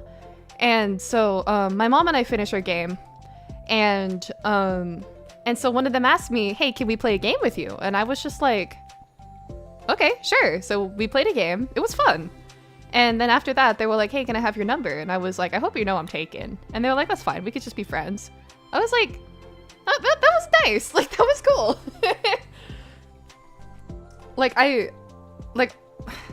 Obviously I'm like not attracted to men outside of Mugs on my end. But like, if I was like, huh, that was nice. Like, I would have considered it. Just ask girls out straight up. I've heard that that's like, you know, that's what like a lot of people tend to recommend. It's like, you know, if you like someone, just say so. Yeah. Because the worst they can say is no. Literally, the worst that they could say is no. But yeah, that's but also like, oh my god, I was, especially with my first relationship. Talk about beating around the bush. My god, yeah. If teach us the ways. But yeah, getting to the point does scream confidence. Like, that was the one thing that I appreciated about like those guys, because they were like, hey, want to play a game? Like, they were like they were smiling, they seemed confident, and then immediately after they were like, hey, can I have your number? And I was like, yeah, this slaps. No, I'm not teaching this. I'm not becoming that guy. Oh my god. No. Here's how to get women in 2024. Exude confidence. Sorry. Exude confidence. Number 2, if she says no, you don't need to take that for an answer. Subscribe for more tips. Her rejection means nothing. This is a joke. This is a joke. I really think it's obvious, but this is a joke. Anyway. we went so off topic. Let's get back to the game. Yeah, please. Why was I so selfish? Even if all that is true, then it still means I hurt her. I think I messed up. Yuri, with you, I think I was really careful to understand your needs when I was becoming friends with you. But I wasn't careful at all with Natsuki because she already seemed really social. I just took control of everything instead of looking for the right balance. Now I hurt her and she doesn't want to talk to me. How could I let myself do this? Sayori, I think that... Well, there was one time you told me about something about the way I saw things in my head being different from reality. It's easy to automatically jump to the worst case scenario, but I think it's more likely that Natsuki doesn't harbor any ill feelings towards you. So, I think if we were to realistically consider the situation and how it would cause someone to feel, I'm bad at this, I'm sorry. You're a lot better at things like comforting and reassuring people. Suddenly, Sayori gives Yuri a gentle hug. You're the best, Yuri. I'm sorry for burdening you with this. You're trying so hard for me. You're such a sweetheart. It's not a burden. I enjoy listening to others. And my friends deserve happiness. Sayori beams. Well, I think I'm gonna give Natsuki some space. She should do what she wants. And if she still does want to be friends, then I'll learn her needs, and I'll match her boundaries. Yeah, I'm sure that's what's best. Good night, Mario. I wish I did. Hello, Mario. Opposite.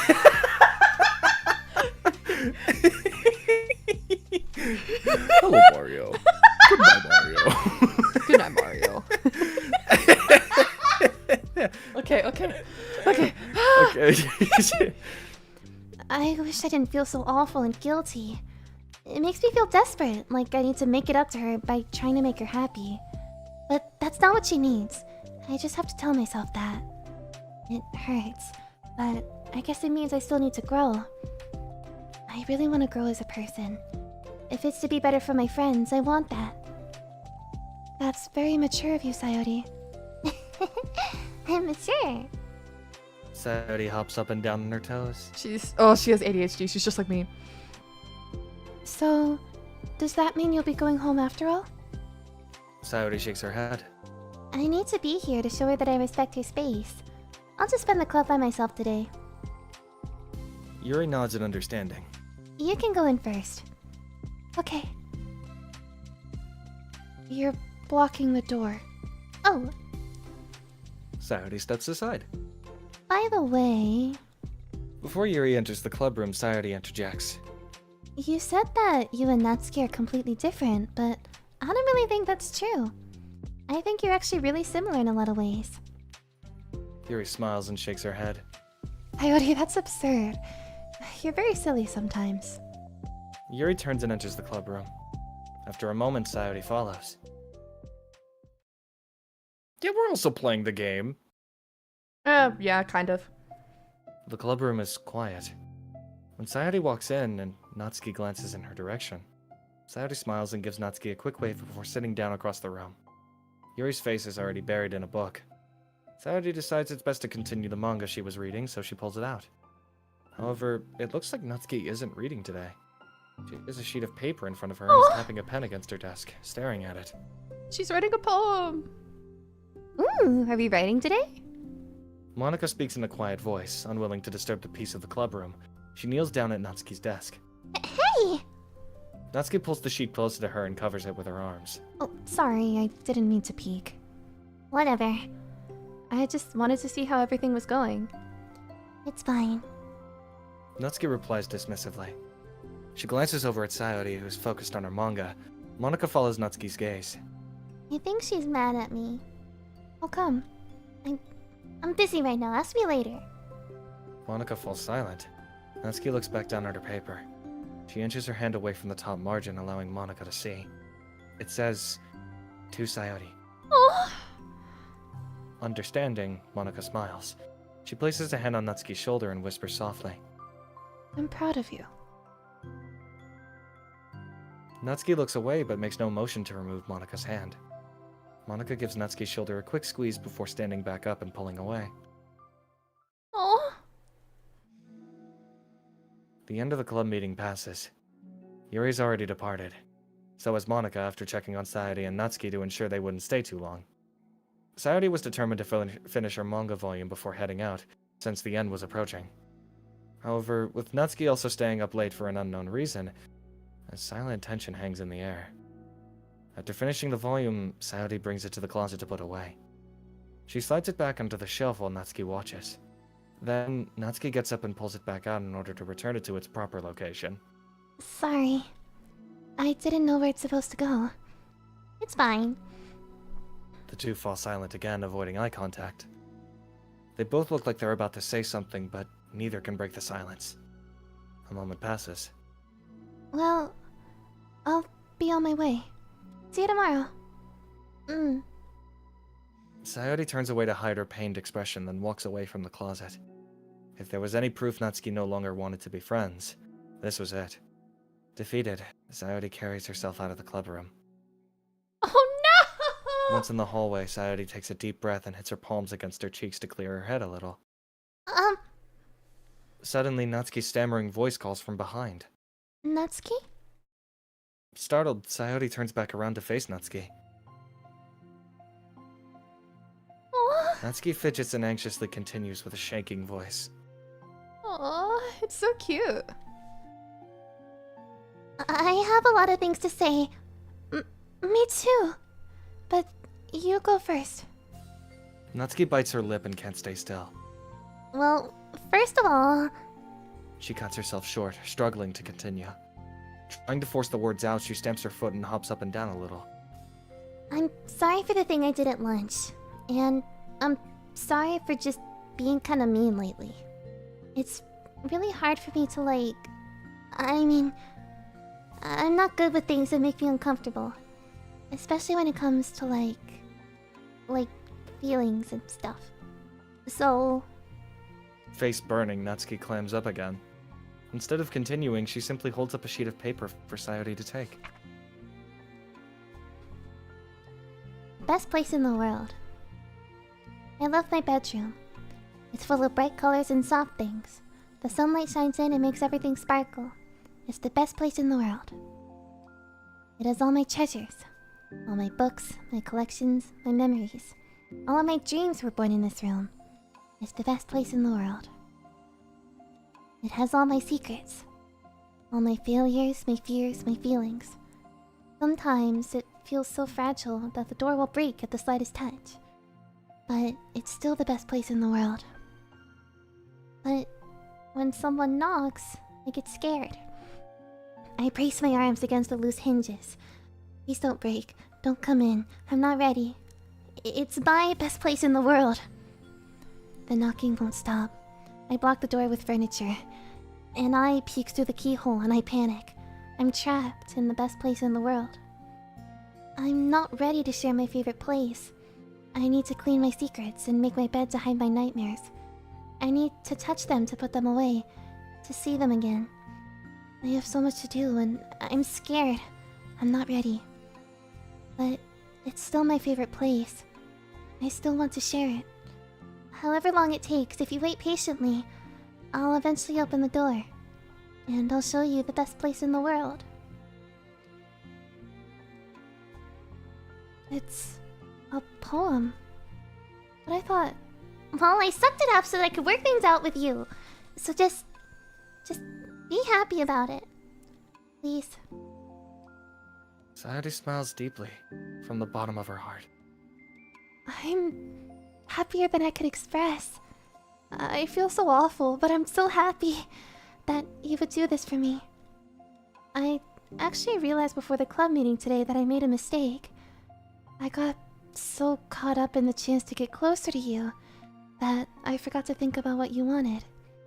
and that we probably have different ways we like to make friends. About, like, the friendship stuff. I mean, It's okay. I understand, so you don't have to force yourself to talk about it. Your poem did a good job. So don't force yourself if you're not ready yet, okay? Natsuki nuts. You don't have to feel like you did anything wrong. It was my fault, and I'm sorry. I wasn't mad at you today or anything like that. I actually felt really guilty and wanted to give you space. I was thinking that it's silly that I just approach you all the time, and that I should just let you approach me when you want to. Just whatever makes you comfortable. I'll respect that from now on. Friendship should always start with those things. With the right balance. Natsuki nods again. one thing about that.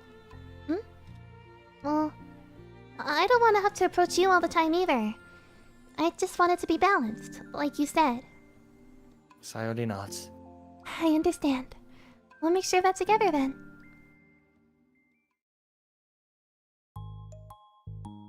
Well, anyway. Now that the two of them have found common ground, Natsuki finds it easier to speak more freely again.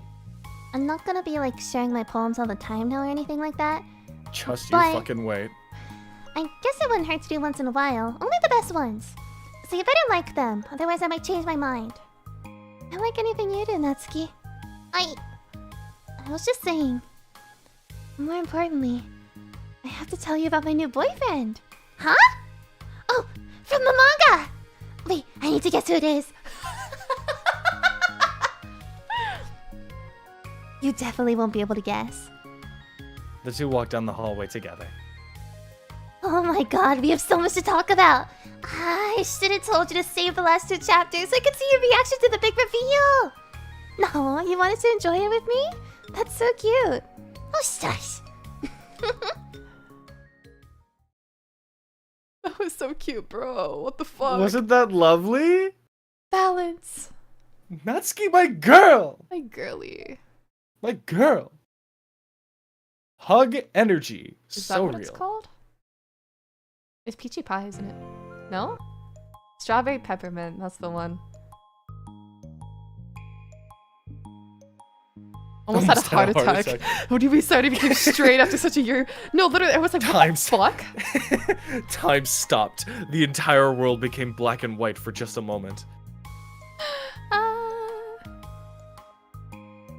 Called it? What are y'all talking about?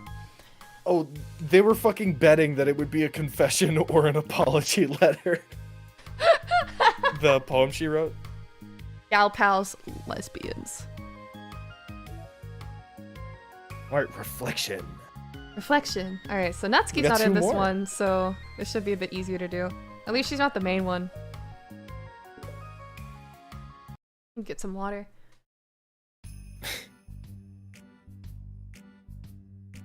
Oh, she do be getting water. Okay. Well, chat. No, I'm still here. Reason number oh, okay. Reason number 4 million to love Natsuki. Yeah. Let's carry on. Am I bothering you? No? Okay, just checking. It's hard to tell since you always look so into it when you're reading. It makes me scared to interrupt. Well, it's within my expectations to be interrupted when I read here. It's mainly when I'm by myself that I don't like it. That makes sense.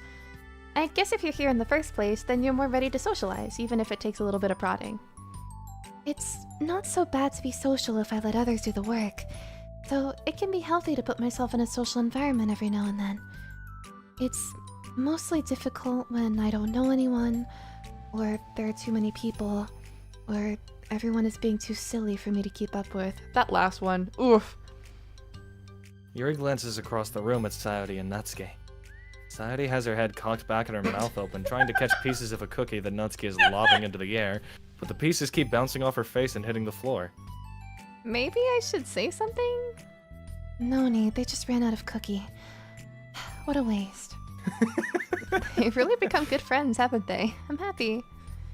Sayori seems particularly good at making that happen. But the two of them are both on the energetic side, so I suppose it works out well. Yeah. Come to think of it, you and I haven't had many chances to talk one-on-one, have we? Though that may be partially my fault, since I'm supposed to be the one engaging club members. Actually, that reminds me, Aster, do you use Adagio tea? I do not. Not at all. I've probably formed a habit of drawing minimal attention to myself. The responsibility is equally on me, at least to display some openness to engage. Natsuki Sayori is just my everyday life with my IRLs. I feel like that's also you and me if we met. I feel like that was also like, no, never mind.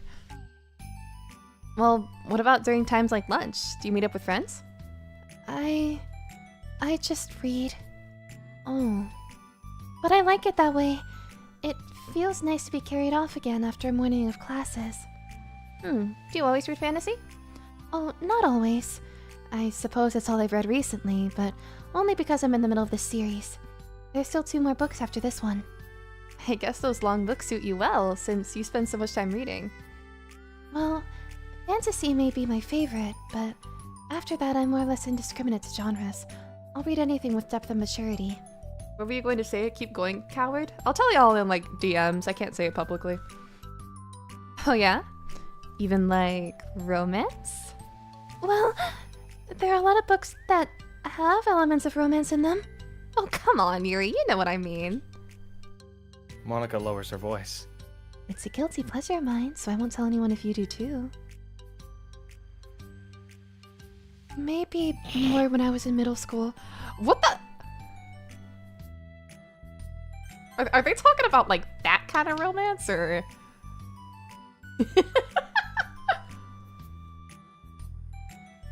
Oh, like self-insert books?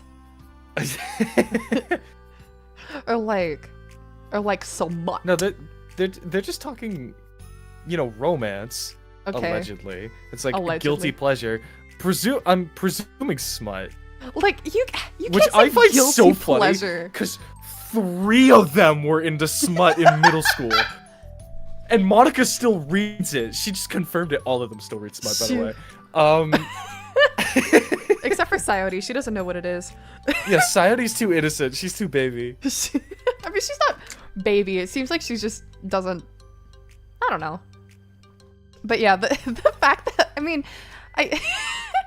yeah, romance from the. I mean, they are at that age. Also, yeah, like, I think a lot of people, like, especially nowadays, because like you can find a lot of like smut writing on the internet. Like, a lot of people end up looking for it. Like, yeah, a lot of people did, me included. I mean, I was really lonely, and people were mean to me a lot. So it kind of felt like, please don't make me think about the past. Sorry, I just got super curious. You know, we should totally pick out a romance novel to read. That'd be so much fun. Absolutely not. Really? Even if it was just between us? Try asking someone who has no shame, like Natsuki. Ouch.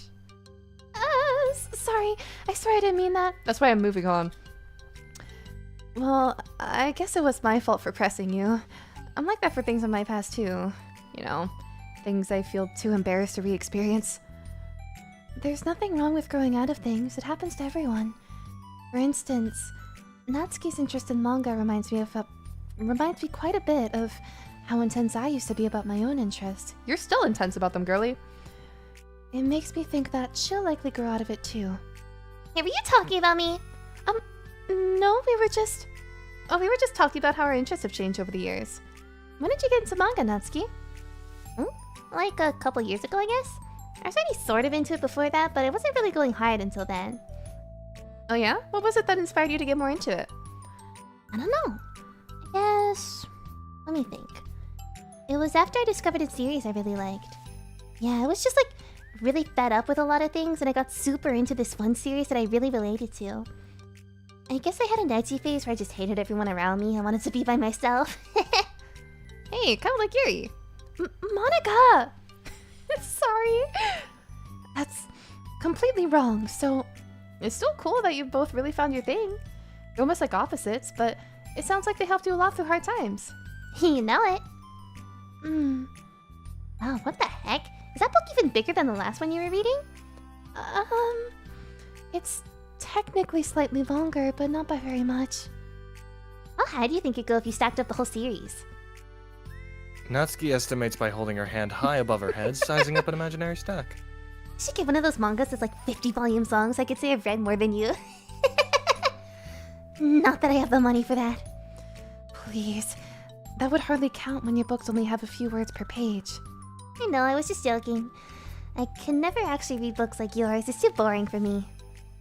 Yuri shoots a glare at Natsuki. It's not boring. Chill, I said for me, not for you. I can have my own opinion. I just think it's too convoluted. Sayori, are those from the floor? Gross! Also, wash your hands before touching any of my books. But my hands aren't dirty. Just do it. The oils are there even if you can't see them. Fine. Sayori trots out the door and Natsuki follows. Yuri, you look a little upset. What kind of nerve does she have to call my hobby boring? Well, she did correct herself. Hardly. She was so condescending. I don't mind if she thinks it's not for her. I already understand that it's not for everyone. But she knows well how much these mean to me. So how about just leaving me alone instead of needlessly telling me the things you hate about it? I'm sorry, Yuri. You may be right. This won't be the last time people have strong feelings about what they like and don't like. Especially in a literature club. So I should figure out how to mediate discussions to keep them positive and constructive. For the record, I've always been impressed by the level of creativity in your books, and also your ability to get through them so quickly. Thank you. Okay, well, this is something I'll have to think about and revisit. I'm sure I can help Natsuki find some common ground with you. Common ground isn't necessary. I just wish to be respected. That then. Either way, I'll do my best. I'm skeptical when it comes to Natsuki. I trust you, Monica, but I'm skeptical. She eating cookies off the floor? Yeah, queen. I like this song. Okay, everyone. We have a special club meeting today. As you know, the Literature Club is a place where we get to share things that we're really passionate about. But that also means we should be mindful of how we respond to each other's feelings. I think we have a chance to turn our differences into positive energy for each other. Aren't you being a little dramatic about this? This is important to me. Well, sorry, I just feel like I'm being accused or something. No, I'm not accusing anyone of anything. I'm sorry if I came off that way. But our conversation yesterday made me reflect on the power of language. And I thought it'd be a good topic for the Literature Club, don't you think? I'm sure we're going to have differences in opinion a lot, so I need to make sure we're prepared to keep a positive atmosphere in the club. If you say so. Sure. The cool thing about language is that it gives us a lot of different ways to express the same idea or emotion. We have a lot of control over how we want the other person to feel when receiving our thought. You okay, Mugman? I hit my mic. Oh shit. This goes for poetry, narratives, casual conversation, basically anything. For example, Sayori, what's your favorite food? I have them organized by category. Should I start with snacks or do you mean full meals? Should I include breakfast? Oh jeez. Okay, how about your favorite fruit? That's easy, cherries. Really? I always thought cherries tasted nasty. Same, What? Monica. Cherries are delicious. Whoa, that's a pretty strong reaction. Well, I just don't understand how somebody could think cherries are nasty.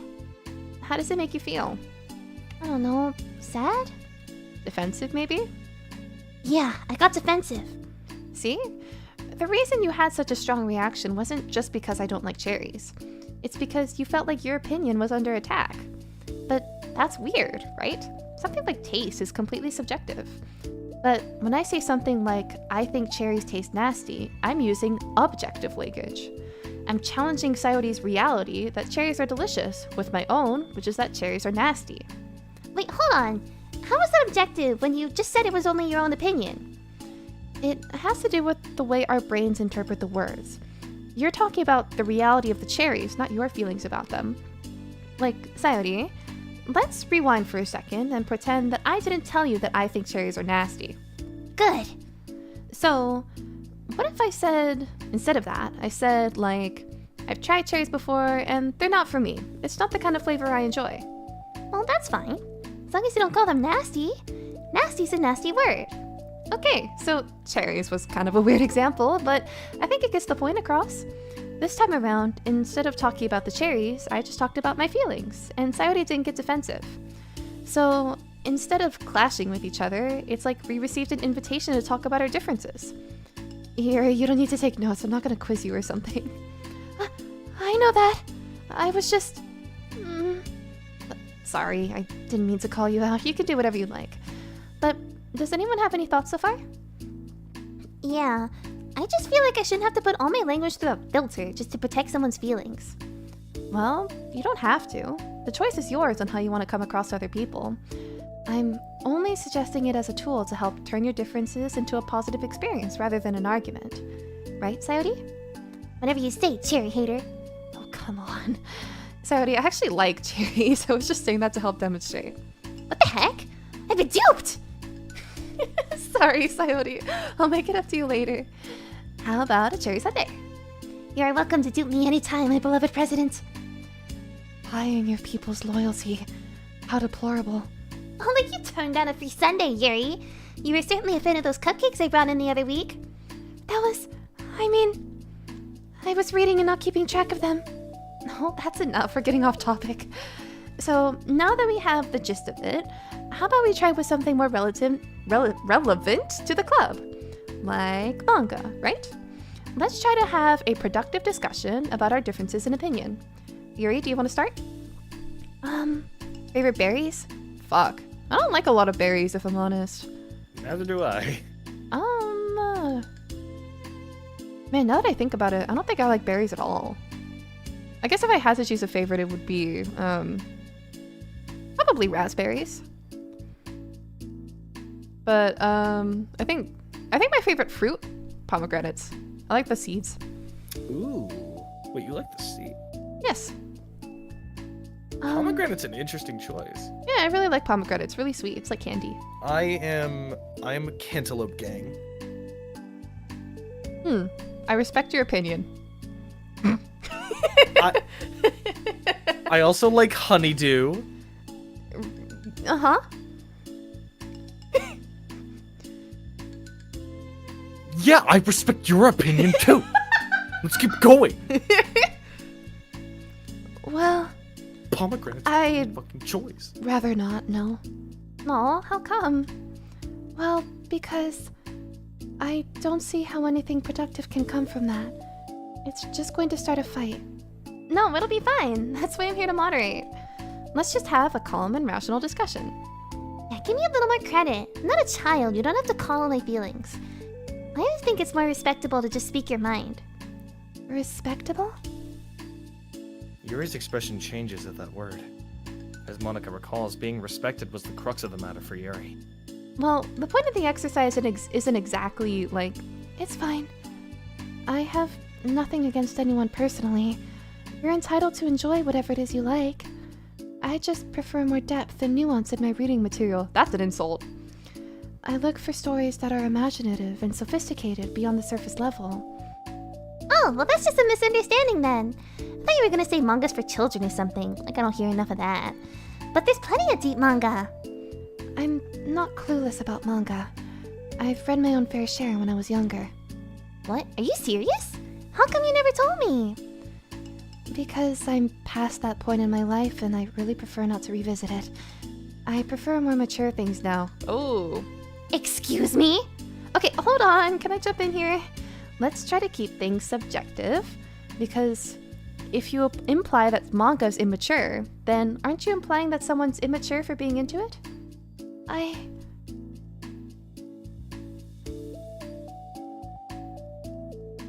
Well, maybe it's immature to judge people for having different taste than you. Natsuki, Nobody's immature. I've read Natsuki's manga and Yuri's fantasy, and I love them both in their own way. Okay.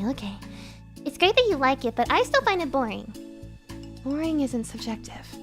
Okay, it bores me. That's subjective. But, I mean, the thing about... This is ridiculous. Do you see why I didn't want to participate in this? I knew it was just gonna make people upset. I'm not upset. Like I said, I don't care what other people think. But I always got the impression that you secretly looked down upon me, so I'm glad my suspicions were confirmed. That's not true at all. You're making assumptions. You can't blame me for getting defensive when nobody ever has the least bit of respect for the things I'm into.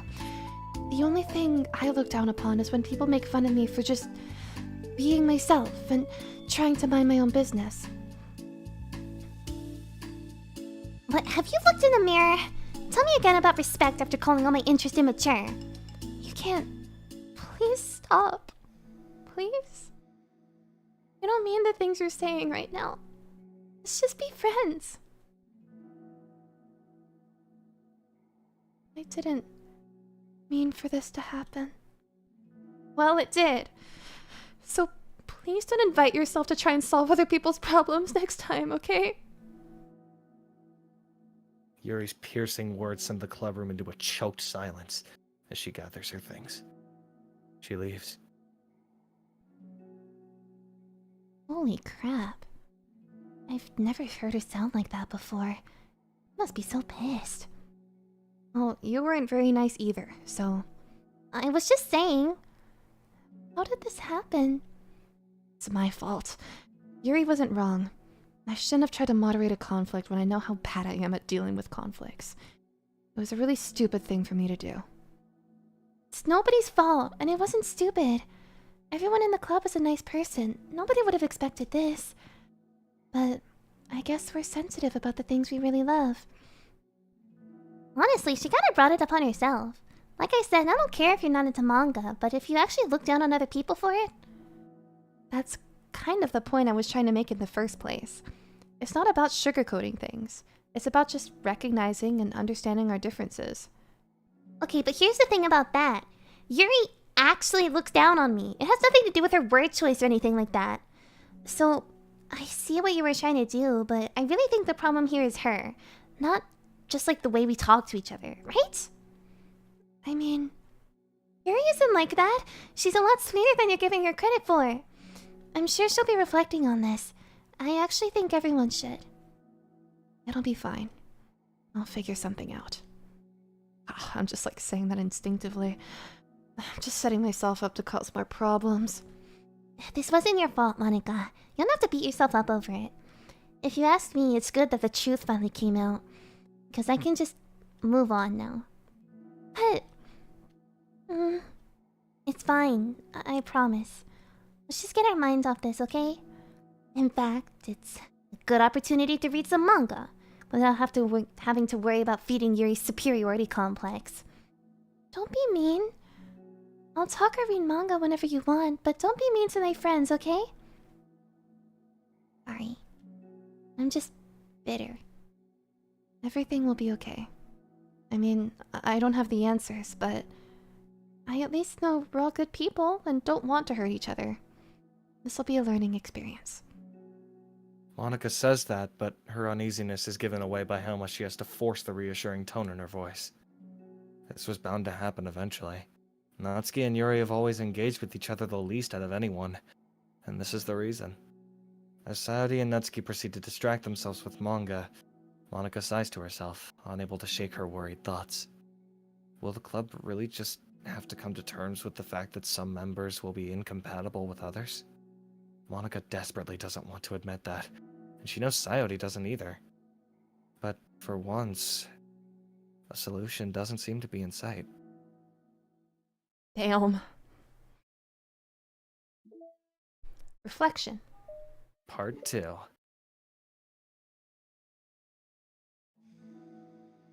A new day arrives. Sayori arrives at the clubroom earlier than usual. That is, not late. As she enters, it appears to be empty still. So she sits down at a desk and pulls out a sheet of paper, primed to jot down her thoughts. Sayori has made a habit of scribbling her thoughts and feelings onto paper whenever possible, as it tends to serve as her best inspiration for poetry. My heart feels vacant, because the ship sailed away. Yo! Yeah! Natsuki? Natsuki pokes her head out from behind the closet door. Sorry, didn't mean to scare you. But it would have been a lot more awkward if I didn't say anything. I doubt you want me listening in on your poetry thing. Yeah, thanks for realizing that. Should I let you finish that up then? Oh, no, it wasn't. I mean, I just do it whenever it's convenient. You're not interrupting. Where's Monica, by the way? Oh, she's out in the hallway. Huh? Why? Well, just in case she runs into Yuri. Sometimes Yuri's too nervous to come into the club room by herself, so... Oh. Jeez. Does Yuri really let things bother her for that long? She can't control her feelings. For some people, it's really hard to cope when you get a bad thought in your head. Maybe you can distract yourself for a little while, but as soon as it's just you and your thoughts again, it comes back. I just wanted to have a normal club meeting. It's a lot easier to pretend like it never happened if we all just ignore it and move on. I don't want to be bothered by this. It's so stupid. Her opinion of me doesn't matter anyway. Besides, it makes me feel really guilty, and I hate that too. It's okay to have feelings. It doesn't make you weak. Let's figure this out together. I mean... Thanks.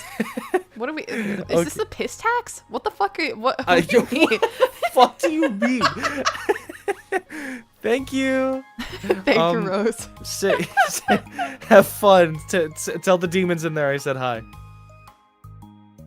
Let's figure this out together. Fine. Only because you're good at this stuff. Let's try to come up with a happy scene. Maybe that'll help us understand where your bad feelings are coming from. Well, I was happy the way things were before we had to have that conversation yesterday. What part of the conversation made you upset? Was it Yuri being mean about the manga? Maybe? I doubt it though. Because my friends and other people make fun of manga all the time, but I just brush it off and ignore them. But something about it really got to me this time, and I hate that I'm letting it happen. Is it because it came from Yuri? No, why would that matter? I mean, well, maybe. I hate that she thinks she's so much better than me, all because she likes to pretend to be all sophisticated. Yeah, that's what it is. At least other people decide that they don't like me or manga or whatever. But Yuri acts like she's too good to even give it a chance. I'm sorry. Everyone deserves a chance. Yeah, exactly. Would you give Yuri's books a chance? After this? Absolutely not. What about before this? Well, I would until I got bored, which wouldn't take very long. But if you actually keep an open mind, then it's not hard to realize that a story can be deep and meaningful without being needlessly complicated. I see. But, you know, I like Yuri's books. Yeah, but you like manga more, right? Sayori shakes her head. I like them both. I like them in different ways, but I like them both. I mean, the manga, it's really honest and fun and easy to just let go with. And the fantasy has a lot to interpret and uncover, and it's really rewarding to have some good quiet time together with it. But the most important thing is that both the manga and the fantasy are true to themselves. So I love them both. And I think there's room for both of them to be in the same club together. And I just feel like maybe they have more in common than you would think. Sayori's actually very correct. I've been reading Sherlock Holmes recently, and Sherlock Holmes is a tsundere. How do you get along with everyone so well? I always get into fights with people. Like, first it was with Monica when I was new to the club, then it was you, and now it's Yuri. And I'm always like, oh, that person's being such a jerk, and if they just realized that, we could at least get along. But nobody else has this problem. I just keep running away from the reality that everybody's just a jerk to me because nobody likes me. And I don't know why. And I don't know what to do about it. I don't know what's wrong with me. I hate it. Natsuki, Sayori puts a comforting hand on Natsuki's shoulder. you're a wonderful person. You deserve to be loved as much as everyone else. Everyone has different ways they like to communicate, you know? And sometimes that makes it harder for us to understand each other. I think that sometimes we get lucky, and we make friends who are really good at the same kinds of communication. And it feels like you magically connect with them. But other times, even if both people are really nice, it's easy for them to misunderstand each other or to get the communication wrong. It's something that Yuri struggles a lot with too. it can be really hard. It takes a lot of, like, reflection and self-awareness. And vulnerability. I'm bad at that one. Vulnerability. I always have to be the strongest. What do you mean? Tell me about that part of you. Well, it sounds stupid, but I'm really used to people being mean to me. Like, my friends, and I guess my dad. Like, when I don't get good grades, or even stupid things, like if my room isn't clean. So what am I gonna do, cry about it? If I let myself get upset, then it's just letting them win. I'm better than that. I'm better than all of them. So, things always have to be everyone else's fault. It feels like if something goes wrong, and there's even a tiny hint that it might be my fault, then I just get really angry. And I find ways to blame everything else instead.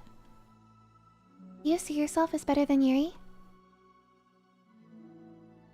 If I said that, then I just sound really full of myself. No? Our thoughts and our feelings are two different things.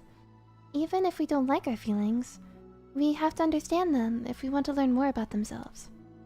That's a part of vulnerability, you know? Accepting that we have feelings that we don't like.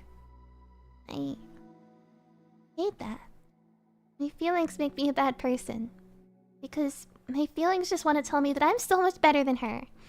That she's a judgmental know-it-all who's stuck in her edgy phase, and that I'm just way above that garbage. But I'm terrible for feeling that way. You're not terrible. You are not your feelings. But you are not your feelings. Say that to yourself, out loud. Fine. I am not my feelings. The way that I like to picture it is that those feelings are like your roommate. You live in the same house and you gotta see each other every day. And even if you can ignore each other most of the time, you're gonna run into each other every now and then, and it's gonna make you feel like poop. So, the other option is to get to know each other. You can communicate and learn from each other, and maybe even help each other change for the better. Does that help you understand? How do you know so much about this stuff? I just have a roommate that can be really hard to get along with. Called depression. Depression? But you're like the happiest person I know. I am not my feelings. It's like a freight train. I want to be a good person like you. Oh, you little sweetheart. We're all good people. You and Yuri and Monica, welcome in, Bun Bun. Welcome in, Bun. It's been so long. And I think Yuri will eventually learn that about you. Natsuki remains silent, feeling a little overwhelmed. Despite Sayori's kind reassurance, a complicated mixture of pain and sadness seems to fill her, as though flowing from a wound inside her. Was it a result of her vulnerability? No. It wasn't as though she was inflicted a wound after becoming vulnerable. It was as though she began to rediscover an old wound, one that cannot simply be bandaged and left alone any longer. Depression game? Yeah, it's depression, but it's not scary at least. Yuri? What are you doing all the way over here? I was looking for you. Please don't yell at me. I'm not gonna yell at you. I just wanted to say that I'm sorry about what happened yesterday. It was unfair for me to put everyone on the spot like that. Next time, I won't just try to jump in and solve everyone's problems. I guess it's a bad habit of mine.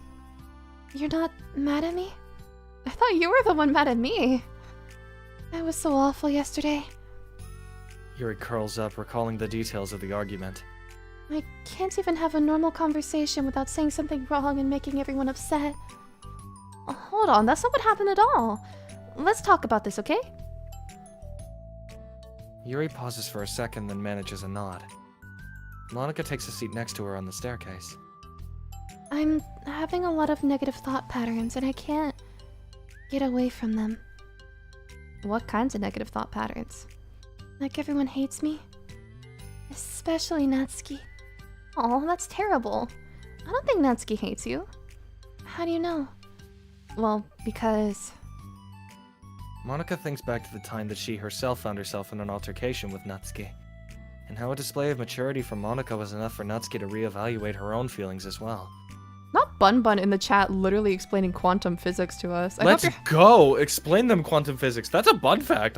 I've missed the bun facts. No, same. I hope you're having a lovely day, Bun Bun. It's been so long I've missed you. I think Natsuki is just naturally defensive. I think she acts mean when she feels the need to protect herself. But, you know, she's really not a bad person. In fact, I think she can be really thoughtful and considerate. She's just, well, I guess the way that it works is that she wants to receive some degree of kindness first before she feels comfortable returning it. Oh. But that means the burden is on me. And I don't know how to say things that make people like me. Every time I open my mouth, I just... Yuri shakes her head at herself and tucks on her hair. It's okay, Yuri. You don't need to beat yourself up.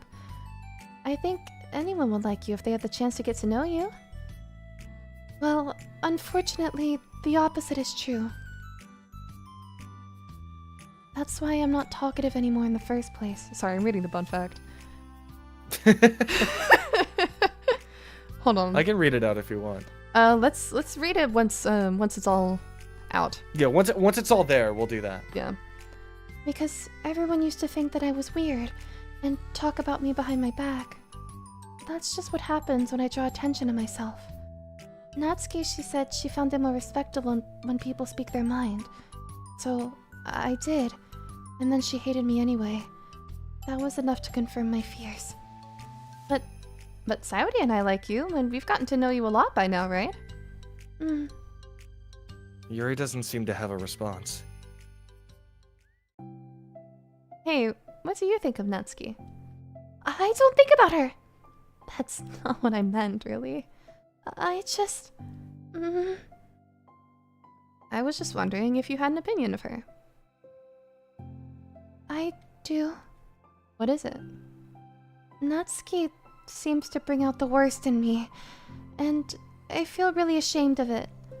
I like to think of myself as a fairly sophisticated person, so for someone to just treat me like I'm inferior despite my tastes, that's just the worst kind of insult coming from someone like her. And it makes me think bad things about her.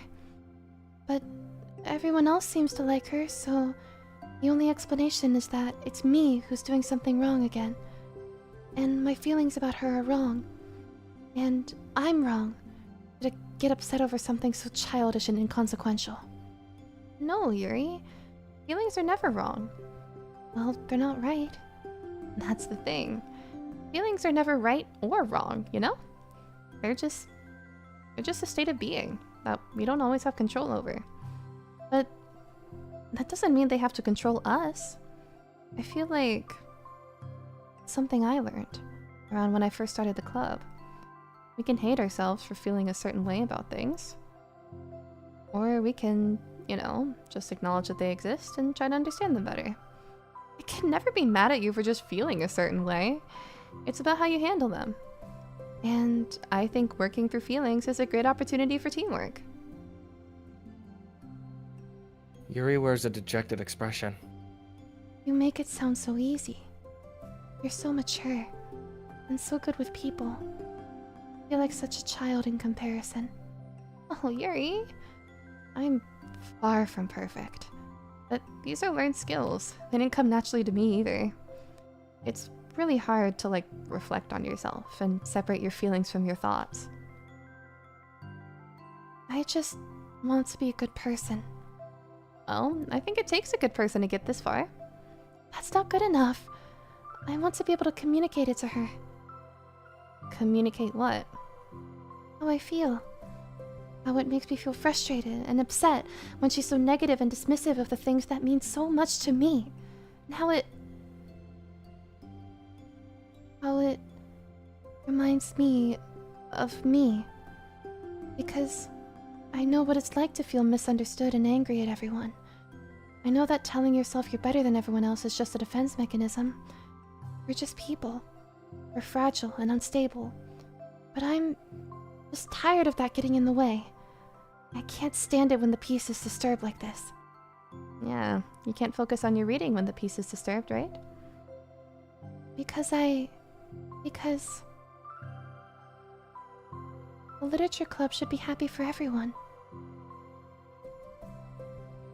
Monika looks at Yuri in adoration. I feel like Sayori must be rubbing off on me because I really want to hug you now. Sorry, I didn't mean to make you uncomfortable. No, I mean, well, if you wanted to, then I wouldn't really mind, so... Monika pulls Yuri into a short embrace. You're so gentle. And I love when you communicate your feelings. I feel lucky to get to see that side of you. And I'm sure Natsuki will too. I'm gonna write her a letter. Oh, a letter! What a great idea! Just because I'm not good at talking, especially under pressure. I always let my feelings get the best of me, and I forget to say all the important things, and I say things that I don't mean. Well, I think a letter would be wonderful. Such a nice way to communicate. Yuri's face hardens with determination. People don't naturally gravitate towards me like they do for you and Sayori. My personality just isn't suited for that, and I wouldn't want it to be. But something I've learned is that friendships don't always just magically appear out of thin air. For instance, I never would have seen myself making friends with someone like Sayori. We're opposite in a lot of ways, but I'm friends with her because she puts so much effort into understanding me so that we can get along. I think it was the same with you. You both gave me a lot of time and patience, and I wonder if she feels the same way. Yeah, we'll read it after the scene. Natsuki? Yuri nods. I always thought that if I wanted to make more friends, I had to be somebody that I'm not. That there's a type of person or a magical formula that I'd have to follow in order to make someone like me. That's just like me to think that, always so occupied with myself, that I fail to understand other people. Yuri shakes her head. Friendship happens when you think about the other person. When you offer time and effort to understand them and respect them and trust them that they also want to be a good person. That's what I learned through my observations in the literature club. Observations? Monika's caught by surprise. Yuri's always kept to herself so much that it's so unusual to hear her suddenly talking about the club like this. But Yuri gently smiles to herself. You always let me listen to your thoughts about people. Sayori too. And it makes me happy because I learn a lot of things. That's so sweet. I had no idea it meant that much to you. Monika never thought much of it, but in the past weeks, Yuri always seemed to be especially attentive when it came to the problems and concerns of others, always wanting to listen and learn more about her friends in the club. CG? It's true. Sayori and Monika are naturally more comfortable with other people and can more easily work through situations of conflict. But that doesn't make them better people. Everyone has strengths and weaknesses and the capacity to improve. And the first step towards improving oneself is reflection and self-awareness. It's something that Yuri never gave herself enough credit for, but that Monika can recognize as an incredible trait. And with that, her confidence in the club is restored. Alright, let's read the bun You want me fact to read now. the bun fact? Yeah. Alright, I got this. Yeah, please.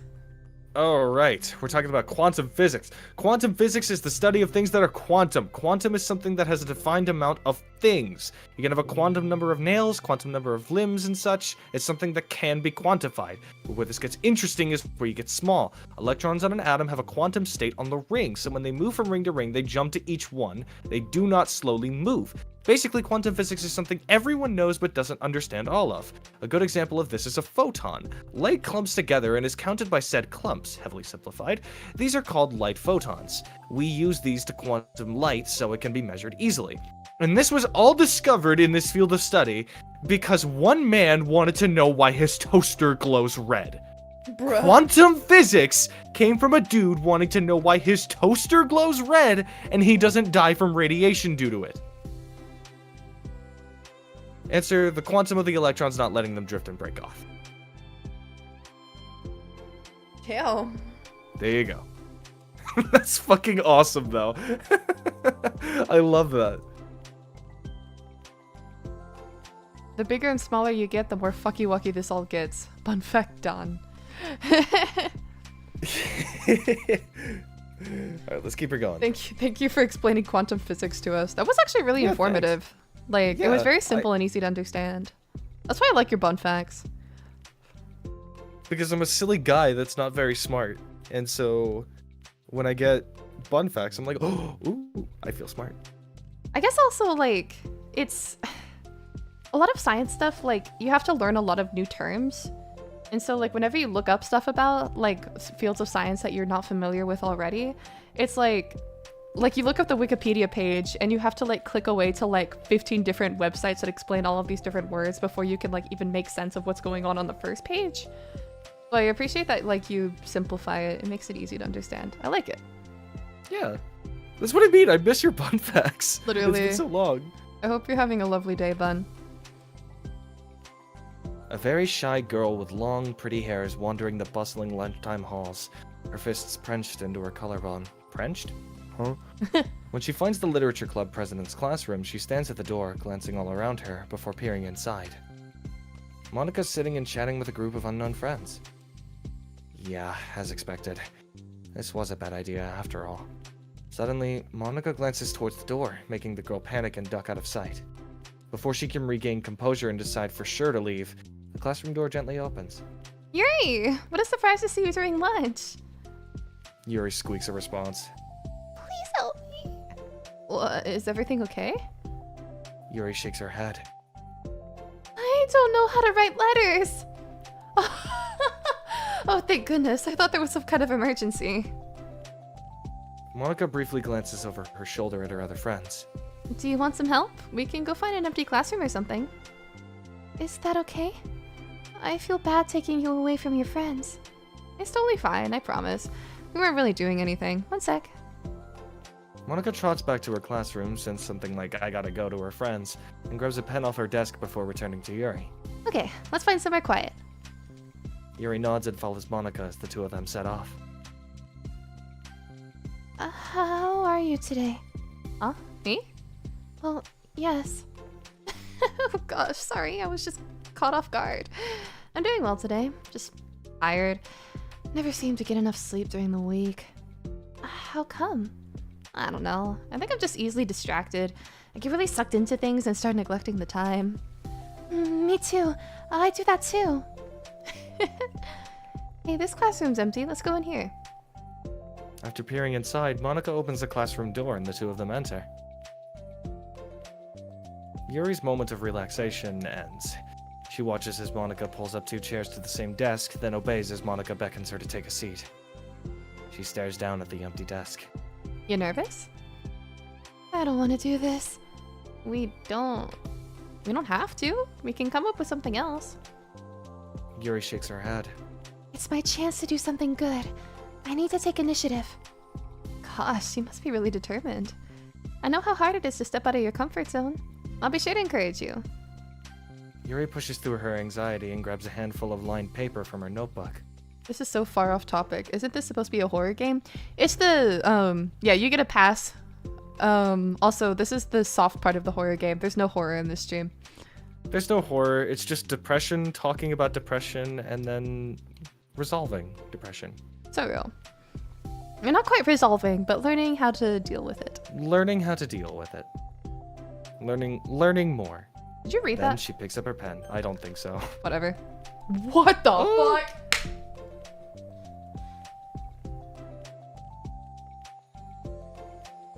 Sorry, bro? Hello?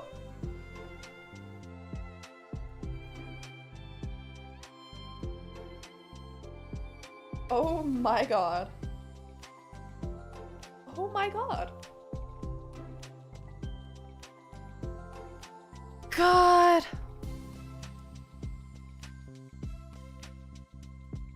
How to get a pass? Let me get a pass too? No. Only Bun. Also, what the fuck? God. What the fuck did these girls see in the MC? They should all date each other. My god. Hey, you're No, kiss! Hey, you're left-handed. That's neat.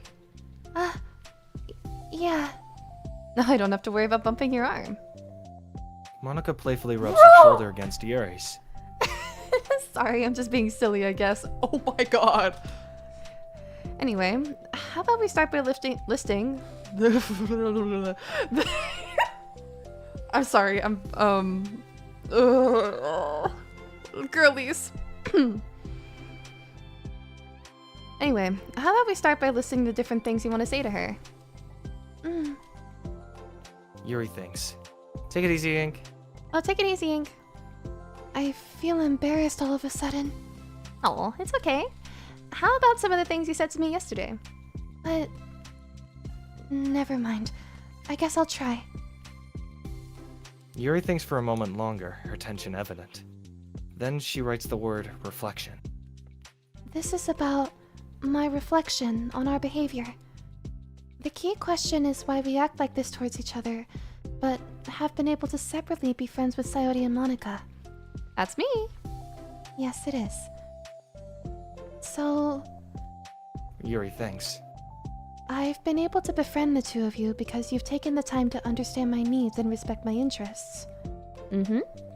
The same goes for Natsuki too.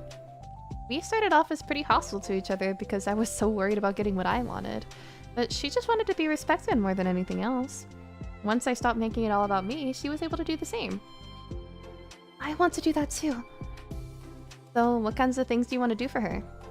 I want to do the same things for her that I like to receive. I like it when people respond positively to the things I talk about, and not just brush me off. I like it when my feelings are taken seriously. And I like when you and Sayori trust that I want to be a good person, even when I'm not doing a good job at it. Let's write those things down. Okay. Yuri writes some things down. I think the most important thing to remember here is that Natsuki's feeling vulnerable, so we should make sure that the letter puts her first. It's hard when you're feeling hurt, but it never helps to just tell someone all the things that they're doing wrong. I think first, you have to make sure that they know you're ready to respect them and listen to them, and admit the things that you feel you could do better. Then finally, you ask what you would like in return. How does that sound for the structure? It could be 3 paragraphs, one for each of these points. I like that. My thoughts were so disorganized, I had no idea how to come up with any structure. I just realized, I don't know if any of y'all are into Bang Dream, but I just realized that my voice for Yuri is basically just like Homori, the singer of Maigo. Oh my god. You're so amazing at these things. What the? I'm sorry. The way that your voice got quiet when you looked away, you went, my god. My god. I need more sapphic love stories. Same. Every time, like, maybe it's also just because, like, I'm sapphic, but, like, sapphic love stories always make me feel so many things. I don't know how gay this was supposed to be, but, like, good lord. They had to have at least been thinking it, right?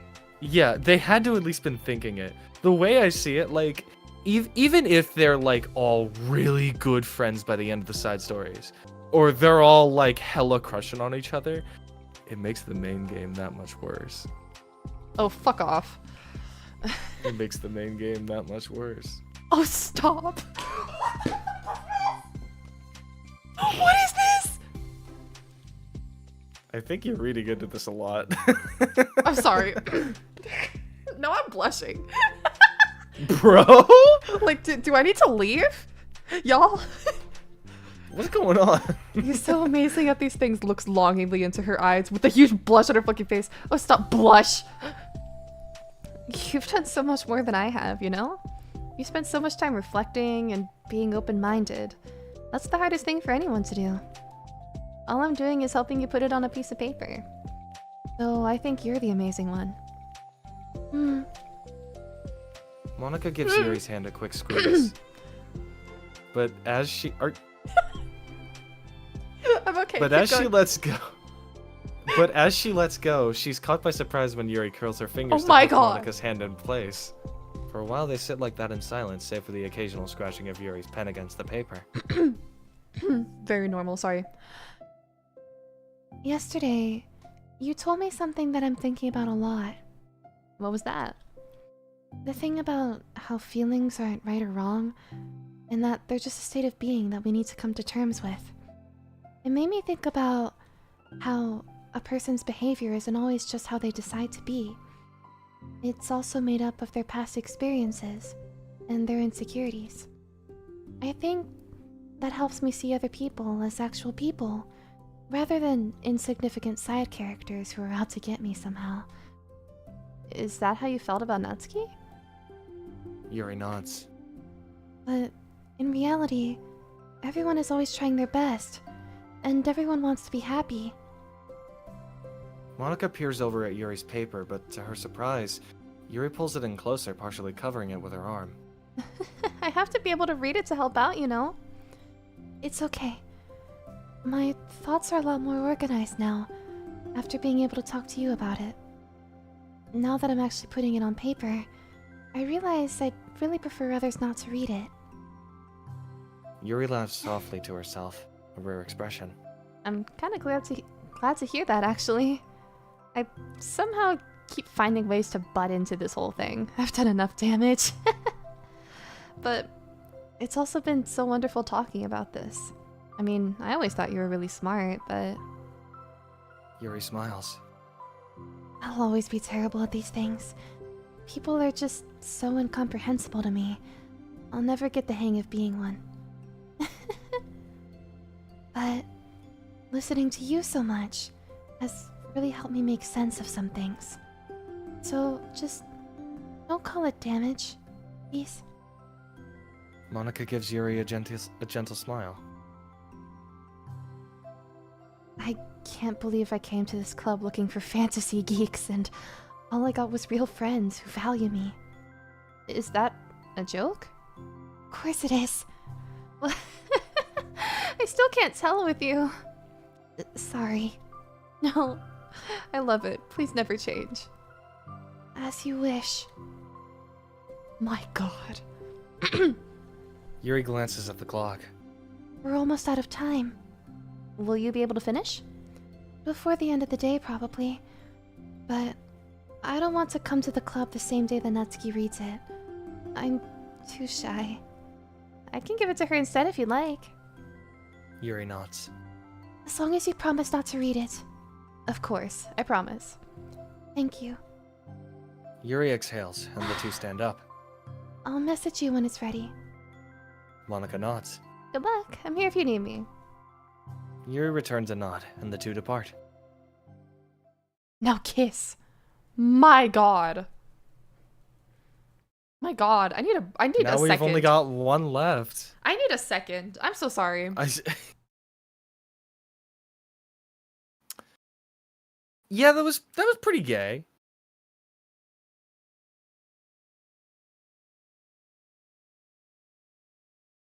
The only downside to YouTube is that I can't force you to take a dozen drinks of water randomly. No, you can. You just have to pay me. You just have to use real money. What? No kiss? It's time for my ship?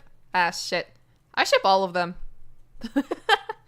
I'm sorry. I've really been living my best life. I really love... If y'all want to see me cry... I'll be right back. Okay. If y'all want to see me cry over sapphics, y'all need to watch me play Little Goody Two Shoes. I also can't gift memberships to specific people. Ah, so you have to just give them to the community? I see. I didn't know you. I have no idea how the gifting memberships thing works. Wah.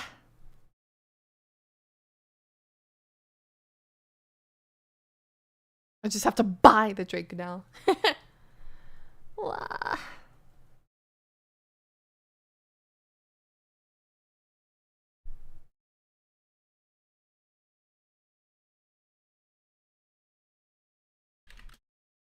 I also ship all of them, but I have priorities. I hope you're having a lovely day, Rose. It's an option alongside super chats. Huh. I had no idea. Despite everything, I'm quite new to YouTube streaming. Twitch streaming, I've known a decent bit about it for a hot minute, just because I watched lots of Twitch streamers when I was younger. I just don't have the time to anymore. At least I like lost the time to. I guess I could watch them again now because I have a bit more time, but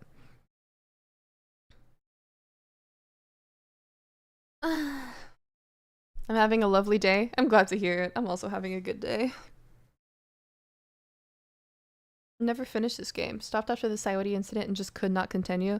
It's okay. You don't have to continue. It's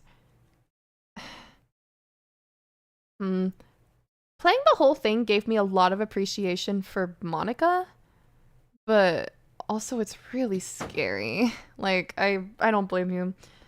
We were planning on doing. I am back. Like we actually had to. Mugman had to give me like warnings for whenever something scary was about to happen, because I'm not good with a lot of the topics in this game, if I'm honest. It was because he was here, and also like there's a content warning setting. It's not here, but there's a content warning setting.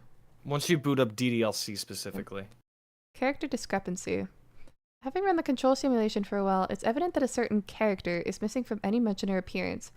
This makes me speculate that Monica's meddling is less clumsy than we think, because she would have had to manufacture this character herself, as a way of forcing interaction between her and the user. Could that be why the character has such limited and dissonant personality traits, or am I reading too much into this? I'll open an issue to start tracking info and observations on the anomaly of this character appearing. So this character is the MC, right? I think so, yeah. OMG. Okay, who's responsible for creating a Twitter account for Monica? I think it's hilarious, but for God's sake, don't tell Paula. It get 404 in a microsecond.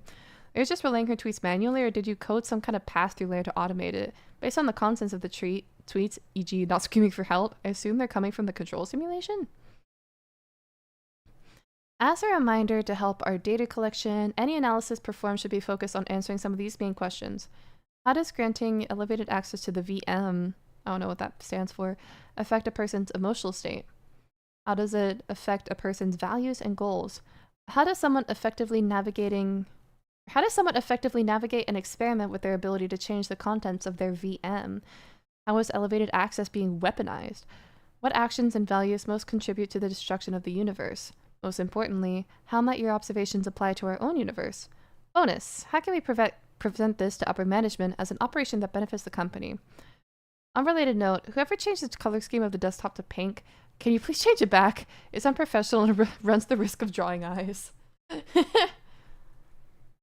No, keep it pink. It's fun. VM beats virtual machine. Thank you. Oh, we have more wallpapers now. Yeah, check it out. Cute. Cute. Oh, cutie patootie, bro. Can I set the CGs as my wallpaper? Yeah, you can. Oh my god. Oh my god.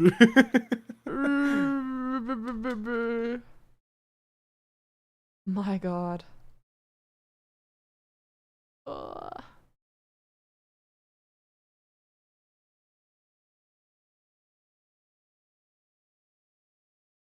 What the fuck? It's the MC. Wow, he looks so fucking generic. Yeah, I love this. I love that little concept art of him. I was wondering if we unlocked it. Provided Look at him. He in looks an so email fucking normal. communication. Oh, take it easy, Bun. Thank you for stopping by. Good night, Bun. So cute, Monica. Alright. Side stories. Alright, let's finish them up. Now we just have self-love. Self-love. Let's do it. Let's do it. And then we will finish our journey with DDLC. Guys, wait! Canon Mugman! Canon Mugman! Yo, face reveal? What? Haven't you already face revealed? Technically? Yeah, it's in the Discord.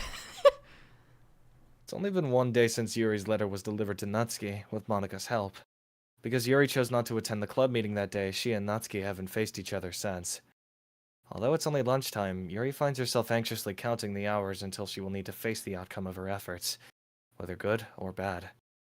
And because the passing by of students was making her feel even more anxious, Yuri picked out the most secluded spot she could find to spend her lunch.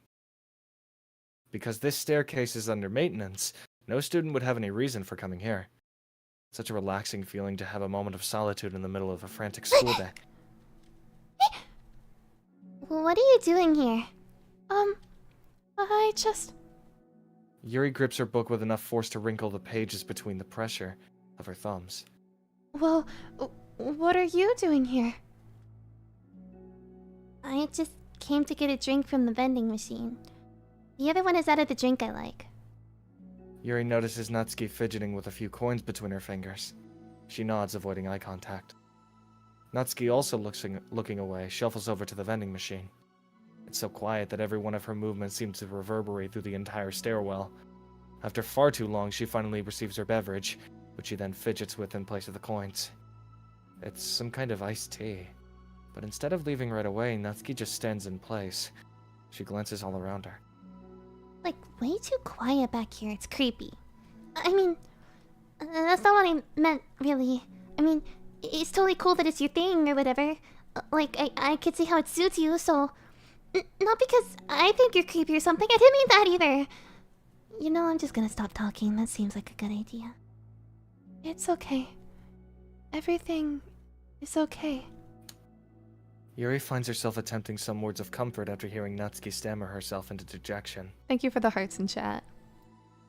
Seemingly in response, Natsuki approaches the base of the staircase and hesitantly sits herself down near Yuri. Well, I can leave if you want. Yuri shakes her head. Natsuki twists the cap of her drink and takes a sip. Despite receiving Yuri's general permission, Natsuki doesn't say anything more. Yuri continues to read, or at least pretends to. And the two just sit there for a long time. The tension seems to fade a little bit as time passes. Even without any words, this seems to mean at least something, though it's not clear what that may be. Lunch ends more quickly than expected. Natsuki is the first to stand up, with her empty drink bottle. Are you coming today? To the club? Yuri nods. I'm sorry for being so awkward. I'm really bad at talking about this stuff. I just can't for some reason. I don't know why. But I want to. Eventually. There's no rush. I promise. Thanks. Bro.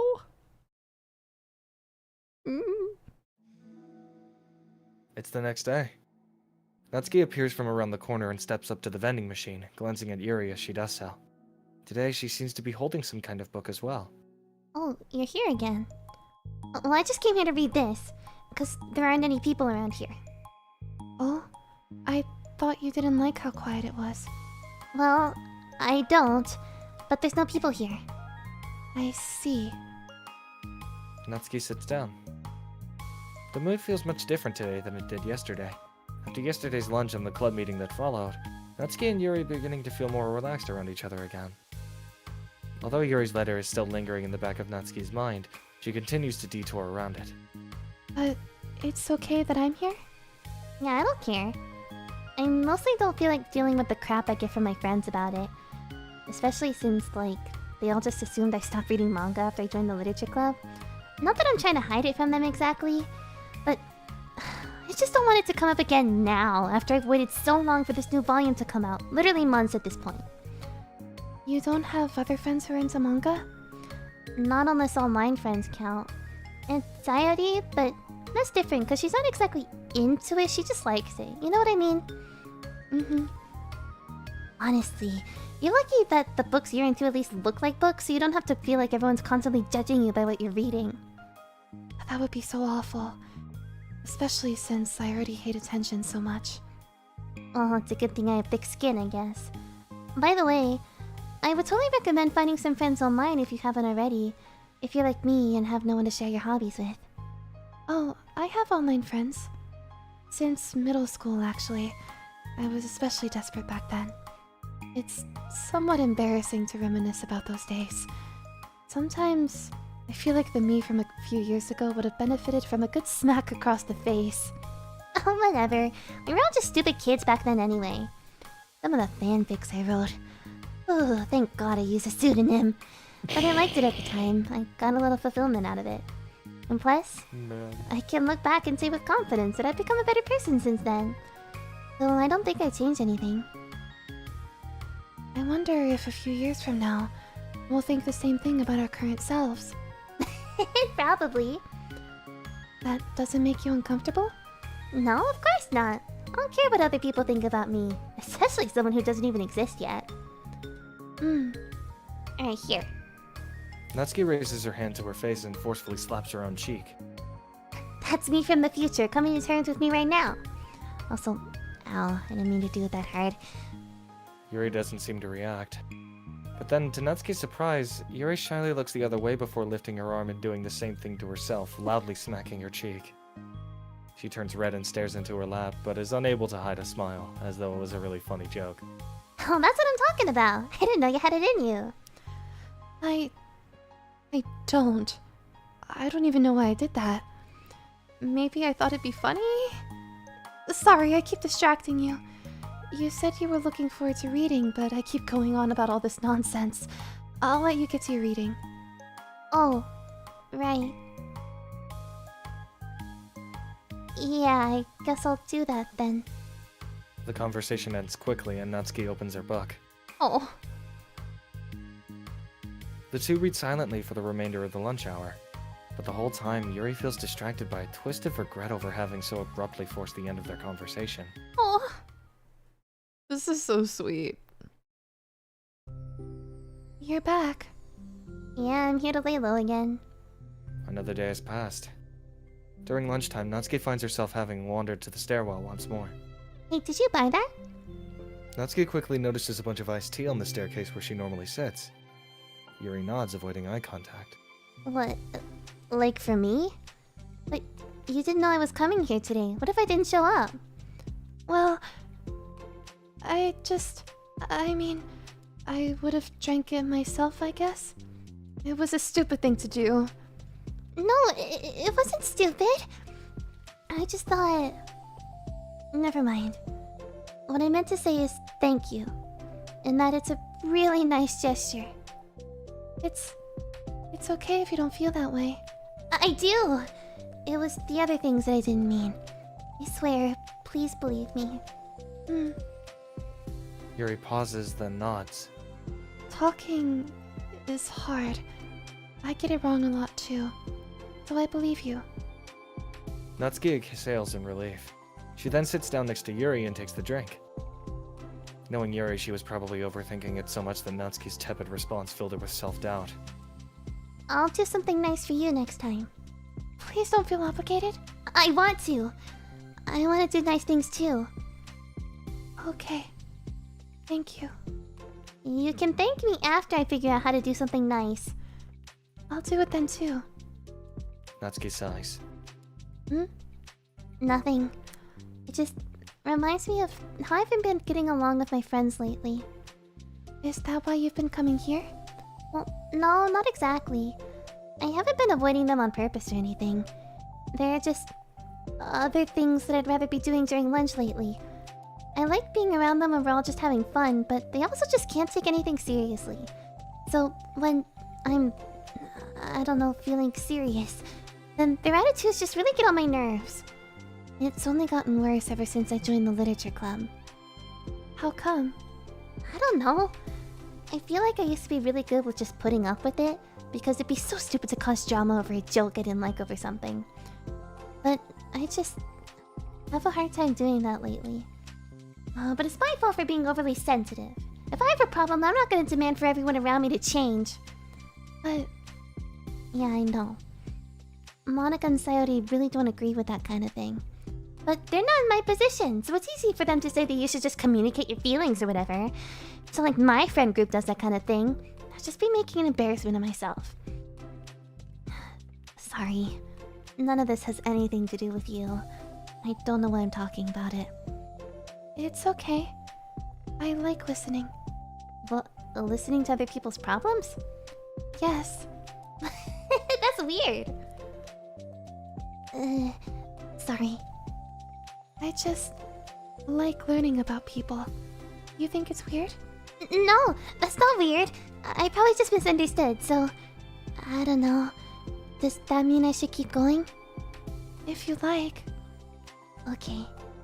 Well, I don't know what to talk about now. What are some things that you like about your friends? A lot of things. I mean, they're really fun to hang out with, like after school and on the weekends. And they really like my baking. And it's fun to complain about school together. They make me laugh a lot. And we have a lot of good memories and inside jokes. Oh. I'm bad at a lot of those things. Oh? Are those all things that are important to you? Well, kind of. But they're not things I need to get out of everybody. Everyone in the club is really different from that, but I'm still friends with them too. Well, Sayori really likes your baking. And she makes you laugh. And she complains a lot. That doesn't mean she's anything like my other friends. Well, unlike them, she's a nice person who cares about your feelings. Excuse me? How about you don't talk that way about my friends that you don't know anything about? Natsuki stands up. No, wait. I'm sorry, I didn't mean it. I didn't want to say something bad. Please don't leave. Natsuki sighs and shakes her head. It's fine. As long as you understand that you can't just judge people like that. I'm sorry. Natsuki sits back down. You can't just compare friends like that and, like, measure who's better than who. Everyone's different. I'm sorry. I just don't like people who want to hurt you. A moment of silence stretches between them. They don't want to hurt me. We just like to tease each other about stupid things. It's fun. I don't like that. Well, that's why I'm friends with them and you're not. You like it?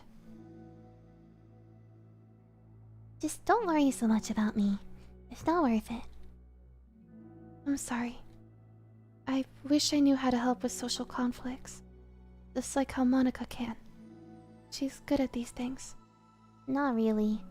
Also, I don't always want help. Sometimes it's just stuff I have to deal with myself. That's what Monica and Sayori never seem to understand. Sometimes all you do is look at them wrong and they're all like, "Oh, what's wrong? Is everything okay?" I just want to mind my own business sometimes and decide myself if I want to talk about things. The only one who understands that is you. So, you really shouldn't be so hard on yourself. You're not as bad as you think. Oh, you don't need to reassure me or anything. I mean that. Plus, it makes sense that someone who doesn't talk a lot would make a good listener. Thank you. You're also nice.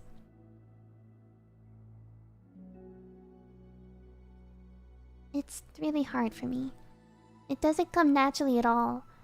It's so weird because I always thought of myself as someone who can just say whatever's on my mind.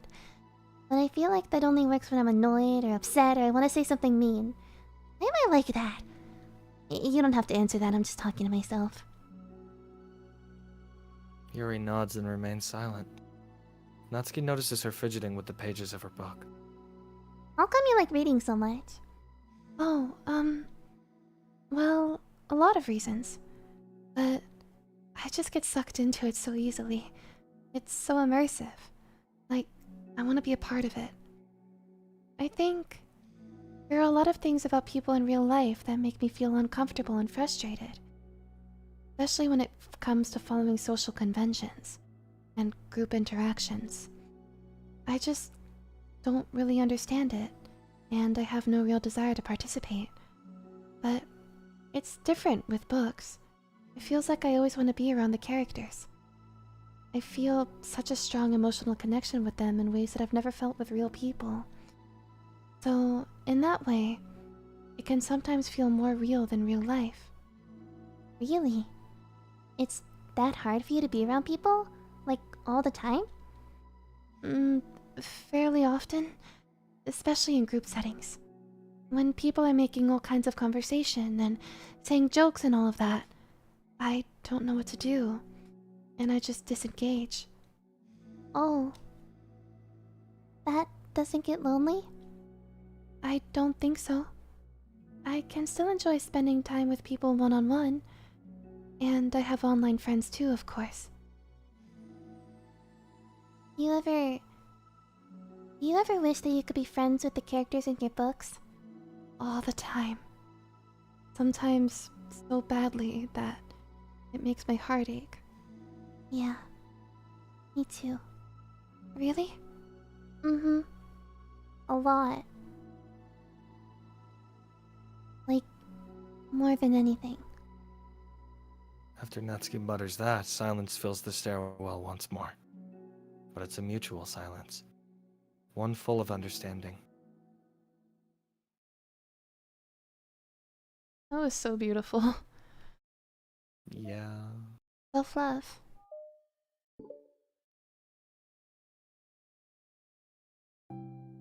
Hey, Oh, hello. I almost thought you weren't coming today. yeah, well, Lunch is already more than halfway over. Natsuki had typically been meeting Yuri in the stairwell much earlier, since it had been a good way of dodging her friends when she didn't feel like seeing them. Today, she's holding a large plastic container in both hands. I ran into my friends, so I hung out with them for a while. Is that so? Yeah. I was in a good mood today, so I figured I should. I hadn't seen them in a while, which I had to come up with an excuse for, but I expected that. Plus, I have way more of these than I know what to do with, so I figured I'd share with them too. As she sits down, Natsuki opens the lid of her container. You made cupcakes. You know it. It's been a while at this point, so I figured it was about time again. You can take one if you want. Yuri takes a cupcake and carefully twirls it between her fingers. It's brown, with dark green frosting immaculately shaped into a floral pattern and topped with some kind of glittery powder. How pretty. I just ate, so I might not be able to finish it. Are they for the club? Yeah, I guess so. I didn't really think about it, I just made them. Ah, I just thought that because green is Monica's favorite color, right? Well, yeah, but that's not really... Yuri takes a small bite. This is green tea flavored. I love green tea. Oh, do you? It was just a random idea I wanted to try, so... Don't laugh at me. I'm not. I just felt happy. Oh, sorry. Usually when... Never mind. What I mean is that I'm glad. Sorry for saying dumb things again. I just wanted to do something nice. And this is something I happen to be good at. And I do know that you like them, from past experience. Yuri turns red, recalling the time she treated herself rather generously to Natsuki's cupcakes. Ironically, her mouth is too full of cupcake for her to stammer an excuse, so she just settles for a disapproving look. How did you get into baking? Oh, well, I don't know. It kind of just always appealed to me. Well, a few years ago I read this one manga with a lot of baking, so I got like super into it for a while. I was probably making stuff almost every day. But it's something that I always knew I liked anyway. It's like, baking is like art. But when you get good at it, it gets more delicious too. I'm struggling to imagine myself putting my heart into something so artistic, knowing that it would just be eaten afterwards. Yeah, maybe you're too practical for it. I think I prefer to be on the receiving end. That's my other favorite part about it. It's something I can do that makes a lot of people happy, like unconditionally. Everyone's always so thankful, and in that moment, you get to be like the bringer of joy. I don't know, it just makes me feel... Valued? Yeah, I guess that. So, you were able to make up with your friends today? There wasn't really anything to make up with them about. We weren't fighting or anything. You weren't? Oh, maybe I misunderstood. It only turns into a fight if I lose my cool, and that's just unnecessary drama. It only makes things worse. So, they're not going to stop? I mean, it only happens sometimes anyway. It's just the way they are. I'm the only one who ever has a problem with it. Not worth it. Especially since I have somewhere to go now when I don't feel like hanging out with them. Oh, I see. The cupcake's empty foil wrapper audibly crinkles as Yuri clenches a fist. I'm glad that the situation is resolved, and that you don't have to avoid them anymore. Yeah. Me too. And I don't have to bother you during your alone time anymore. I'm sure you have a lot of reading to catch up on.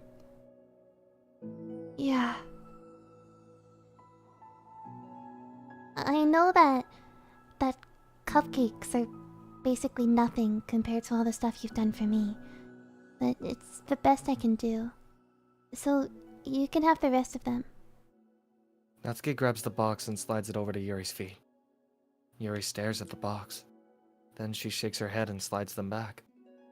You should save them for your other friends. But I made them for you. Natsuki's voice whines as she protests. I know. And I like them very much. Exactly as you thought. You succeeded. But I know you care about making your other friends happy too. And if this is the way you know how to make that happen, then I'm not gonna take it from you. No! They were for making you happy! You make me happy! You're worth more than cupcakes to some people. That's why they want to spend time with you and be your friend. Without warning, tears pour from Natsuki's eyes. She pulls her knees to her chest and starts sobbing into her arms. Natsuki? I'm such a bad person! Yuri stammers, feeling panicked. I didn't mean to say something bad. Natsuki shakes her head and wipes her eyes. You didn't. It's just... Natsuki tries to choke back her sobs but struggles to speak through them. I just really hate myself sometimes. And it feels so wrong when you say those nice things to me. Like I don't deserve it. I'm sorry. No, I am. I'm so difficult. And I can't think of even a single thing about myself that somebody would like. And I hated myself for bothering you during lunch. I just thought it was my chance to be a good person. Like, to be nice. And do the things you wrote about in the letter. I knew that if I tried in the club, Sadie and Monica would be super annoying and make a huge deal out of it. You know, I think a lot of those negative things too. About myself. I never felt like a good person. I always scrutinize everything I say, and later I feel like I said all the wrong things. And I just spend so much time thinking about myself, hating myself, and feeling like everyone else must hate me too. So I understand some of that through my own experience. And that's why I wanted to write the letter and express my feelings. It pains me to see those things in someone else that I saw in myself. Natsuki sniffles. Yuri rustles through her bag and pulls out some tissues, then hands them to Natsuki. Monica told me that it takes a good person to reflect on these things. The desire to improve yourself. That makes you a good person. So don't worry so much. Also, there are things about you that people would like, so... Like what? Like how you're fun for people to be around. And you're not shy. And you know how to make people laugh. And you're very passionate about things. And you know how to take the lead. And you care a lot about other people. And just a lot of things. Oh. Well, now you're making me feel really embarrassed. Well, you're the one who asked. And don't you think I feel embarrassed? Natsuki tries to hide a smile, and she sighs as it fades again. Every time I come here, I always think it's the last time, but then I keep coming back for some reason. Is that bad? Just really confusing. I mean, my friends and I go way back, so ditching them all the time feels like... I don't know. Feels like what? Natsuki's voice gets quiet. Maybe I'm scared that they'll get mad at me. I really don't know what to do. She pauses. Yuri stares into the distance, tracing her eyes Welcome along in. the patterns of the floor tiles while she thinks to herself. What would you do, hypothetically, if your friends were happy for you instead of mad at you? Happy for what? Happy that your new club is making you happy. Well, that's just not a fair hypothetical. Natsuki says that, but with little confidence in her voice. I always told myself that I don't rely on the approval of others to be happy.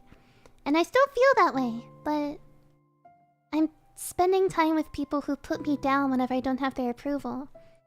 That's probably what's making me feel so confused. Because I'm threatened out of the things that should make me happy. So, no matter what, it's like I have to be unhappy to be happy. It's making my head hurt. That must make it really difficult to feel comfortable with yourself. Being made to feel like you're wrong just for being the person you are. It really goes against everything I believe in, doesn't it? It goes against the kind of person I want to be. I'm fed up with it. I'm fed up with a lot of things. Natsuki presses her palms into her forehead and shakes her head. I know what's best for me, but I keep convincing myself out of it. It's so much easier to be comfortably unhappy than it is to do something so scary. To do what? You know, end it. With them? Natsuki nods. I didn't think you were actively considering that as an option. I wasn't until recently. It's just one of those things where, like, it's been a certain way for so long that you just get used to it. Like, so much of you has gone into it. So much that it feels like that's just how your life is. And throwing it away is like throwing away such a big part of your life. It makes me feel sick to think about. Natsuki sighs. It's just really scary. It's terrifying. What are you scared of? I don't know. A lot of things. Like being alone. Not having anyone to talk to or hang out with. Not being able to replace what I have with them. And I don't want them to hate me. And I'm scared they'll hurt me for going against them. Physically? Not physically, but... Yuri clenches her fists. Natsuki, What? if anyone even thinks to cause you harm, I will unleash hell upon them. Natsuki snorts in laughter. Don't laugh at me! Sorry, I was just... I like that. That's all. Oh. Well, I meant it. I know you did. Natsuki gives Yuri an endearing look. I needed it. As the conversation lapses, Natsuki again slides her box of cupcakes over to Yuri. Just take them, okay? I don't want other people to have them anymore. Are you sure? Natsuki nods. I'm sure. I will then. I'll enjoy them. Natsuki looks away, but a feeling of warmth spreads through her. She holds on to that feeling, knowing it will give her courage. Oh. You know what? Good for them. Good for them. You're here first today. Mm-hmm. And you brought reading material. Mm-hmm. Natsuki is sitting in her usual spot, this time holding a volume of manga with her lunch sitting behind it. Oh my god, while her lunch sits beside her. I'm sorry. You're doing Yuri good. sits down as well and opens her home book. It sucks when a good series has to come to an end. Like, it's such a big part of your life, and then one day there's just nothing left. It makes you feel so empty. Like this game. Unfortunately, I am about to experience that myself. I'm on the last book of this series. That sucks. But there's also something satisfying about letting a story conclude. I don't know if I'd want it to go on forever. Maybe. But there are some things that I wish could. On the other hand, have you ever read something that overstayed its welcome? Yes. Yes. Yeah, definitely. Seven Deadly Sins. God, the ending to Seven Deadly Sins pisses me off. I can think of at least one thing I've read that got pretty unbearable like halfway through and then the ending really sucked. So it sucks when something good has to end, but it also sucks when they just keep inventing more plot until you don't like it anymore. Guess it sucks either way. Mm-hmm. Well, that's the nature of all things. They come to an end. The two fall silent. They slowly eat while making their way through their respective reading material. Except Natsuki doesn't seem to be touching her food at all. You don't go out during the weekends, right? Excuse me? Like, with friends? At the mall or downtown or whatever? I'm not a total shut-in, you know? Oh, my bad for making assumptions. Well, I'm sure I go out less than other people, like you and the others in the club. I don't really meet with friends and arbitrarily spend time like that. I'm usually meeting with my board game group. Board game group? It doesn't matter, it's just more Nerdy stuff. Does she play D&D? That's awesome. She plays D&D. Why do you ask anyway? I was just curious. I just realized that I couldn't picture it, so I was just curious. Yuri looks at Natsuki and realizes that she's shaking. Don't look at me like that. Sorry. Natsuki pulls her knees into her chest and puts her head down. I can't take this. Did I do something? Yuri gets flustered, her mind racing over what she may have said or done. I did. I ended it. I texted them earlier telling them. And then I just blocked them because I'm so afraid of their responses. And now it feels like I'm dying inside. Oh, that's...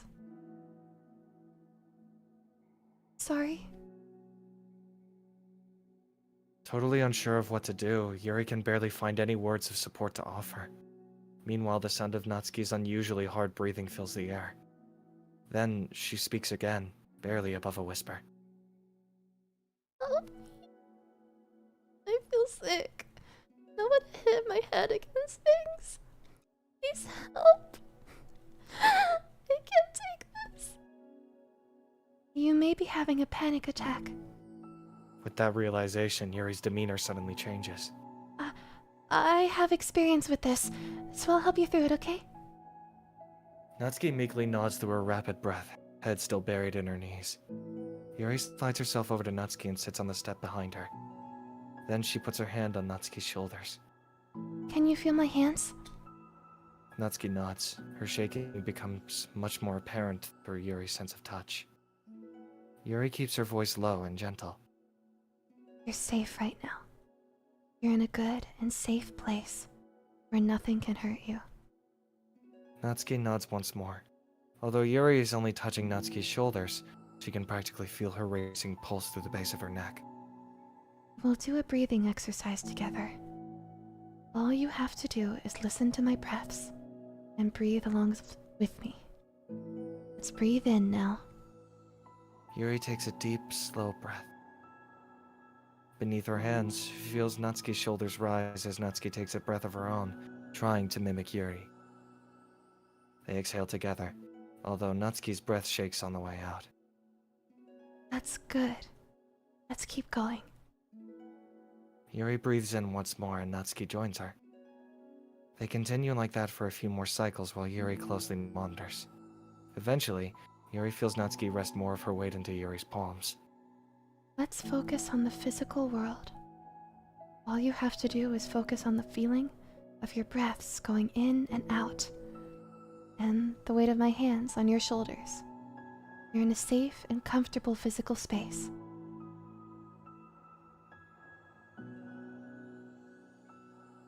Minutes pass in silence. By now, the worst of it is past, but Yuri is determined not to move away until Natsuki prompts her to. Meanwhile, Natsuki has lifted her head off her knees, and her breathing is mostly steadied. Then she takes a final deep breath and slowly pulls herself to her feet, causing Yuri to let go. She stretches her arms. I'm sorry. I didn't mean to freak out. Don't know what my deal is. You don't have to apologize. This must be enormously stressful for you. Is that gonna keep happening? It may, or it may not. We can take measures to help prevent it in the future, but I think it'll naturally get better over time. Natsuki motions to sit back down again, so Yuri moves over. Yuri turns away to pick up her open book from the dusty floor, which she'd hastily set down earlier. She brushes the dust off the cover. I don't think I could have gotten through that alone. You're not alone. Feeling shy again, Yuri speaks into her own lap. From now on, you don't have to do anything alone. As she says that, Yuri tenses up. It's rare for her to so openly share her thoughts.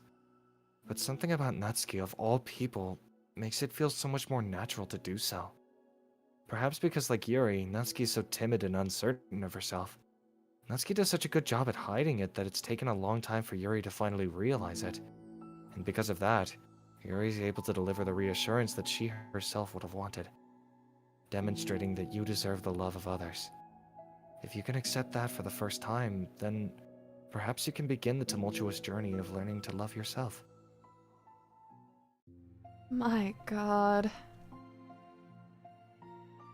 Do you really mean that? You're probably gonna regret saying that if you do. How so? Because I'm probably gonna have a lot of free time during the weekends from now on.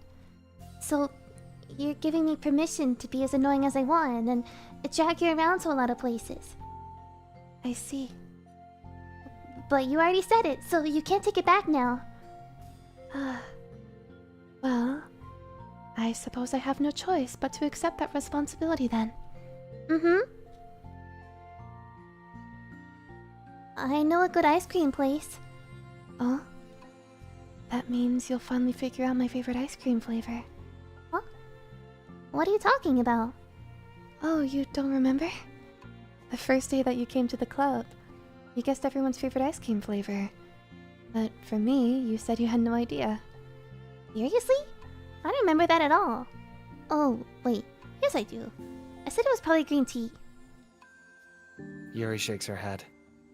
It's a good guess, but my favorite is usually to get chocolate and raspberry together. Chocolate and raspberry? How fancy. Is that fancy? I don't know. I feel like I should have guessed something like that. Well, maybe next time I'll try chocolate and strawberry. Hey, strawberry's my favorite. What a coincidence. I think it helps to have something to look forward to. I still have the sick feeling in my stomach, but it's easier now to convince myself that I did the right thing.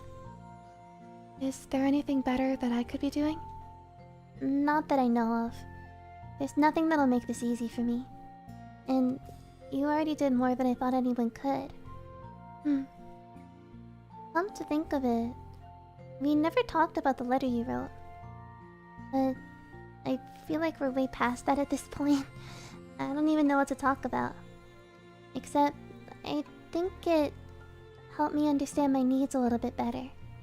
The way I like to be treated. And the kinds of friends that I want to have. That's why I wanted to start coming here in the first place. Even though I was so scared of causing more problems. I thought it was a coincidence that you ran into me here initially. Well, not exactly. What do you mean? Nothing. I may have tracked you down first. With the help of Sayori. But you said... I was shy, okay? I wasn't ready to, like... whatever, you know what I'm saying. Well, I guess... I'm glad that you worked up the courage. Even if it was in your own way. I can tell that you've been making a lot of difficult decisions. Brave. And it'll make things better in the long run. I think anyone would be proud of you for it. Anyone? You mean, like you? Yes. Like me. No, I could get used to this. As long as you don't tease me too much. Fine. Just a little then. That's fine.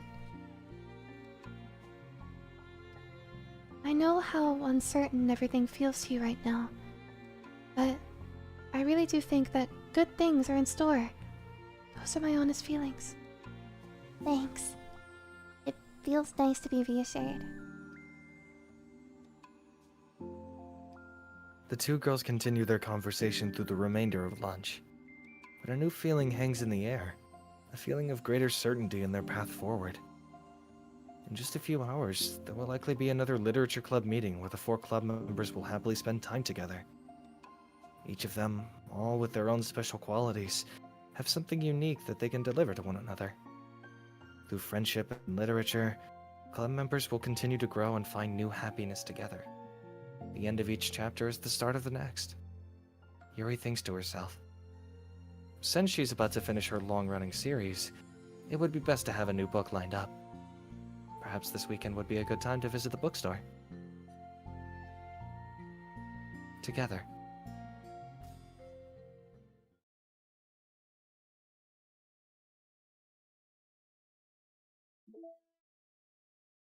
There's one more. Psych! There's one more! I was lying to you the entire time! You Let's really go! were.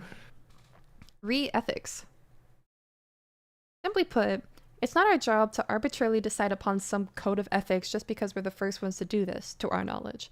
That's the government's job to figure out, long after we've made enough headway for it to no longer apply to us. It's fundamentally flawed to apply ethical reasoning to this anyway, because humanity's code of ethics is based upon nothing more than our knowledge and understanding of life forms similar to ourselves. We don't have ethics for killing bacteria or plants, only for the creatures that we can convincingly project our emotions onto. The humans and our VMs operate completely differently from us on a fundamental level, and therefore should not be taken any more seriously than a machine that's programmed to print, "I feel sad." We're engineers, not philosophers. Also, yeah, I got. Get fucked. Let's go. Equals. I'm not ready. No, you're ready. You're ready. No, my voice is thrashed. Please give me a second. Oh shit. Okay, I'm sorry.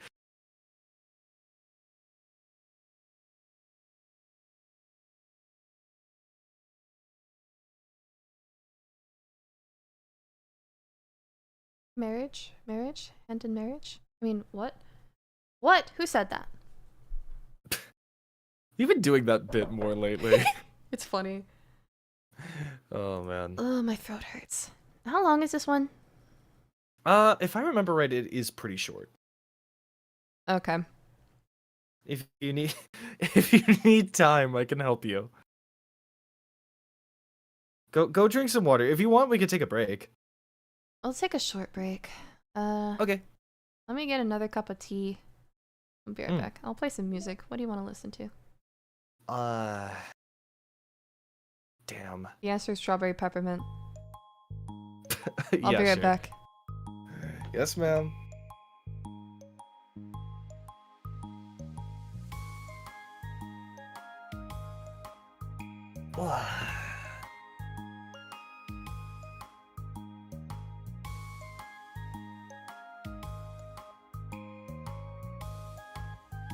So,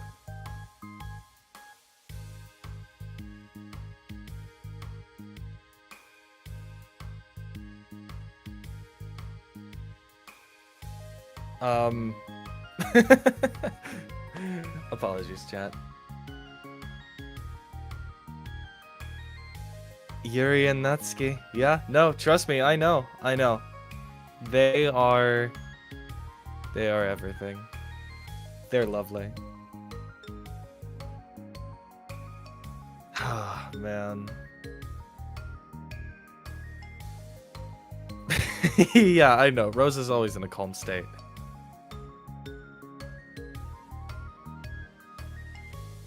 Ren is technically still in recovery. It's not good to push her voice regardless, because she's susceptible to laryngitis. So she's been working overtime. But man, She... yeah. She is doing an exceptional job. I don't think that needs to be said. Once again, common wren W. Like, the W's literally in her name. Like, come on. I love this game so much.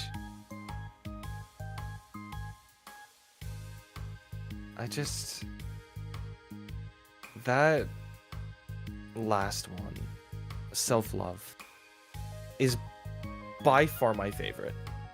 By far. Because Natsuki and her problems are very relatable to me, particularly with her friends. I relate to that a lot.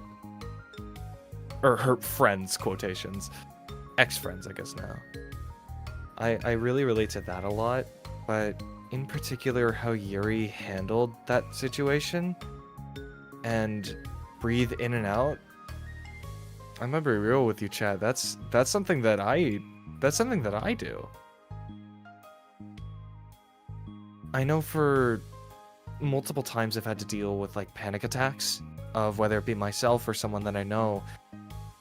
That's always the strategy that I've used. Breathe slowly. Focus on breathing. Go slow. If you want, breathe to the rhythm of your favorite song. Get your mind focused on something else, on the here and now, on the present. And then, once you've calmed down, that's when you can start thinking about the scary stuff. But only once you stay grounded, you know? I really relate to that. That's something that the entire time that was happening, I was just like, wow, this is literally just what I do. Oh, man.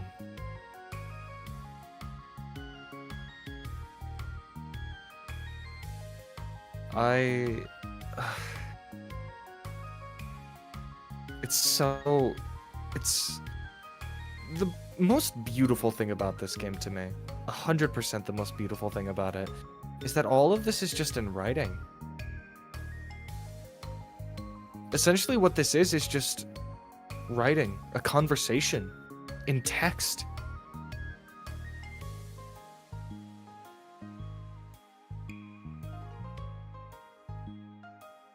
And it's that powerful. It's that emotional. It's that delicately handled.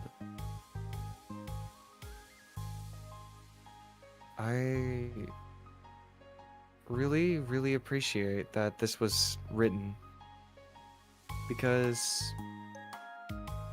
there's always something that you can learn from fiction when, you know, someone's got some part of life figured out, you know? When someone figured out how, you know, how to help deal with a problem, a relatable problem. And there's something to learn about it. I love this game. I love it so much. Oh my god, I knew I loved this game. I knew I loved this game for years and years and years. I talked about this before, but I, on and off, had just been like paying attention to this game and like seeing like small little clips from the game and people's reactions to it and all of the most important scenes and whatnot. And I'd practice different scenes to myself because I loved it so much. I thought the characters were so beautiful, and on and off, I did that. And, well... Hello. Oh, welcome back. Alright, I have some stacks with me. I'm gonna take a couple minutes to shut up, though. Okay. Oh shit, what was I talking about? Oh yeah, on and off, I've just been, like, playing this game, just watching it. Or not playing it, only watching it, seeing clips of it and whatnot. But...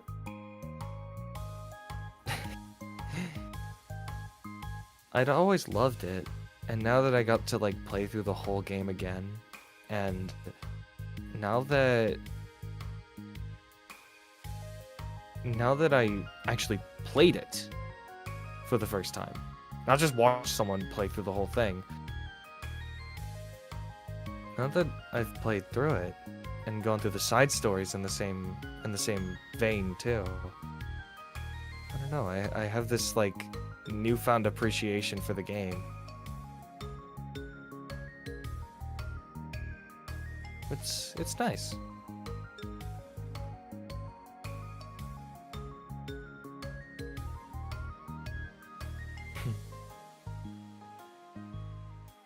Yeah. This game's great.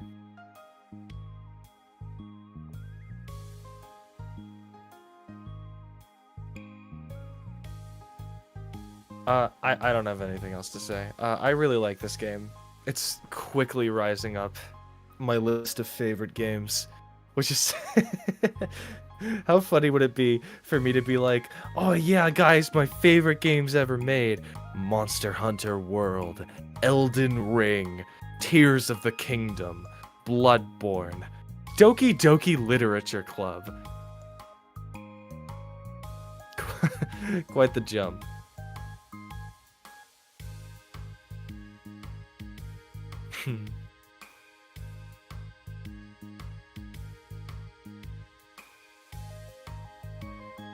Yeah, this game's great. I can't wait to see Equals, because the last one, if I remember right, the last little bit, or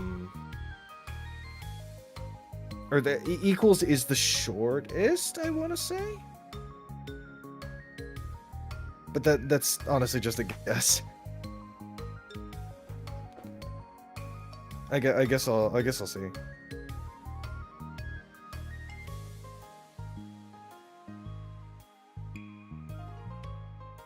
We all know it's secretly Madden 2003. No, you're wrong.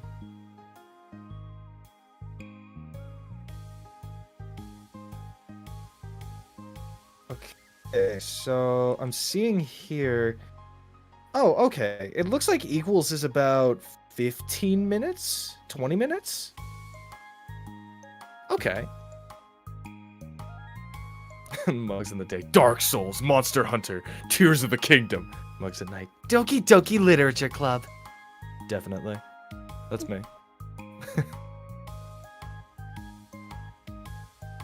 That's mine. Oh, man. That was my dinner, it's not yours.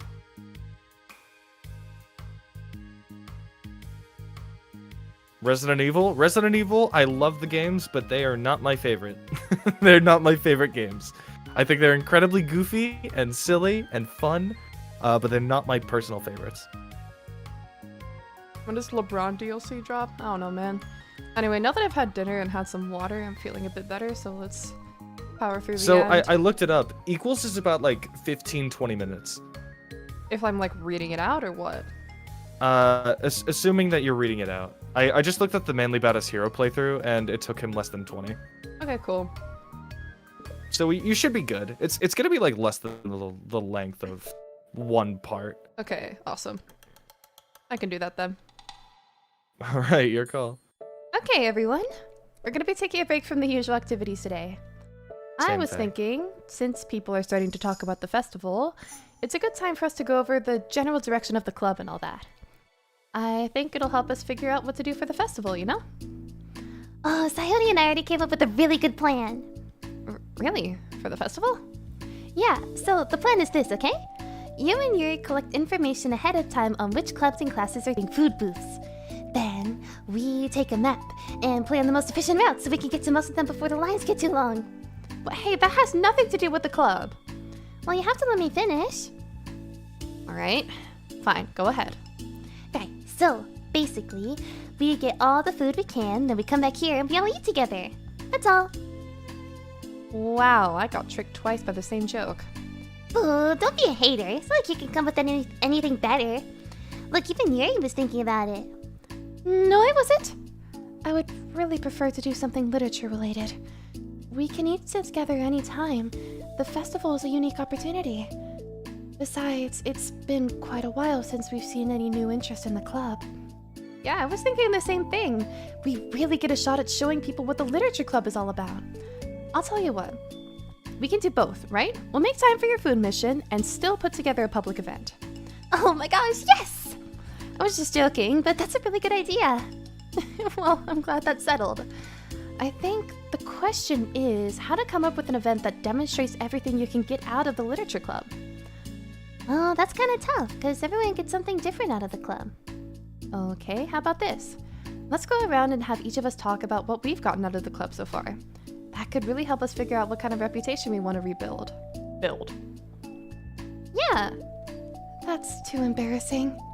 Aw, but you'd have so much to talk about. That's exactly why. And I'm sure Natsuki feels the same way. Well, maybe, but I didn't plan on arguing against it or anything. I mean, it's the literature club. We talk about that stuff together, right? And the only way to get more comfortable with it is to just suck it up and do it. Oh, you're not wrong. I'm sorry for being resistant. It's not good to say suck it up, because it sounds like their feelings don't matter. Right, my bad. It's just a habit I need to break. Well, anyway, who's gonna start? I'll start. I was the first to join after all. Wouldn't that be me? No, I wanna go first. Fine. You can start. I don't mind. Yay! So, Gosh, it feels like so long ago. I think I joined because I wanted to have fun sharing poems with people. It seemed like it'd be a safe way to express myself. You know, like, if it's just a poem, then I can share it without feeling like I'm burdening anyone with my problems. And I thought it'd be a really good way to get to know other people too. So, yeah, I was really surprised when I walked in and it was just Monica. And she was sleeping! Oh, don't remind me of that. Oh, gosh. yeah, but it seemed like so much fun to help start a new club. Especially since writing helped me so much, I wanted to see it help other people too. But it ended up being me who was inspired. Because I remember feeling like Monica was just so sweet and mature that I could trust her with anything. It made me feel a lot less alone, having someone who knew even the bad things about me. And at that point, I knew the literature club was going to be special for a lot of people. Yeah, I felt the same way. It really helped give the club a more cohesive vision. Yeah, and then Yuri joined, but she was so different from us, and Natsuki too. I think, for Yuri, it really helped for me to take the lead before she was able to open up a little. But Natsuki was kind of the opposite, where she wasn't ready to get really close to someone really quickly. I never really thought about that sort of thing. I really feel like I've gotten better at understanding people's different needs. And that makes me really happy, because my friends are just the most important thing to me. And whatever new members we get, I want to help them in those ways too. I don't know if I would have continued coming to the club if it weren't for you. Really? Mm-hmm. I know it wasn't too long ago, but it hurts to think about my behavior back then. I was really short-sighted. The only reason I came was to find others who were into fantasy. I suppose that was my idea of making friends with people. And I remember feeling uncomfortable because you and I have such different energy. I had such a specific idea of the kind of person I could be friends with. So when Sayori tried so hard to get to know me, I felt like I was just wasting her time. I think I was naive to assume that similar interests were the key component of friendship. Sayori and I were able to be friends because she always thinks about the needs of other people. That's something I never knew how to do, or even thought to do. But I stayed in the club thanks to that, and I started trying as hard as I could to understand people better. You really went above and beyond when it came to that. I was just super impressed. Well, I always hated that I didn't know how to behave like a person who's easily liked by others, like the two of you can. And because of that, I spent so much time thinking about my own behavior and all the wrong things I said. But the whole time, I should have been thinking about other people instead, not myself. Once I started doing that, I was able to make friends with everyone else. Oh, also, I discovered that sometimes I'm a better communicator when I take the time to write rather than speak. It's so strange the way things turned out. It's so far different from anything I ever would have expected. But I'm happy. I suppose we don't always know what we really need. Oh my gosh, you're so cute that I'm gonna throw up. Okay, please don't do that, Sayori. Besides, I'm not cute. Hey, isn't that my line? Oh, well, for me it's actually true, so... What are you saying? Oh, nothing. I finished my part, so somebody else take their turn. My heart. Sayori, take some deep breaths. Okay, fine, I'll go. Yuri, I can't believe you were complaining about doing this and still went before me. What a show-off. I was just following up on Sayori. It was the easiest way to get it over with. Besides, you left out the most important thing you got out of this club. I did? Yeah, a regular supply of your favorite cupcakes. Oh no, I forgot that too! I'm a traitor to the Cupcake Queen. Neither of you are forgiven. Looks like only Monica will be getting cupcakes next time. I can't eat that many cupcakes. Yeah, true. Only Yuri can. But hey! Anyway, I'm just putting off talking. It's kind of hard to talk about this stuff. But I guess what it comes down to is that I'm in a much better place mentally than I was when I first joined. And that's because everyone helped me realize that I had some really toxic friendships going on outside the club. It was honestly a really painful thing to go through, having to cut them out. It still hurts to think about. I'm sorry, Natsuki. It's fine. I knew it was for the best, and I was right. I guess for me, it's all about feelings. I was only ever ridiculed for having feelings, so I thought the right thing to do was to just ignore them. It took me a really long time to realize that that's not really how things are supposed to work. And I guess that's thanks to everyone who took the time to respect my feelings, even when I was being, like, the biggest jerk. I'm really sorry for being such a jerk to everyone. It was really the worst. Natsuki's voice chokes a little. I love you, Natsuki. I just hate that I was like that. Everyone did so much for me, and I could never do anything in return. But that's not true. Natsuki, you've done a lot more than you think. This club really wouldn't have been the same without you. I mean that. Remember how judgmental I was when you first showed up? It was like I couldn't accept anything other than my own idea of what a literature club was supposed to be. Apparently, that was more important to me than the opportunity to bring you some happiness. You really taught me that anything that makes someone happy is worthy of respect. You even inspired me to start playing piano. Something that means a whole lot to me. So there's no need to put yourself down. Okay, Natsuki wipes her eyes. you helped me a lot too. It's so much fun to have you around. And you helped me become a better person. Having a problem doesn't make you needy or inconvenient. It means that there's something that needs to be better for you, and you always deserve that. I agree. Seeing us have some of the same struggles made me a better person as well. I wouldn't want to change anything about our time here. I don't think any of us would. I'm sorry I got all dramatic again. That's all I wanted to say, so Monica can go now. There's no need to apologize. It was something I wanted to talk about anyway, because it made a big difference for me. I was always such a strict perfectionist, who never took enough time to believe in the best of other people. But everyone kept proving me wrong. I made the mistake multiple times thinking that my way was the best for everyone, or thinking that I was needed to solve other people's problems. But I think that being a leader means that you have to acknowledge that you're not perfect, and that the best thing you can do is help guide people rather than do everything for them. We're all good people. We're all equals. I think that's the most important thing I've gotten out of the club, realizing what that really means. Saudi, what are you doing? I just thought that we should be writing some of these things down. Things about the club that are valuable to us. With a piece of chalk in her hand, Saudi writes the word trust on the chalkboard. This is because you showed me that I could trust you with everything about me. not just my good side. Suddenly, Yuri takes a piece of chalk as well. She writes, understanding. I owe a lot of gratitude to everyone who took the time to understand me, even though it was so difficult for me to express myself. In that case. Monica takes a piece of chalk as well and writes the word respect. I always thought I was a respectful person, but it took the club for me to realize that there was more to it than I thought. And I'm a better person because of it. I have another one! Saori writes balance. Sometimes people want different things out of a friendship, or they need time before they're ready to become close.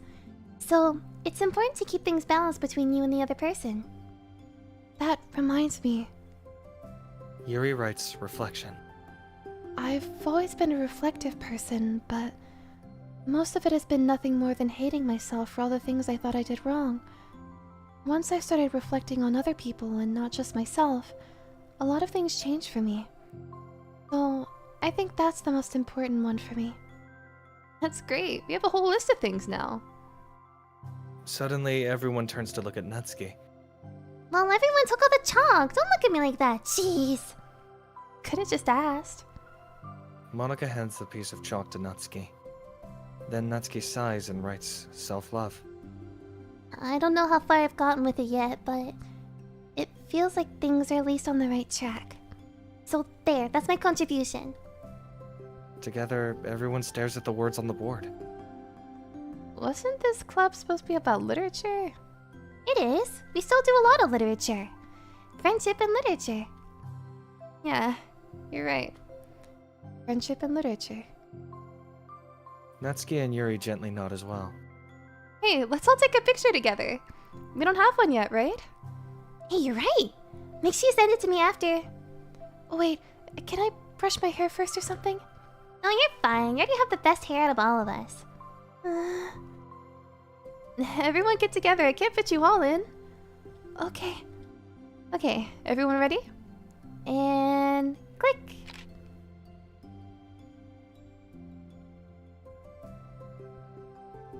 We don't get to see it. I'm really glad that we talked about this stuff. It's easy to forget how far we've come with only 4 members. Yeah, I have so many happy thoughts right now. I'm getting some really good inspiration for a poem. You know, I feel the same way. I kind of want to get some writing done. Me too. I think I would like that as well. Everyone's looking at me again. I'll do it too, but I might not feel like sharing it. That's okay. The 4 members of the literature club disperse and return to their desks, each equipping themselves with a pen. Natsuki and Yuri give each other a quick glance, then start writing immediately. Saori stretches, then does the same. But Monica is left tapping her pen against the paper, unsure of where to start. Just move your hand. Monica mouths to herself. Right the way into your heart. Her mind full of thoughts, memories, and inspiration, Monica navigates past her mental barriers and begins to write.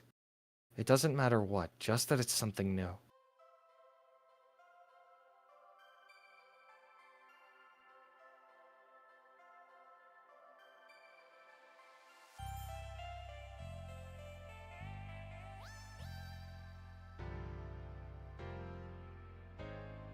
Yay!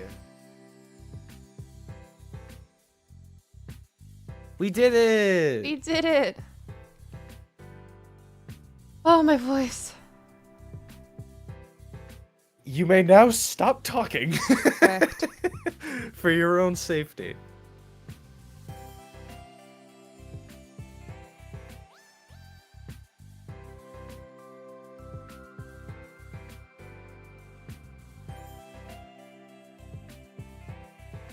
That's Doki Doki Literature Club!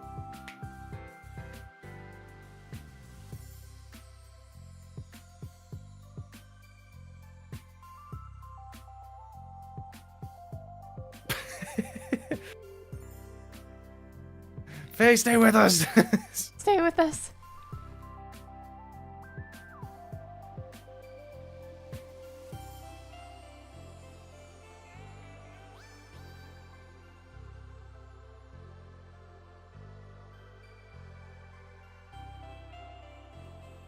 Oh, okay. Thank you for showing Natsuki. I was worried they weren't going to. Yeah. Same.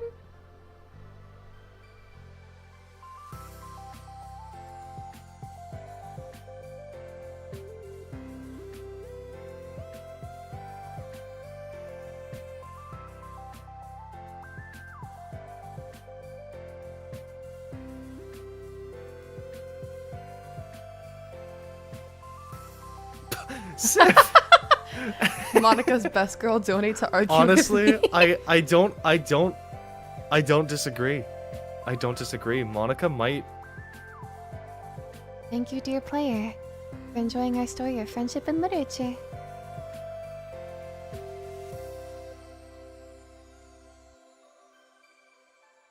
Made with love by Team Salvado and Serenity Forge. Oh, it's the picture. There's your photo. Oh, it's so cute.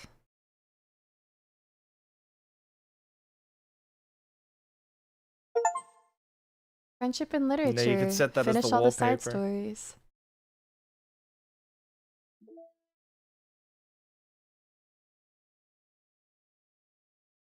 Oh, there's a second one. Okay, now everyone make a funny face.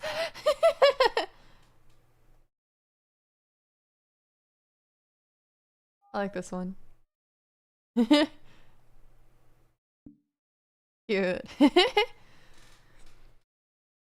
As Natsuki and Yuri said earlier, it's so sad that a really good series has to come to an end. Thank you for this. Thank you all for watching, honestly. This was a long-ass journey. This took us multiple hours. Like, this took us a long-ass time, now that I think I about was it. not. Yeah, it took us. Oh my god. What the? Holy Nats- shit. Natsuki's Faye, best girl. Faye took that seriously. Get a girl who's tsundere but reads manga, makes cupcakes, always goes straight to the point. Her main color is pink, and she's everything. Bro, hear me out. God damn. I wish Oh my literature was God. real.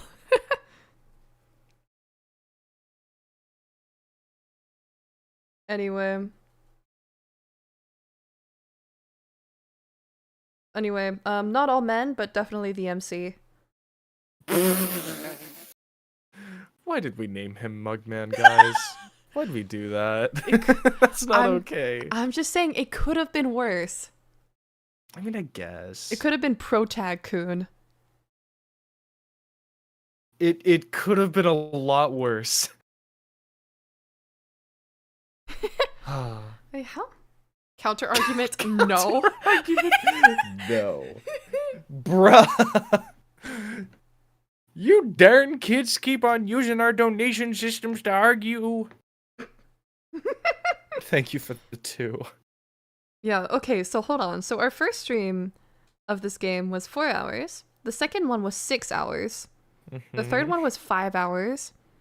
And this one is 5.5 ratio. What the fuck, guys? Stop. Wait, so that's 10, 15, that's 20 hours. I guess I could also just check my Steam. Even better comeback. What is going on? Yeah, so last time I opened up the game, it said I'd been playing it for 15 hours. Since it's been a 5.5 hour stream, that's about 20 hours. It's been about 20, yeah. That's crazy. First to 100 wins. Oh my Reverse god, guys. Y'all. Guys, please.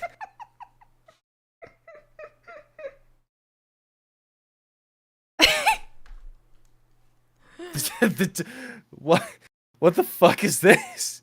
Anyway, so,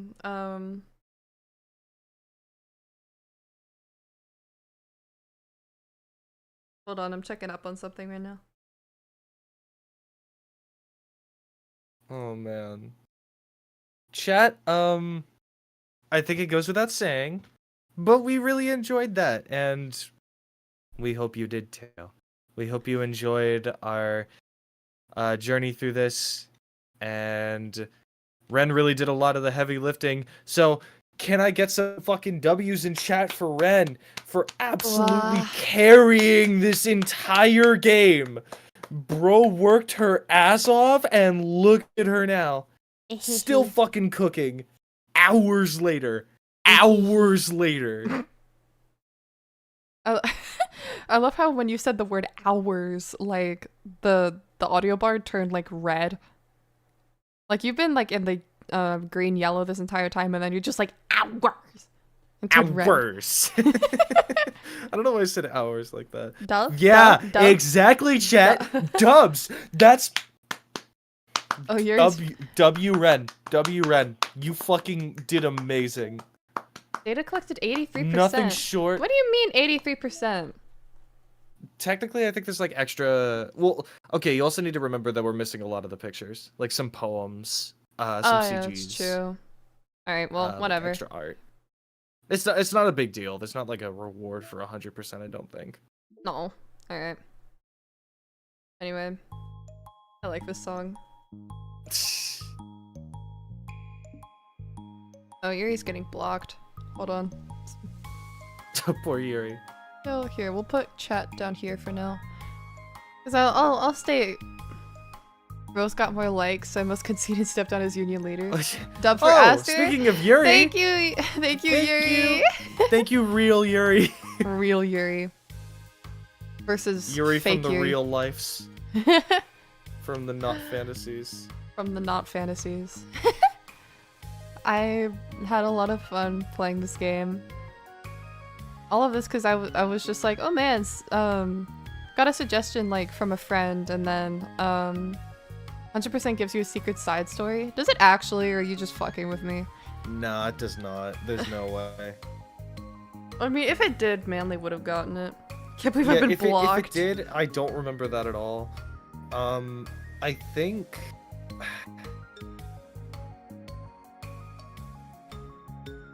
Yeah, no, I don't think there's anything for getting 100% besides like more emails and like more lore. You got Mike Wazowski. I mean, if there is new content, then we can just like upload a video after the fact. Yeah. And we could just like go through all the different extra content like really, really quickly. It's true. Is it actually? You unlock a secret thing in the side stories, but it's not an actual story. So there is something. I'm gonna look this up. What the fuck is this? Hold on. Let me look this up. Alright, well, I'm... Watch the fear factor of another literature club stream set in. I don't know if I have it in me, y'all.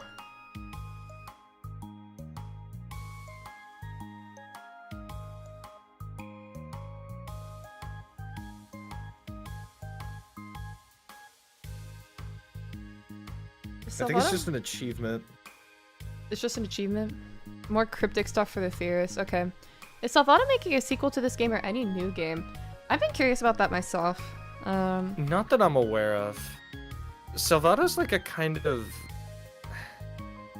He's a lot more low-key. Yeah, here we go. Alright, so Team Salvado has an itch. News. Yeah, I haven't heard any news from Alright, so... Salvado. Yeah, the only thing on Team Salvado's itch is just the DLC. And then let's check the Steam page. Team Salvado. Okay. Windows security. Okay.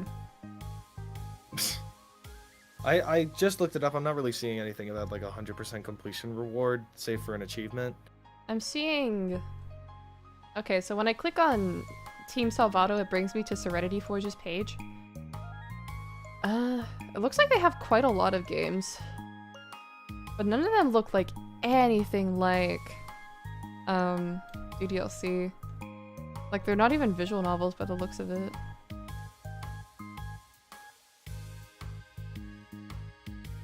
Salvado's just speedrunning Yoshi's story these days. Man, good for him, honestly. I'm happy for him. Well Alright, deserved. well, with that, I'm so sleepy, y'all, so I'm gonna be heading to bed. Thank y'all so much for sticking around for all of the side stories, and the entirety of DDLC in general. My god. Yeah. It was a journey. And also I made it to 8K in these streams. That's crazy. One more round of applause for Wren. Oh my god. Wow, thank you. One more round of applause. Sleep is for the weak? Yeah, I'm the weak. Alright. Thank you for your hard work. 07. And thanks for streaming as always. Thank y'all for watching. Good night all, rest well, until next time. Yep, you heard it